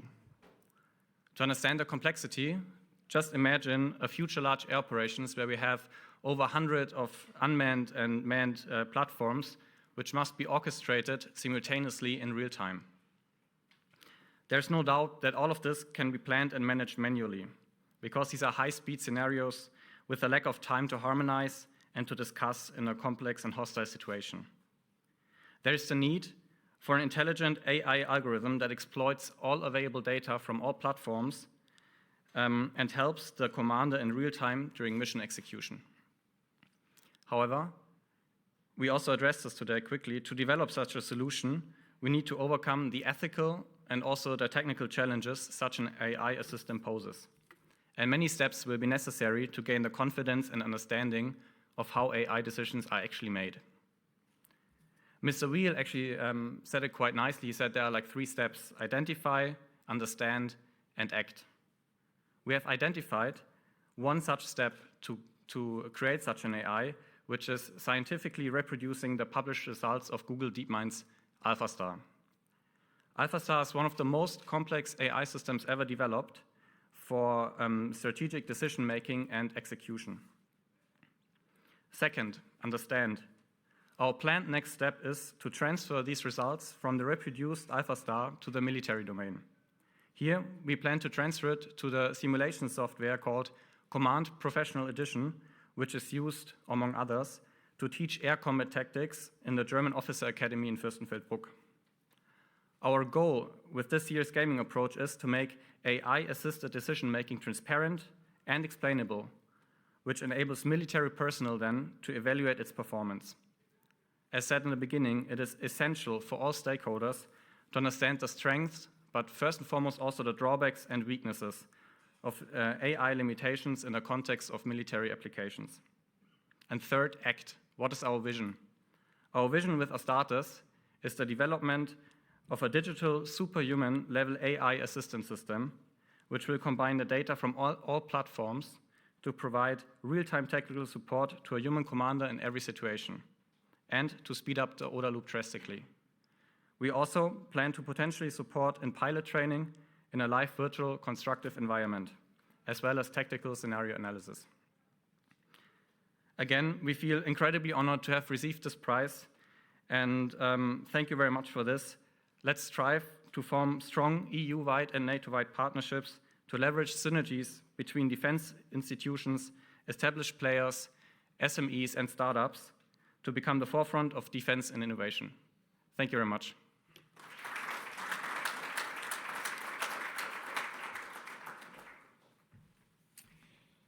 I then invite Mr. Marc Gatti from Thales Avias France. Please. Thank you very much.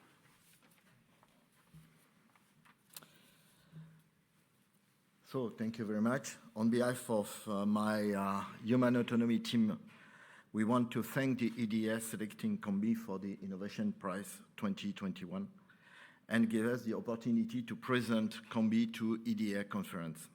I'm very proud to be with you today to receive this prize, the result of awareness that the human autonomy teaming approach will become key for the future system. The introduction of upcoming intelligent system in defense operation will increase complexity for human operators. One of the most important characteristics of human autonomy teaming is establishing an efficient dialogue between participants. This is the way to create a shared representation of the situation to reduce misunderstanding and improve decision-making. However, the way to dialogue or the way the dialogue is performed depends on the situation. To reduce the cognitive workload of managing complexity in the different situations, the communication level must be conducted at a high level of abstraction. This abstraction level is the human operational intention one, the way in which the objectives are driven. Our bidirectional communicator, named Combi, take advantage of these intentions to establish a dialogue between operators and intelligent systems, reducing drastically human mental workload. Years of collaboration between our teams, Thales Research Lab, French School of Cognitive Engineering, ENSC, and the expertise of the French Military Air Force Centers have conducted to this new concept of bidirectional interpreter for human autonomy teaming. In this logic, artificial intelligence is not just a tool. It becomes a partner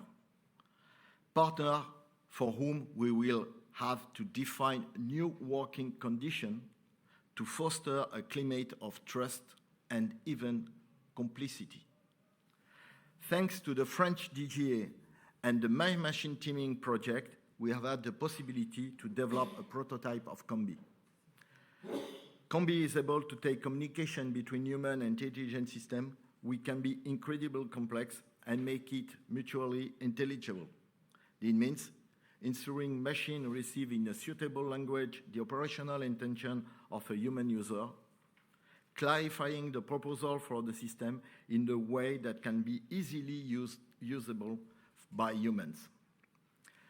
Thanks to the prototype we have realized, we can ensure that Combi is a game changer for defense capabilities, offering a way to dialogue between human and intelligent systems at human intention level, thanks to a bidirectional translator based on the explainable AI coming from a startup named Cybernetics.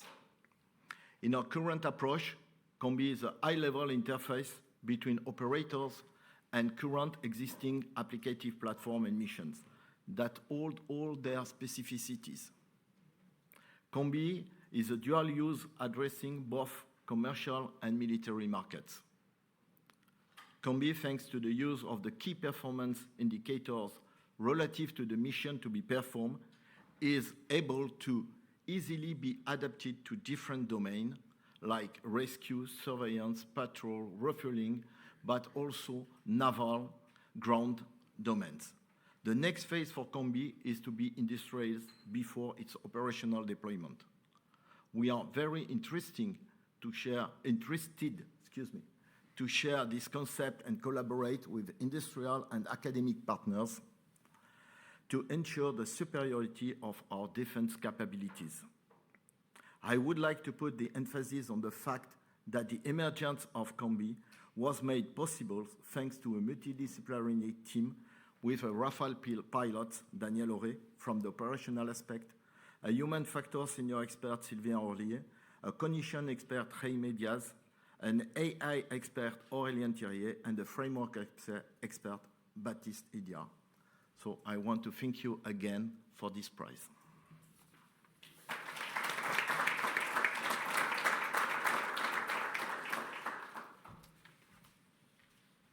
Warm congratulations to the winning entities for your outstanding proposals and contribution to innovation in the defense field amidst a very competitive pool of contestants.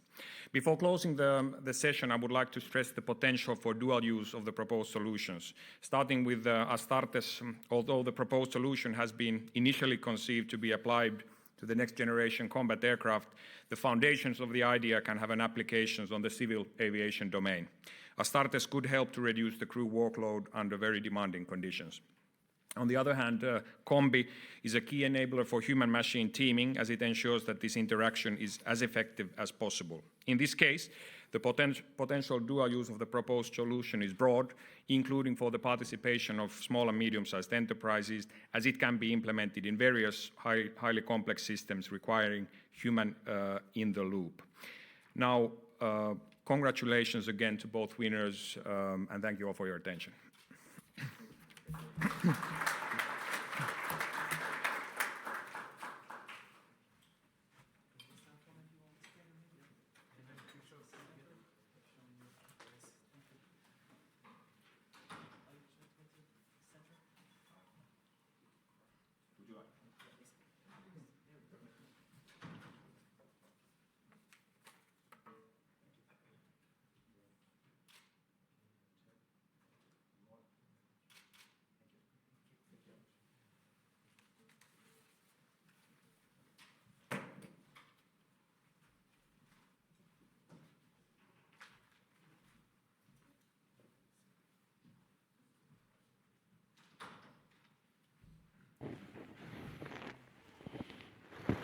Congratulations to the two winners of the Innovation Prize. And also, we already learned something today. If you want to have the bank behind you, just have a fireside talk and it's all arranged. So, good afternoon, everybody here in the room, and of course, everybody who is participating remotely. I would almost say thank you for staying tuned in, as it feels a little bit like a TV show now. You may remember the announcement we used to have. This program is recorded in front of a live studio audience. Well, we are live, we have a studio audience. The only thing that we miss is an applauding machine, so we will have to do it manually, but we have already proven to do that. My name is Pieter Taal. I have the honor to moderate the last panel already of today. You heard already a lot of political policy making, finance, military front, let's say, ambitions. And now we have an excellent panel for you to, in the next hour, to discuss not only on finance, but also on finance, to discuss what can be done to this from the industry side. So I will only briefly introduce the panel to you. Their bios are in the program, and you can also easily find them on the internet. I start with Antonios Pepas. I can also invite you immediately to come in one of the chairs. He's CEO of an SME based in Greece, and is putting the application of civil technology actually already into defense practice on an EU level. So how good of an example can you have? Then you have, and now it's I'm getting a bit excited. We have Domitila Benigni online participating. I hope that the connection works well. She is CEO and COO of what we could call a mid-cap company based in mainly Italy and Germany, with 70 years of experience in electronics, electronic warfare, and cyber technologies. So really at the heart of what is innovation today. Then thirdly, I see Domitila. Welcome. I see you at least on screen. Sound not yet, but that will hopefully work as well. Here I am. Thank you. Thank you very much. Welcome, welcome. Just to say, we agreed prior to the panel that we would work on a first-name basis. It was a bit a mix today, but well, we are industry, so pragmatic first-name basis that nobody feels insulted. Then, thirdly, Hervé Damant, Senior Vice President for Europe in Thales. Well, do I have to explain? But a global player in the defense market that builds on innovation, also in the defense, in the domains that we know now as EDTs. And lastly, to give a bit of an overview of the whole sector, Jan Pier, Secretary General of the Aerospace and Defense Association in Europe, who will, of course, add the more collective sectorial perspective. I think the panel guarantees some interesting insights of experiences and views that can be regarded as a so-called reality check for policies and ambitions that have been clearly stated today. Before I start asking the questions to the panel, there is also the possibility to still ask questions through Slido, and then at the end of the meeting, when we have time left, then they will be pushed to me, and I will try to bother also the panel for that. So thank you very much for being here. We are really honored. I will start with a kind of a warm-up question that you can answer for about 5 minutes, not longer. You've seen a bit that we could get into time pressure. But the first question is, how are you actually involved in defense innovation? And could you tell us a little bit about your experiences from your company's background? I start for this with Antonios. Could you please kick off this panel? Thank you, Peter. Thank you. First of all, I would like to thank EDA for providing this invitation, for me being here. And having heard so many times the word SME, I feel like a heavy burden in my shoulders. So I will start by introducing my company, and also by storytelling in the European defense industry. So our story starts 9 years ago, when we were where we were entering into a very crisis-driven situation in Greece. My company is based in Greece. I'm the CEO of ETME, the SME company in Greece. And we wanted to find ways to do other and enter into new businesses, because business as usual was not the case anymore. And then we started to consolidate our engineering background, since we are a 45 years old company, in the civil engineering and environmental engineering areas. And this has led into a new innovation in the field of offshore wind industry, which later on started with growing up with the European instruments such as Horizon, to get over from the initial stages, from the seed to the development of the innovation. Then in 2015, it came an EDA call for dual uses. So that was the time when we entered as a company in the defense sector, mostly in the security and defense. By 11, the EDA had 11 proposals for subjects. For one of them was maritime surveillance through unmanned systems. So we submitted our proposal, and we had a letter of intent from the European Defense Agency, which initiated and sparked our discussion with our MOD also.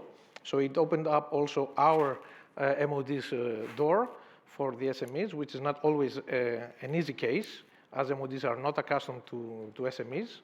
And then on 2017 and 2018, we had successive EDA calls on papers and proposals on maritime surveillance and underwater control. So we participated then, and this gave us, and together with our participation in the Captech Maritime, which was another initiation of EDA, the contact with the industry and the other ministries and people from the defense sector in general. So we started to change our culture and our views of the defense, because we were strictly in a civilian domain, and we started gradually to enter also in the defense domain.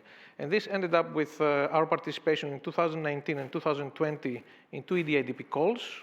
We were successful in both, because we heard our client. Our client was the Hellenic Navy, and also the PESCO environment of the upgrade of maritime surveillance. And we proposed 2 solutions for the problems, which were awarded by the European Commission. So we started as a traditional civilian company in a crisis-stricken area of Europe, and gradually, by taking advantage of the opportunities the European Commission gave to us, and the national funding and the national support, we ended up in being involved in the defense. Okay, thank you very much. I think that this expose you gave on the experiences shows that it can be done. I mean, you are putting from theory to practice. From theory to practice. In a tangible way. That is very clear. So thank you very much for that. Then, if I may ask the same question to Domitila, can you please explain a bit about your experiences in this domain of innovation? Yes, good afternoon to everybody. And first of all, I'd like to thank you, the European Defence Agency, for this opportunity to bring my contribution to this relevant debate. And thank you, Peter, for the question, because in fact, our domain, the electromagnetic spectrum, requires constant innovation to reach and maintain the level of excellence required by our customers. So allow me to briefly introduce Elettronica. This year, we are celebrating our 70th anniversary, as you said, and we are an Italian, private, family-owned company specialized in this electromagnetic spectrum operation, so-called EMSO. And our systems are vital for the protection of the platforms in every domain, including cyber and space. We have two relevant partners as shareholders, Leonardo and Thales, and the company has a strategic international projection because we have provided more than 3,000 systems to 30 armed forces in the world. During these 7 decades, our company has become a group with integrated competence in defense, security, and cyber. We have 2 subsidiaries. One is in Germany at the GmbH, focused on homeland security, and also Cybergate, focused on cyber, listed on the Italian stock market since June 2020. Throughout our history, the company has built and preserved its niche excellence in this management of EMSO. We did a stable investment in research and development to anticipate the future trends and the threats, so amounting around 20 million annually. So indeed, the defense and security environment, due to the digitalization and of course the emergence of these new threats, is a contested and congested environment where the winning factor is the ability to connect different systems, allowing secure communication and exchange a large quantity of trusted data across all domains. Today, the electromagnetic spectrum is a place where all the operations are performed in a silent and invisible mode. So it has become a super domain, essential and complementary to military activities in each domain, including, as I said, the space, cyberspace. The management of those super domain can ensure the armed forces the necessary information superiority mindset. So it's a really super domain, but this evolves at an incredible fast speed. An example of this speed is the data revolution, where the data flows at incredible high speed in the 5G highways, connecting more and more the complex Internet of Things networks. So also the threats evolve just as rapidly. Let's think about a deep fake placed by an opponent in the operational theater to fraudulently replace the real commander and issue fake order.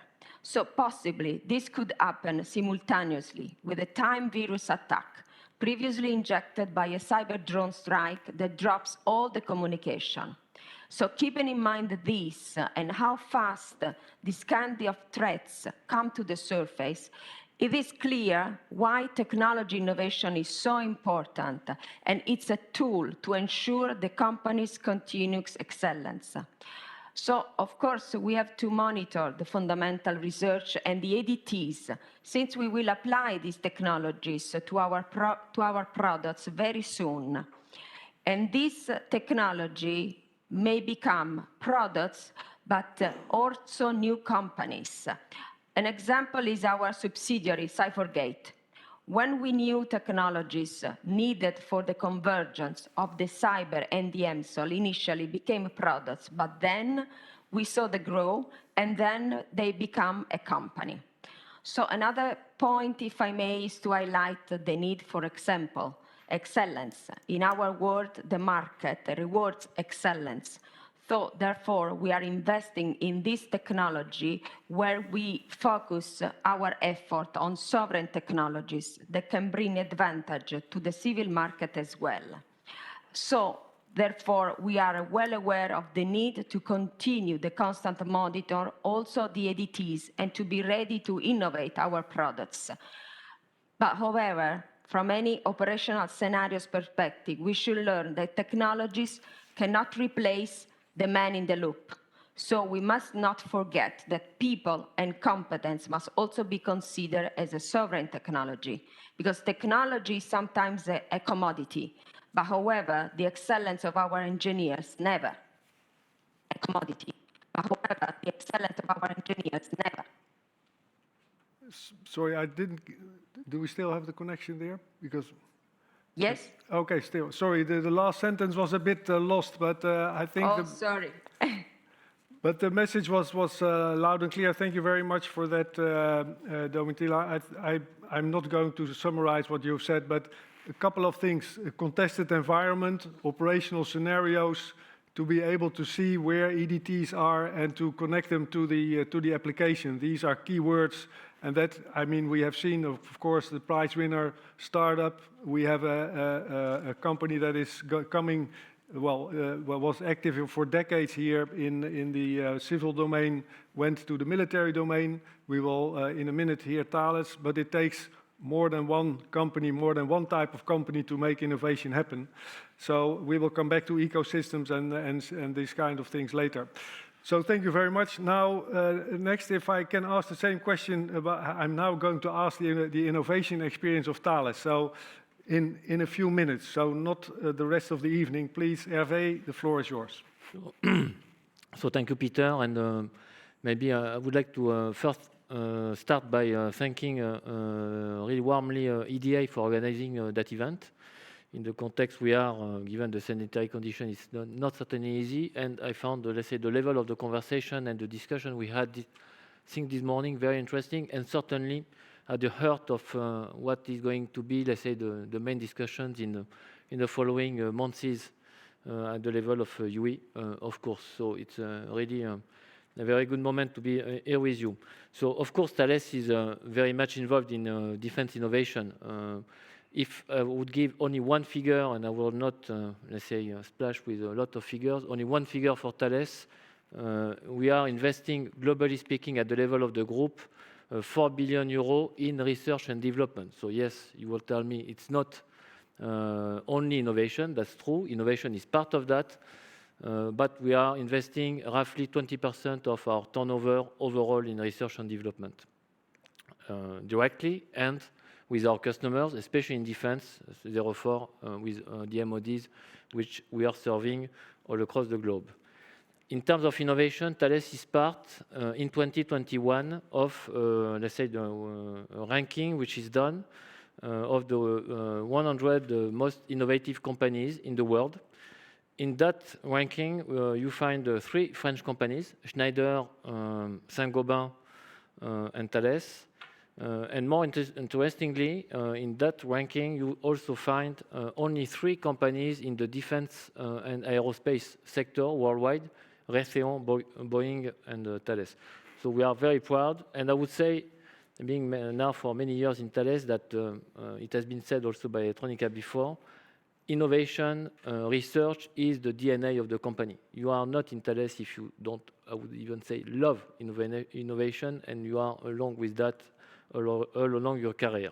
Just to give not examples, because it will be too long, but at least streams where I see innovation important or active, or where we are very active in Europe currently, in the European ecosystem. So I would say 4. The first one is, of course, let's say, the research in advanced technologies and digitalization that we do with the various European mechanisms, the latest one being EDF, but we do also internally within Thales, so AI, cyber, cloud, smart data, quantum sensors, and also nanotechnologies and component technologies. The second stream, I would say, which is important too, are what I would call, let's say, the binational or multinational cooperation programs, where we, let's say, invest in innovation for development of future systems, in the collaborative combat, in the various milieux, air, ground, naval, anti-submarine warfare, autonomous platforms, for example, high-altitude platform systems, HAPS, for example, or cockpit for firefighters. The third stream, which is also very important, which has been mentioned many times today, is the improvement of interoperability. Of course, interoperability is key, especially when we are here in Europe and given the needed interoperability within NATO. So here we invest, let's say, in multidimensional communications, for example, federating learning. So all technologies that will enable, let's say, a better communication and integration within NATO and UE. And the last one, let's say, stream, I would say, I wanted to mention just like this, is we are also working with Electronica, for example. So just to say that we are working with a lot of partners in Europe. And one example, Domitila being there, is what we do in self-protection for systems for aircraft, for which we have answered and worked with Electronica in various calls in EDIDP and EDF programs. So this is a little bit and briefly what we can say regarding defense innovation so far. Thank you very much, Hervé. I mean, it's a challenge to explain Thales' experiences in innovation in a few minutes. What I come to think when I hear you mentioning all these, let's say, technologies and subsystems, that if you look at the let's say, added value, added value is an important element of industry, of course. If you look at it from the past to the present, let's say the contents of platforms, if I may put it that way, in terms of added value, has changed in the past years and is still changing. That is also bringing the sentence I heard a couple of times in the last few weeks. We are going from platform-centric to data-centric, but that means that the contents of the platforms, they are changing rapidly. So we will come back to that also in a minute. Now, I cannot ask the same question to Jean-Pierre, of course, because, I mean, this is your experience in innovation is of a different kind. So I have a specific question to you. If you look at the difference of being, let's say, an innovation maker or an innovation taker, we have heard a lot today about trying to get civil technologies on board of the defense ecosystems or defense systems. That doesn't mean that you are only a taker, I think. What is your opinion about that? Is the defense sector an innovation taker, or is it going to be an innovation taker only, or can it still maintain a role as an innovation maker? So thank you, Peter, for that question. I think, actually, I think it's not one or the other. I think it is both. I think we are an innovation taker and we are an innovation maker. Obviously, things are different today than they used to be a while ago, but also, if you look into the military sector, there has been some really tremendous technological developments over the last decade as well. This goes for drones, it goes for a number of other areas, data processing, etc., etc.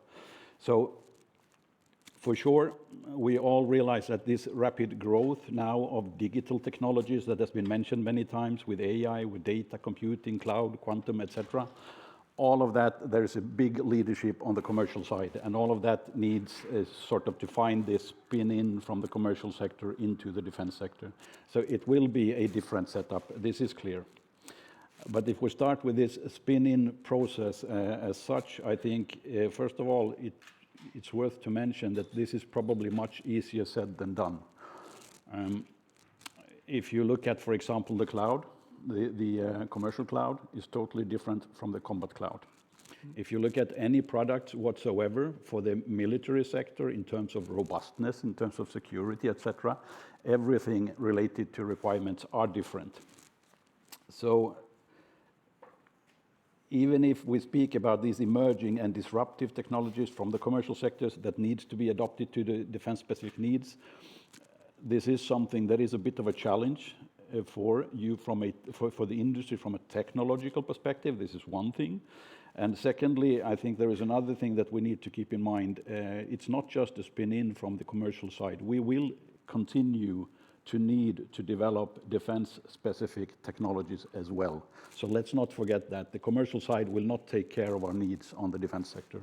And having said that, I think that there is another element to this difficulty between the two as well that is worth mentioning. And this is the business perspective. So if you think about, for example, I think for the big players like Thales, for others, this is not a problem. But if you think about it for an SME that has a niche technology and which is working on the commercial side that they would want to bring to the defense sector, this is a totally new business model. It's totally new requirements in every way. It relates to if you want to export across your own country boundaries. Of course, you have the export mechanism to be put in place. It's IPR issues. Everything is different. So there are some thresholds for the SMEs and mid-sized companies if they want to do that. And I think from that perspective, it gives us a number of challenges for the industry as a whole. One is obviously, given where Europe is at in terms of a global competition situation, I think that the Synergies action plan is extremely important. This action plan must optimize the return on investment. This we know. We need to get the most bang for the buck, so to say. But it can never become a replacement for existing investments. And this is what we fear, that some might drop their levels of investments a bit because they expect to have more output of the Synergies action plan. We need, in that perspective as well, to get synergies not just as an ad hoc or analyzing what is possible to get in terms of synergies here and now as we speak, but we need to create a system that delivers synergies by design because of all the programs being synchronized in that perspective. And the third part is obviously that we need to keep the willingness up when it comes to investments on defense-specific technologies. And in that perspective, I think it's worth to mention that, we're all aware that there's a number of areas on defense-specific technologies where Europe already has non-European dependencies. This list exists, we're all aware about it. Unfortunately, if you look into what is about to happen, it seems that this list is not shrinking. On the contrary, there is a risk that this list is actually growing in terms of technology areas.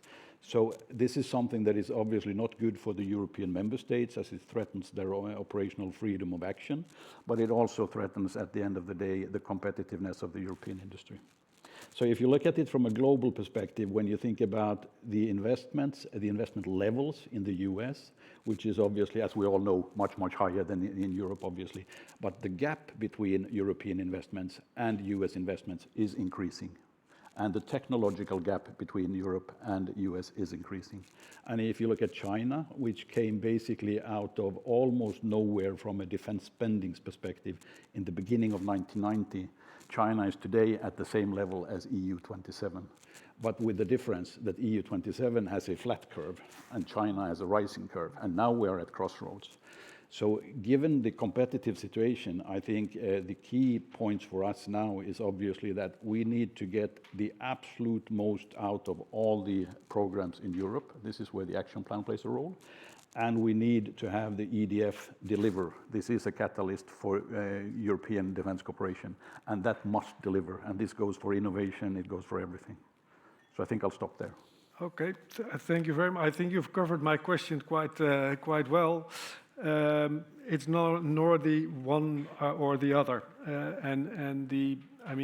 everybody talks about synergies, spin-in of the civil sector, etc. But this should not be a reason to think, okay, now we can do it a bit cheaper. It's the other way around, all right? If I translate it in a very simplified way, the investments have to increase to keep up with what we nowadays call, I think, the global technology competition. Which is also part of, let's say, the security the competition. Then, if I go back to a couple of follow-on questions, a bit more in depth of a couple of themes. The themes being ecosystems, supply chains, and of course also finance. We cannot escape from that anymore. That's clear. The bank set the scene for that. But if we think about the innovation in general and the ecosystems in which this takes place, you have already touched upon it. If I may ask Domitila first, and then the other two companies as well, if that's what would you call the essence of innovation in the defense sector? How does innovation actually influence defense as such, and how is that changing over the years? Could you have a go at this, Domitila? So you are right, Peter.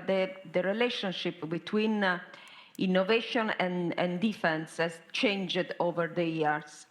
But however, so from the technical point of view, there are no big changes in how the innovation influences defense, but the difference lies in the speed of the innovation, because the speed of innovation is increasing in an incredible way, and also where the innovation is coming from. In the past, we said that most of the new technologies were coming from the defense sector. But nowadays, also Ian said that only the civil world has the possibility, the means, and the market volumes to develop innovation. For example, as a measure of this kind of paradigm, if we look at the entirety of the EU funding programs, only 1/3 of EDF, so less than 3 billion euro, is for the defense research. So to allow this specific defense innovation, we need to develop in the future specific defense innovation. We need to do specific. I remember that we talk also about the EDA Defense Innovation Hub, or the Civil Military Defense Innovation Accelerator for the North Atlantic, the so-called DIANA, and also the NATO Innovation Fund. So I think that only these initiatives can allow the innovation coming from startups and SMEs to reach a higher ladder, because otherwise they don't have easier access to these capabilities. So we look at this project as a possibility to support our innovative ideas, but also for innovative companies, and maybe we may have some difficulties emerging, otherwise bringing their innovation to the defense world. Thank you very much for this. I think speed is a key word, but it's easier said than done if you look at the whole environment in which this has to take place. We will come back to decision-making structures also a bit later. But if I may give the floor to Hervé on the same subject, the essence. What is the essence? How does it influence each other, defense and innovation? Well, let's say, I think that first Domitila said, as you said, two key words. The first one being speed, and the second one being, let's say, the merging of where the innovation is coming from. Before it was defense, now it's much more civil and defense altogether. However, I would add at least one concept, which I think is valid in defense, is that I'm not sure that in defense we have to leapfrog in terms of innovation. We have to provide a continuous effort in terms of innovation all along the way. So it's a continuous effort in terms of investment, in terms of resources. So meaning resources to me, it's at the same time, let's say, the money and the access to the money, and we'll come back on that topic, as you said, financing the innovation. And the other pillar of resource is the human capital. So it's really to have access to the best resources and to attract the best resources in defense innovation. And here, as it has been said a little bit this morning, we are in the middle of the war of talents, and we need to raise the awareness that coming into defense companies, defense SMEs, or dual companies is a very good job for them, for the young people, for the young generation, for engineers, and not only, in order that we can, as a large group, medium-sized group, or SME, benefit from having those competencies, they say, to have a sustainable innovation path and route to innovation. Thank you very much. What I also hear you say is indeed also on top of, let's say, the stronger interconnection with the civil sector is also always a bit of a competition as well for competences, main investment, of course. So there's another element we can add now, competences, but we will also try to come back to that as well later. You can all stay till 8 o'clock, I hope that, because we will not finish in time now. So maybe, Antonios, you have something to add to that from your perspective. Yes, actually, from my perspective, there is a contradiction here. So innovation on the one side is to grab something that is evolving really fast. And on the other side, the military, the MODs, and the traditional players, they are slow in their processes because they have different processes. So I think that The name of the game here is how to marry these two different pillars. So I think we need some new approaches, new business models in order for them to be able to blend in and provide and produce this innovation up to the end. Okay, thank you very much. Also, this is also an important element we will still come back to, how to connect, let's say, the necessary elements in both on the industrial side and, let's say, on the client side. That's an important aspect. So to Jan, a little bit of a different question again. I'm sorry, I'm not discriminating you deliberately, but you have a bit of a different position. If you hear all this about the essential elements of innovation, of course, a European Commission plays nowadays a different role. So if you look at the action plan on synergies, how could you, let's say, have these, the new initiatives and the old initiatives? What would you say about a bit of coherence between these, let's say, lists of action items, I would say? Yes, so first of all, I mean, as already stated, we fully support the Commission's action plan on synergies for all the reasons explained already. We really need to get the most possible support and return on investment for all these programs launched by the European Commission. However, the starting point in the different programs is obviously different in each one of them. So that means that I think that what the Commission should do now as a next step, first of all, there are 11 different action points, and we've supported all of those action points. But if I go to a higher level and see, okay, what do we want, what do we need for the future? We need a systematic approach that creates these synergies by design. And what does that mean? Well, from our perspective, it means that you would start by analyzing what are the, technically analyzing, legally analyzing, what are the rules and the regulations for these different programs, and comparing them, where would there be bottlenecks for synergies between them. And then you would take an approach for that where you would try to understand what can be done already just by, let's say, a more flexible interpretation of the rules. I mean, how much can you stretch? And secondly, where do you need initiatives actually looking at new legislation?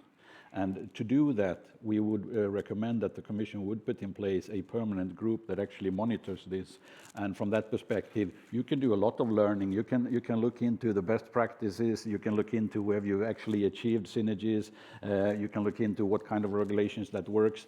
And in that learning process, you could also build for the next MFF so that the next setup is already better. So we would really want to see materializing on a systematic approach to deliver on the Synergies Action Plan. Okay, thank you very much. I'm sure the Commission is still tuned in. They will surely pay attention to this. But the elements, let's say, pragmatic but systematic, and also long-term, looking forward on where the synergies can occur, and not trying to, let's say, mend the dis-synergies, is that a word even, of the past, so looking forward. Okay, I want to jump to a different theme that is about supply chains and also related a bit to dual use, but mainly also about the role that is always a hot topic. It's mentioned several times today, the role of SMEs as part of the so-called cross-border supply chains or ecosystems and in relation to innovation. How would you see that? I think it's best to give Antonios the floor first, because first-hand experience, and then others may also add to that if there's a need. So, SMEs, please. So, in order to enhance the cross-border collaboration, first of all, the SMEs themselves, they have to understand that they have to change. First of all, that they have to collaborate with other companies on the other side of the borders, and also with different types of companies, so mid-caps also and large primes. So this is a new mindset also for SMEs, because they are many times afraid of getting too close to the sun, as it said, because they want to protect also their competitive advantages, their IPRs, their know-how, and so on. So I think the solution into this, in order to truly open up the supply chain, is to have some sort of joint ownership of IPRs, not nominal, but real. And that means that the big primes or the mid-caps or even other companies, they should scan the horizon to see which SMEs have something of substance for their own supply chain, and try to integrate them, but in a positive way, in the sense not to absorb them, but to coexist and to be able to, let's say, co-exploit the results on a commercial way. In a smaller scale, doesn't matter, but co-explore, exploit. Thank you very much. I mean, this is of course a topic that is also part of what you could say the working of the markets. That if you have a company and you will grow and come to the attention of bigger players, then you can say close to the sun, eaten alive, or anything like that. So looking for ways to co-create, to coexist. If I don't know if either Hervé or Domitila would like to add something to that. What is your experience? Of course, procurement is one thing. Might there be other ways of cooperating with small and medium-sized innovative enterprises? Hervé, please. But maybe what I can say, of course, is that as far as Thales is concerned, so for a large, I would say, for a large group, living without SMEs and living without startup, it's totally impossible. So given the complexity of the complexity and the variety of the systems and the products we are putting on the market for in defense for the armed forces, we cannot but working and developing the cooperation with SMEs and startups. And I would even say that, and this is accelerating, when we see, let's say, the speed which we have been touching a little bit before, the speed of the innovation, the needed speed of innovation, especially because of the introduction of digital technologies, to be clear, in data mining, cloud, and so on. I will not name them again. We have to leverage on those ecosystem, on this ecosystem, to accelerate or to be able to give the pace of the innovation compared to the large corporation in the US and therefore against the US or to China. So we need to do it. After there is the let's say the cross-border topic that you have mentioned. Yeah. I think it's a little bit more complex question, of course. It leads to what we have been discussing before, the synergies, as I believe, from the various initiatives managed at the Commission level in Europe. From my point of view, it's of course we need to have maybe a kind of specialization, because our market is defense is too fragmented. So we need to have a kind of specialization of those SMEs. If we have a SME doing a cyber everywhere in all the countries in Europe, and no one working on nano, for example, nanotechnology, I'm just giving two maybe stupid examples, but is it good? Certainly not. So we should be able, and I do see EDA as a vector for organizing that or those synergies. We should be able to try to specialize the SMEs. I'm not saying the countries, but at least the SMEs along some key technologies that we, as large group, need to stay at the cutting edge of the innovation we are looking at. Okay, thank you. I mean, clear, the SMEs are essential. Let's say your supply chain management, if I may summarize like that, is also in an innovative way essential for your competitive edge. Maybe if I go to Domitila, if you connect this also to the impact of dual-use technologies. You mentioned SMEs already earlier in your opening statement. But how do you see that? If you connect what was just said about the importance of SMEs, the fact that there are a lot of innovative SMEs also, let's say, on the civil side, potentially dual use, that must be found first, then must be let's say, taken on board in the defense ecosystem with all the difficulties of security, trust, etc. Could you say something about that, the changing impact of this possibilities of dual-use SMEs in your supply chain? Yes, first of all, I think really that this participation of SMEs or cross-border SMEs, it's an opportunity for all the companies. And also in Elettronica, we have some project where we collaborate with also cross-border SME, and they are really part of our consortia. So this cooperation, I think, is beneficial for both of us, for Elettronica and also for the SMEs. And of sure, coming to this impact of these new technologies, let me say, not only military, I think that, of course, we have to look at this innovation coming from the civil world, because we have to implement these technologies in our products and to improve it. I already said that we consider these technologies important for the future, and we are monitor the EDTs in order to be really ready to include them among the technologies to support the excellence. So, of course, I'm not saying that we will follow the big investment that the commercial industry is capable of putting in place in technologies like cloud computing, artificial intelligence, fast communication hardware like 5G. There will be never some comparison within the R&D budget of the defense organization. But, of course, we have to use it.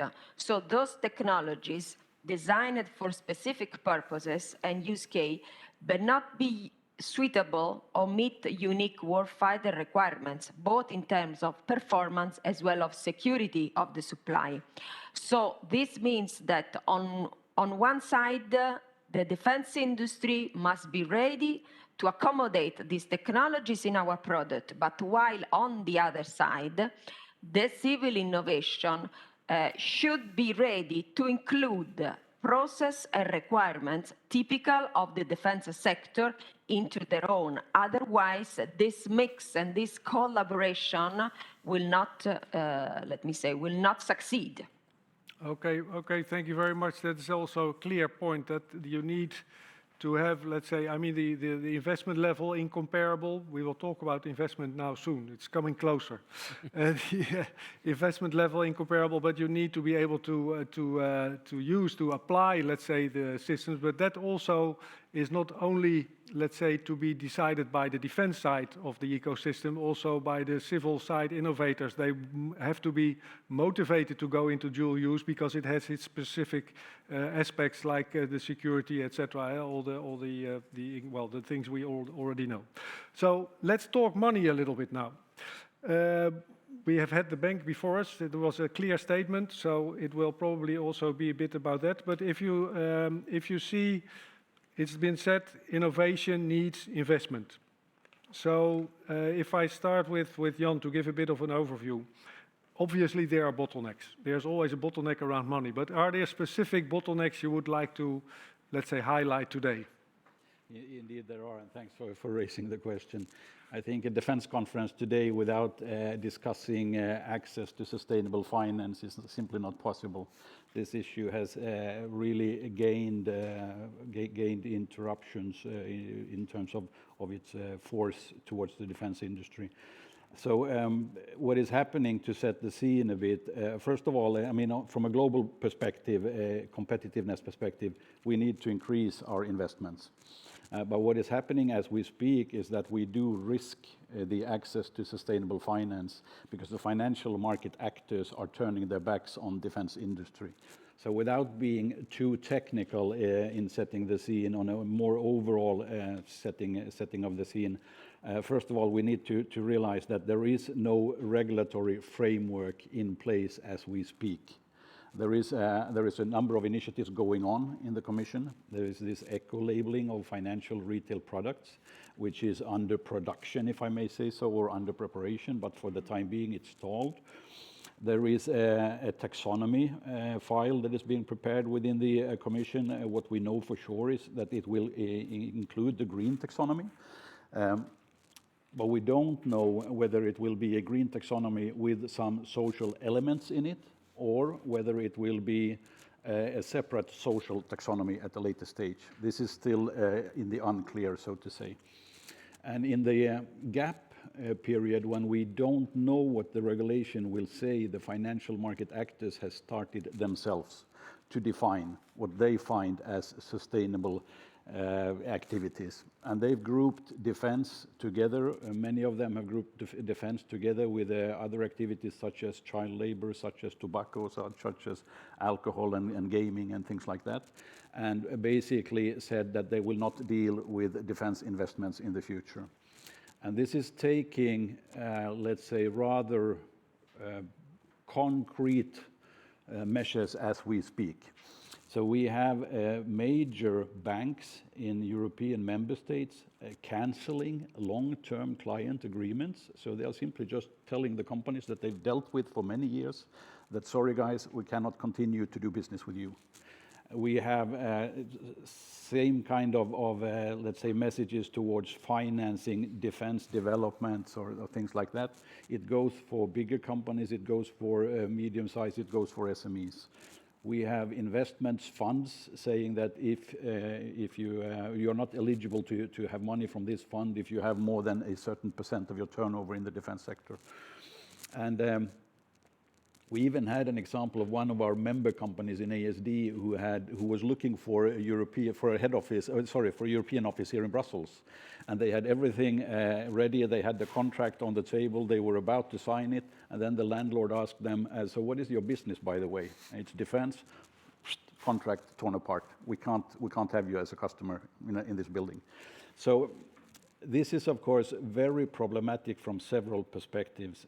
One is that what we call for is from the Commission side, a very clear statement, whatever that means at the end of the day, whether it's taxonomy, whether it's policy statements, whatever it is. We need the Commission to stand up and say that dealing with the defense sector is not socially harmful. This is de facto on the opposite. The defense sector is a key enabler for military capabilities. Military capabilities, again, is a key enabler for secure and open democratic societies, which makes it the starting point for every discussion on sustainability. So what is happening is something that is totally wrong, totally outrageous. And we need the support from the Commission, and unfortunately what we've seen in the beginning, before we rang all the alarm bells, is that also some parts of the Commission was going into that direction. Now, my feeling is that maybe we won't end up there. Maybe we get now the support. The awareness is on a very high level. Maybe we get the support from the Commission at the end of the day for actually protecting the finance to our sector. However, if you think about what is the possible first date we could have a taxonomy in place that recognizes our industry in a positive way, I don't see anybody today believing that this will happen under this mandate of the Commission. This Commission is preparing the ground. The next Commission might continue the file, and in the meantime, the financial market actors are acting, and they're going in the wrong direction. So we need to urgently reach out to the actors themselves. We just heard Chris Peters on this previous panel. And when I speak to the banks, they point out a number of reasons why they are reluctant to deal with the defense industry today. So they say they have reputational issues because the NGOs are scrutinizing all their investments, and then they are blowing them up on the social media, and the bank gets in trouble if the defense sector has a bad reputation. This spills over to the bank. Secondly, this process about possibly having a sustainability criteria in an ESG file, a taxonomy file, but not having clarity on what that means is already creating a risk for the banks, and they are risk avert. They don't want to invest in a sector with a long-term investment if you don't know what is coming from the policy perspective. Thirdly, the supervisory authorities for the banks are taking the same stance. So they are not clear that defense is a sustainable investment.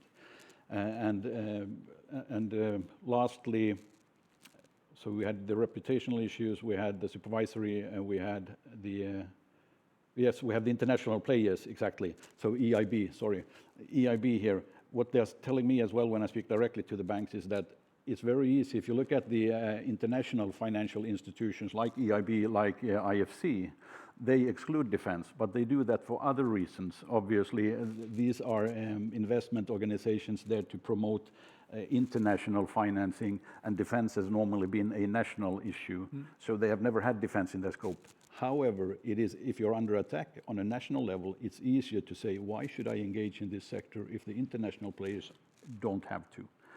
So this is setting the scene. I don't know if I was too long. No, I think it's clear that it plays a big role at this moment. You're worried. That's very clear. It's also in the center of attention. I mean, the EIB talked about it. We cannot solve it today. It's clear that it's not so. It's about the uncertainty, and risk and money is always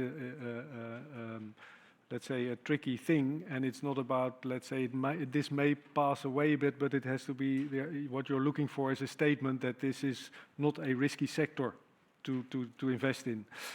I will not ask for juicy details or let's say, examples of the companies to say, okay, when were you refused? That is maybe a bit too much for this panel.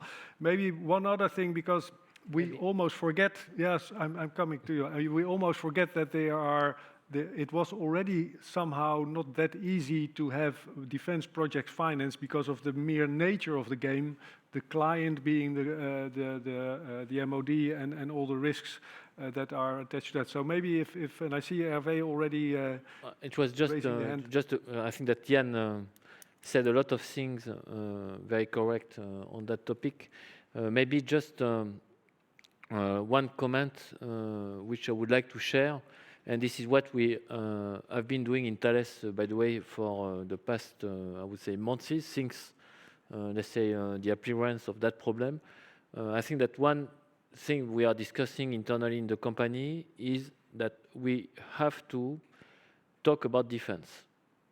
And this is starting by those simple words. We have to talk about defense. Because in the past, talking about defense industry, munitions, weapons, was not seen as really a good thing, I would say. And instead, if we want to reverse the situation with the banks, with the community, we have to explain how, what you have said, by the way, how defense is contributing to the overall security for European citizens and so on and so forth.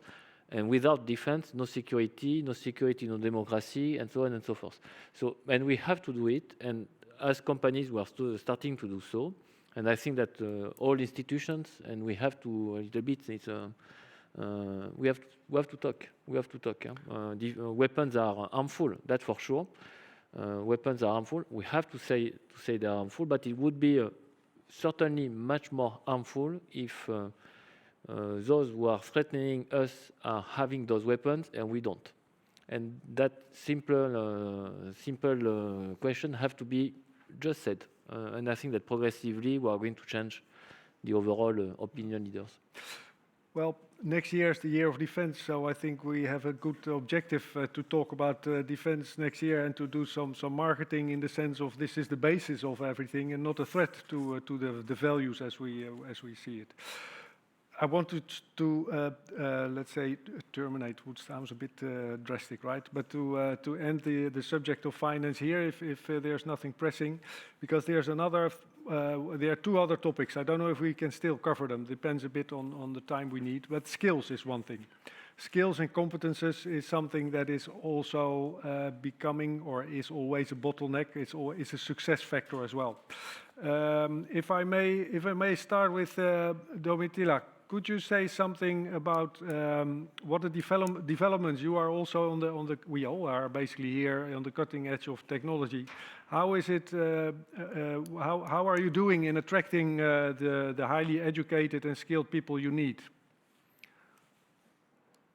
Yes, Peter. We talk a lot about technology, but it's true that we consider skills as a critical and sovereign technology because they are essential to guarantee the excellence of our products and, of course, also for the company itself. So it's really crucial to invest, maintain, protect, as well as develop skills.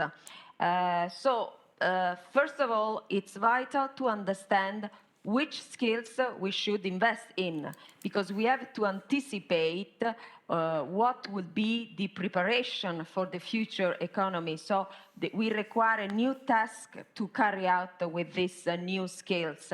For example, now we are focused on invest in recruiting software engineers for example, now recruiting, develop, implement all the methodology for projects like a model-based system engineer or the digital twin in response to the challenge of the digital transition. But I think that company are already facing some skill mismatches and also some gaps. So to attract these highly educated and skilled people, we need to constant process and create the right working environment, removing all the barriers, preventing the full expression of the talents and competence wherever they come. So we understand that the company can benefit from the complementarity by the coexistence of different people with different sets of skill and also the talent. And so we have a strong commitment to remove the gender bias barriers, to create a balanced environment, well aware of the contribution of the women bring.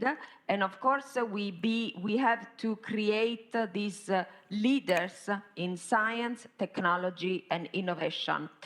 For example, I am a founding member of the Women for Cyber Foundation.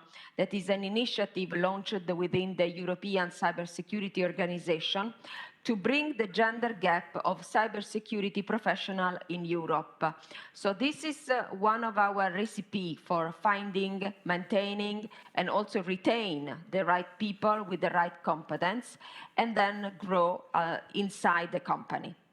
Okay, thank you very much for this contribution. This is, let's say, a source, let's say, of skills that is still to be used in a better way, and then to maintain also within the company. I mean, also, and maybe others can add to that then a bit, there are also policy instruments in place on the European level. So it's interesting to hear whether they could help or not. But if any two of you, maybe Antonios, how are you on skills? Would you be also, would a European level action support you, or would you say, no, I will have to solve that by myself within the company? Okay, first of all, in order to have skilled people working for your company, they need two things. The one is the environment in which they work. So they must like the environment. One of ways of liking the environment is working in a dual-use technology environment, which is much more, let's say, attractive than only defense, because there are people mostly in the data industry and in the IT sector that they feel with defense somehow a little more distance. So we go again into the ethics, and that we have to win the idea that defense is not a bad, let's say, sector. It's a good sector and protects us. So this is about the environment. And the second, which also has to do a lot with the European Commission and the European initiatives, is the visibility of, let's say, your payroll, in the sense that if defense is something that, or at least European defense starts and ends with EDF or in a short term, then there's nothing really into it. It needs to have a long-term planning, so the people who go there, they understand that this is a long-term career. It is something that will get back to them in the next 10, 20 years in order to get involved and to get from the market the best minds. If you don't have this, let's say, ways of attracting the minds, then you will not get enough innovation and you will not be competitive in relation to USA, China, and so on. And don't forget that many minds, it is a very thin line that distinguishes going into the defense or the civilian sector for the same IT tools in the cybersecurity. So you can lose many, like a brain drain to the US or into other places. And the US would be a good case. If you lose them, let's say in China, would be another case. So we have to remain attractive. So I would like to say here that we need to have a dual use aspect as strong as possible, So we attract many people and the best minds. There's one thing, maybe I want to challenge you a bit on that, because one thing, if I understood correctly, you said you have to onboard people and give them a long-term perspective. That sounds reasonable to me, but I'm over 50, let me put it that way. But if you nowadays look at it seems like flexibility, hopping around. Is that something you see, or would you say? I can imagine that also. I will ask the same question to Hervé in a minute. That if you in the past would start with Thales, you would have, let's say, a long-term perspective, because you can do many things within the same company. I don't even know if it's the same there still. If it's also a beehive flying in and flying out. But for a smaller company, that must be more difficult. So how would you do that? Yes. Sorry for the long question. No, it's pretty clear. First of all, in comparison to Thales or to bigger other companies, the SMEs provide the opportunity for smaller people to get directly into the top management and have their ideas and get more incentives in order to produce, let's say, a better quality product and so on. Now, what we experience in Greece is that many people that were getting out of Greece, beautiful minds, very, very strong minds, they are reluctant to come back because they think, okay, we know we have been 10 years into a crisis. Who tells us that we will not be in 3 years or 4 years again going out searching for a job? So we need to have a long-term planning for people to come back. For us, it's a special case to come back from other places that they are working, like in the US or in other places, and to provide them a secure environment on the long term, in this sense. In this sense. Okay. This is not the case in Holland, for instance, or in other places. So for us, it's quite different. All right. Thank you very much for this addition. Hervé, could you say something about how you deal with skills within First, I would say that it's not an easy topic. I think together with finance, as I've said before, resources, finance, and people are certainly two critical topics to deal with. I would say that a little bit like innovation is going very fast. If I will take a Thales example. Let's say during the COVID time, let's say the strong COVID time, a year and some months ago, we were facing, just after, let's say, we were facing a very high rate of attrition, as we say, in one of the main or larger engineering center we have in Europe, in Romania. So we have an engineering center in Romania dealing a little bit with defense, also with civil, almost 1,000 people. So it's a big one, IT people. The rate of attrition was growing up. For which reason? Okay, it's post-COVID, difficult to say, but people were not willing anymore to live in Bucharest. They wanted to live far away. We were not maybe proposing them, as you said, let's say, environmental conditions, so work from home and so on, which are adequate. So we have changed that, but we do not see the attrition changing.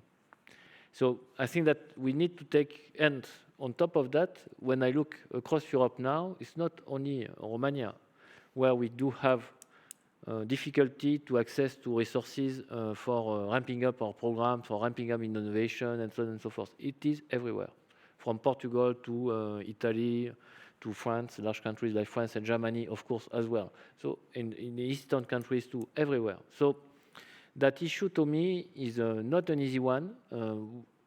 We need to, as I've said before, we really need to make the promotion of our industry, because this is not a Thales only problem.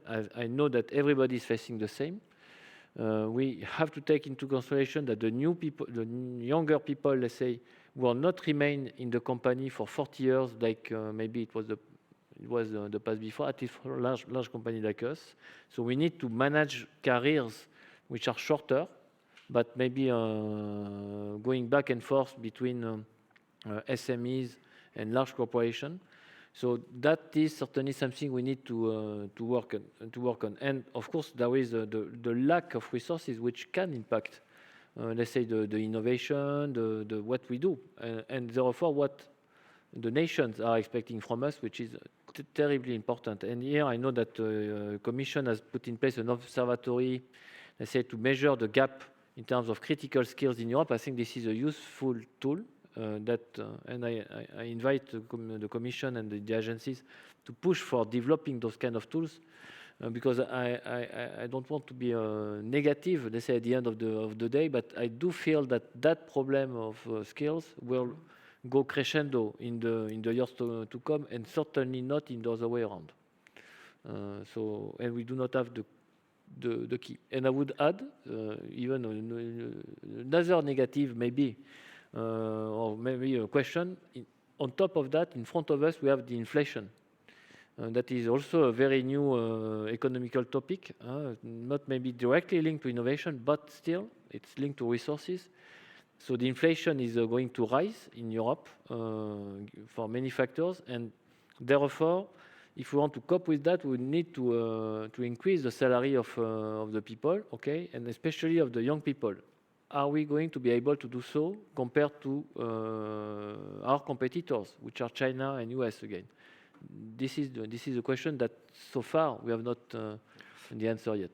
Yeah, and maybe if I may add, apart from China and US or whoever might come up in the next decade, I mean, it's also a sectorial issue maybe, and there it has also relation to the financial or let's say the image in itself. But if I go to Jan about the same issue about skills, maybe I don't know if you want to mention the skills pact that is also on the table, but could you, from a sectorial point of view, say something about that? Yes, so happy to do that. First of all, I fully share the picture that has been painted here. We know that we will have a shortage of skills. We will have a shortage of engineers. We will have to compete with other sectors for those being available, etc. And there you can make the connection to the access to finance as well, because how do you compete on engineers if the sector is being seen as a non-sustainable activity as a whole? So, of course, this is detrimental from two perspectives. But having said that, we know that we need to engage much more in a totally different educational system. We need to think about upskilling. We need to think about reskilling. There will be shortages of skills, but there will also be people available with the wrong skill set. And we need to see that as a resource. And this is why ASD welcomed very much the Commission's initiative, this Pact for Skills. So we are one of the three ecosystems that chose to, in the beginning, really engage in that file. And here the Commission plays a key role. There is no new money in that program. It's a catalyst function that the Commission is playing. It's a coordinating function. But it brings together industry to analyze and point at what are the shortages that are foreseen, where, etc., and all the different stakeholders in the overall sector, in the overall educational sectors, that makes a difference on this one. And we do progress on that project together. How can you achieve reskilling, upskilling, and move away from having your exam when you're ready, and then you have a skill set that you would last for a lifetime? The development that we see on technologies won't allow for that mindset anymore. No, thank you very much for pointing this out, John. I think that brings us back basically to where Domitila started with using the potential skills or the groups with the potential skills in a better way. And she, of course, pointed out very, very specific groups or categories. So look for the resources, look for the groups of people that are there, and try to make the match between the needs of the defense sector and those people, and make it attractive. That is what Antonio said. Last topic of the day, and maybe a bonus, but I have to look already. No, I still have a couple of minutes, I see from the director here. So it's about, because if you want to innovate within an existing, let's say, set of rules, business models, decision making, you can take anything you like. The whole infrastructure of the relation with the client not being the MOD only, but also the relation between innovative suppliers and the bigger system builders. What would you see? I'll start with Antonios, if I may. What would you see as what might we change? What should be new if we want to foster innovation in the defense sector? What in terms of business models, decision making, etc. First of all, we have to understand that everybody has to get out of their comfort zone. First of all, the MODs, they have to have an more open door policy, which is something that they really need to do. And also maybe collaborative procurement between nations in order to provide a long-term and a new market for Europe. Yes, it's a hot thing. The second is that first of all the SMEs themselves, they have to understand that if they are really interested in the defense, they have to change in many ways. One of them is to understand that they have internally to make new processes and learn from the primes how things are done and how the business is going to deliver products.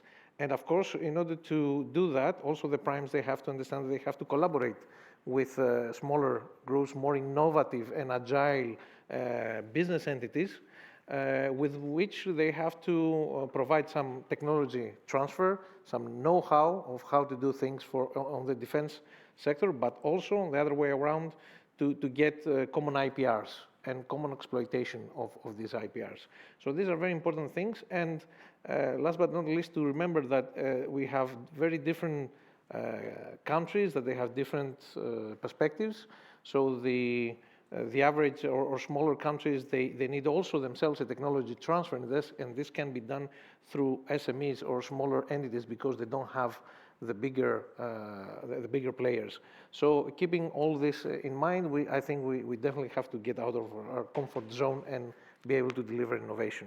Okay, thank you very much. Maybe if either Domitila or Hervé wants to add something to this. Domitila, maybe because you're remote, you could the right of first refusal, yes. I would say. Yes, I think I'd like to add that I think that EU cooperation can indeed make the difference in innovation. And we strongly believe that this EU support could help, as I said, not only the large companies, but also the SMEs, because innovation requires fresh ideas, fresh money, and so EDA and EU, I think, could help all of us to make these resources available. We participate to many ADA's activities, but for sure also in the ADIDP 2020. And we are proud coordinator of this project with the 14 partners, and we work together to design this, the new generation of self-protection system. So I think that the road of the cooperation is really the most important for the new business model. Okay, thank you very much, Domitila. So we now have an open spirit towards cooperation, new models. We have the fresh money, and we have international cooperation, or European cooperation, I should of course say. Hervé, can you add something to that still, or is this mainly the list? Well, maybe just say the very last topic regarding new business model in terms of innovation. I think we do not have to forget as well how we have to make evolved the way of financing innovation too. A little bit in connection with the intervention of before regarding financing. Because in the past, let's say we were doing, and everybody, SMEs, large companies and so on, we were doing products. And therefore, we were asking for financing for innovating in a given product or in a given technology. And therefore, the financing was quite straightforward. So we were paid for a kind of milestone-based approach. So it's a program. So it's what we all know there. So milestone approach, easy or simple stuff. Nowadays, or in the future, we are evolving towards a more complex business models, maybe on a service-based, for example, which has been said by the Minister of Defense this morning, by the way, of Belgium. So innovation as a service. And there we need to change a little bit the model. So because when we are in a service-based approach, even for innovation, most of the time, the large investment has to be done at the beginning, which is a little bit counterintuitive. So it's the large investment has to be done at the very beginning, and after you invest a little bit less and get paid along the way as long as you deliver the service. So, of course, the way of financing that kind of innovation, if I put that in the context of innovation, which certainly can happen as well, we will need to adapt ourselves, and therefore the Commission and the various let's say, mechanisms that are existing here in Europe as well. So I think this is something on which we have to work to as well on the new business models. Okay, thank you very much for this addition. So maybe defense as a service would go a little bit too far, but innovation as a service could serve. But still, if you think of defense as a service, and then what also Chris Peter said about going into the modern, modern financial engineering mechanisms doesn't maybe need a huge investment up front, but you can finance it in a different way as long as you have the customer in the end who can pay off the loan. So maybe there we can connect these things. Now, very last for Jan, to say something, whatever you come, not about finance now, but for the whole segment. Speak for everybody as the last speaker of the panel. Can I speak about football? No, so I think everything that is important has been mentioned, the support for the EDF, for the action plan, for more European cooperation as well, etc., etc. So the only thing that I can add to that is maybe a key argument why I think all of this is so important. And here I'd just like to point out that according to demographical developments analyzed by the key financial houses, what we are looking at is a Europe that is about to lose 1/3 of its relative size from today until 2050. This is not nothing. And if you would be in any other sector, you could say that this doesn't have to be a threat, because you can also see it as a huge market opportunity. But when you deal with defense, first of all, you need reciprocity to these markets, market access reciprocity, and we know what that looks like when it comes to some of those most growing markets. And secondly, to be successful on the export market, you need to be successful on the home market. So in order, when we speak about developing our own capabilities, we need to understand the development of the capabilities out there and the major competence as well. And here we need to realize we invest too little in Europe to be able to be really remaining a global leading position in the future. So we need to get all of these things together, get the most out of what we do, but we really need to consider, do we do enough, even if we succeed with that. Thank you very much, Jan. I think we can then end with a statement: we need to invest more and invest more together, probably. I don't know, sounds familiar to me somehow. Thank you very much. Well, to talk about export in an EDA conference is a bit bold, but we can cope with that. Of course, it's true, all what you said, maybe for somebody else's upcoming conference. I thank the panel very much. I don't have pressing questions from the audience. There was one question in a panel before that says, what is actually, what do the defense industry think about all these issues? So they got an answer at least. And with this, I will turn on the applauding machine for the panel. Thank you very much for your contribution today. And I'll hand back the floor to my chief executive, I think. Yeji, please, for the closing statements, I think.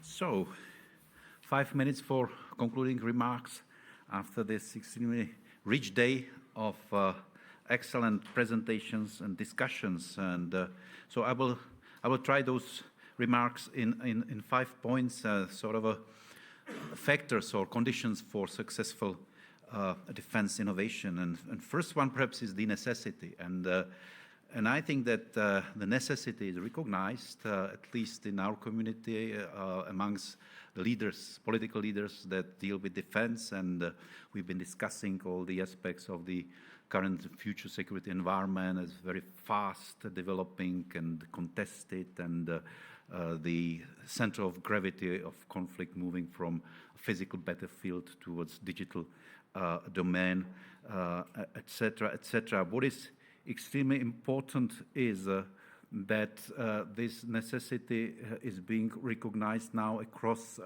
also the EU institutions, and we've heard our leaders, the head of the agency, Mr. Borrell, said it very clearly. The choice for Europe is clear, vital, defense innovation or defense irrelevance. We had a comprehensive take on the window of opportunity, and especially of the year 2022, which should be the year of European defense. But above all, indeed, there is the reality in this area of innovation and technological progress, so to speak, that show us clearly that Europe is stagnating, at least both vis-à-vis competitors or perhaps even potential enemies. And indeed, the main partner, transatlantic partner, is developing quite fast, and this may risk also our interoperability with our main partner. Now, second factor, openness, inclusiveness, and openness in various aspects, openness to new solutions, openness to partners, partners both in Europe, means non-EU European member states, but also partners across the Atlantic, NATO, complementarity, complementing rather than competing, but also openness and inclusiveness concerning industrial approach and approaches the primes vis-à-vis SMEs. We have just heard about the imperative of actually taking a board or being able to connect with that vibrant world of the small or medium enterprises and other non-traditional players in the area of innovation. Now, the third point, and it was touched about from various aspects, and I would call it cultural change and change of mindset and cultural change, changing organizational culture in terms of decentralization, in terms of tolerance also to failure, if we speak about testing the new solutions, but also cultural change in the overall approach to innovation and to creating the mindset that, or the ecosystem that combines, on one hand, innovation conducive mindset of political leaders, on the other hand, indeed, the conducive cultural change across our organizations. Then, fourth point, relevance, and indeed, the factor or the test of the relevance is that we would be in the end able to deliver concrete solutions, concrete usable high-end capabilities for war, as General Graziano told us in the end. The relevance indeed relates also to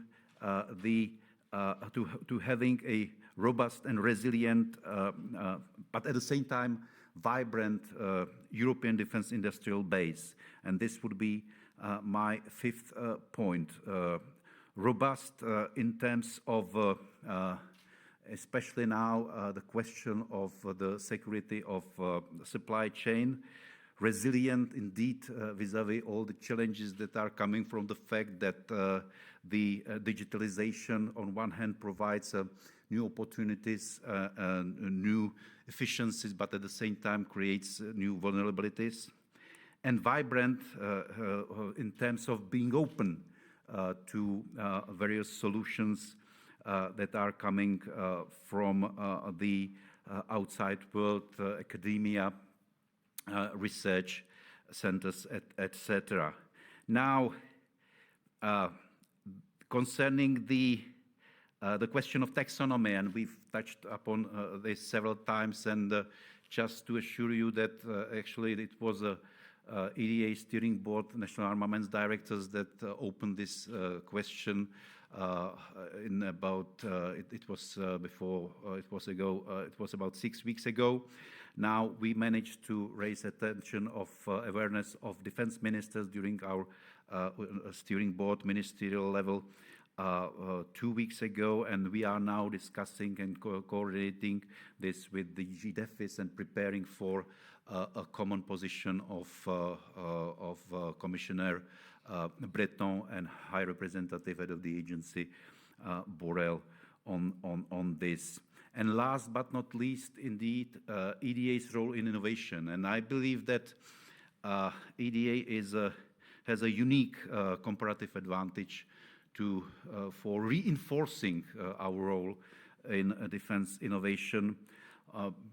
Unique because I don't see any other organization around where under one roof we would have capability prioritization, capability development, concrete projects, RTI, industry synergies, SIF mill aspect. Half of our staff, half of our team actually are military.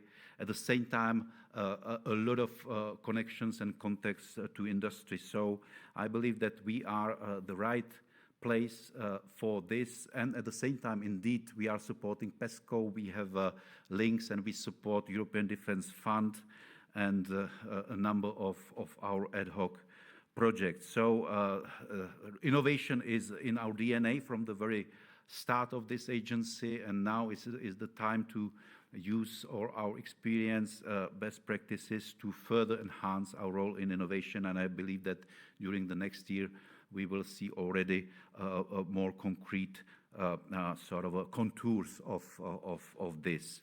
Now, this was excellent conference, and I believe that you enjoyed it a lot.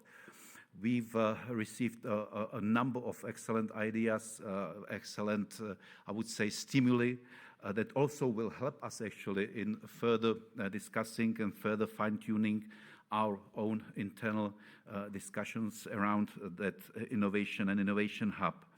I would like to thank to all panelists, to all excellent chairs, and above all also to EDA team. There was a lot of people from the agency actually helping us to organize this, to run this. Above and over their, I would say, daily obligations. And the special thank indeed goes to Elizabeth Schaufman, who is, I would say, both a brain and engine of this conference. And actually, Peter was rightly turning to you when he was checking the time, not to me. Yeah. With that, ladies and gentlemen, I am concluding this conference, and I just can say that next year, this time at our next 2022 EDA Annual Conference. Thank you very much.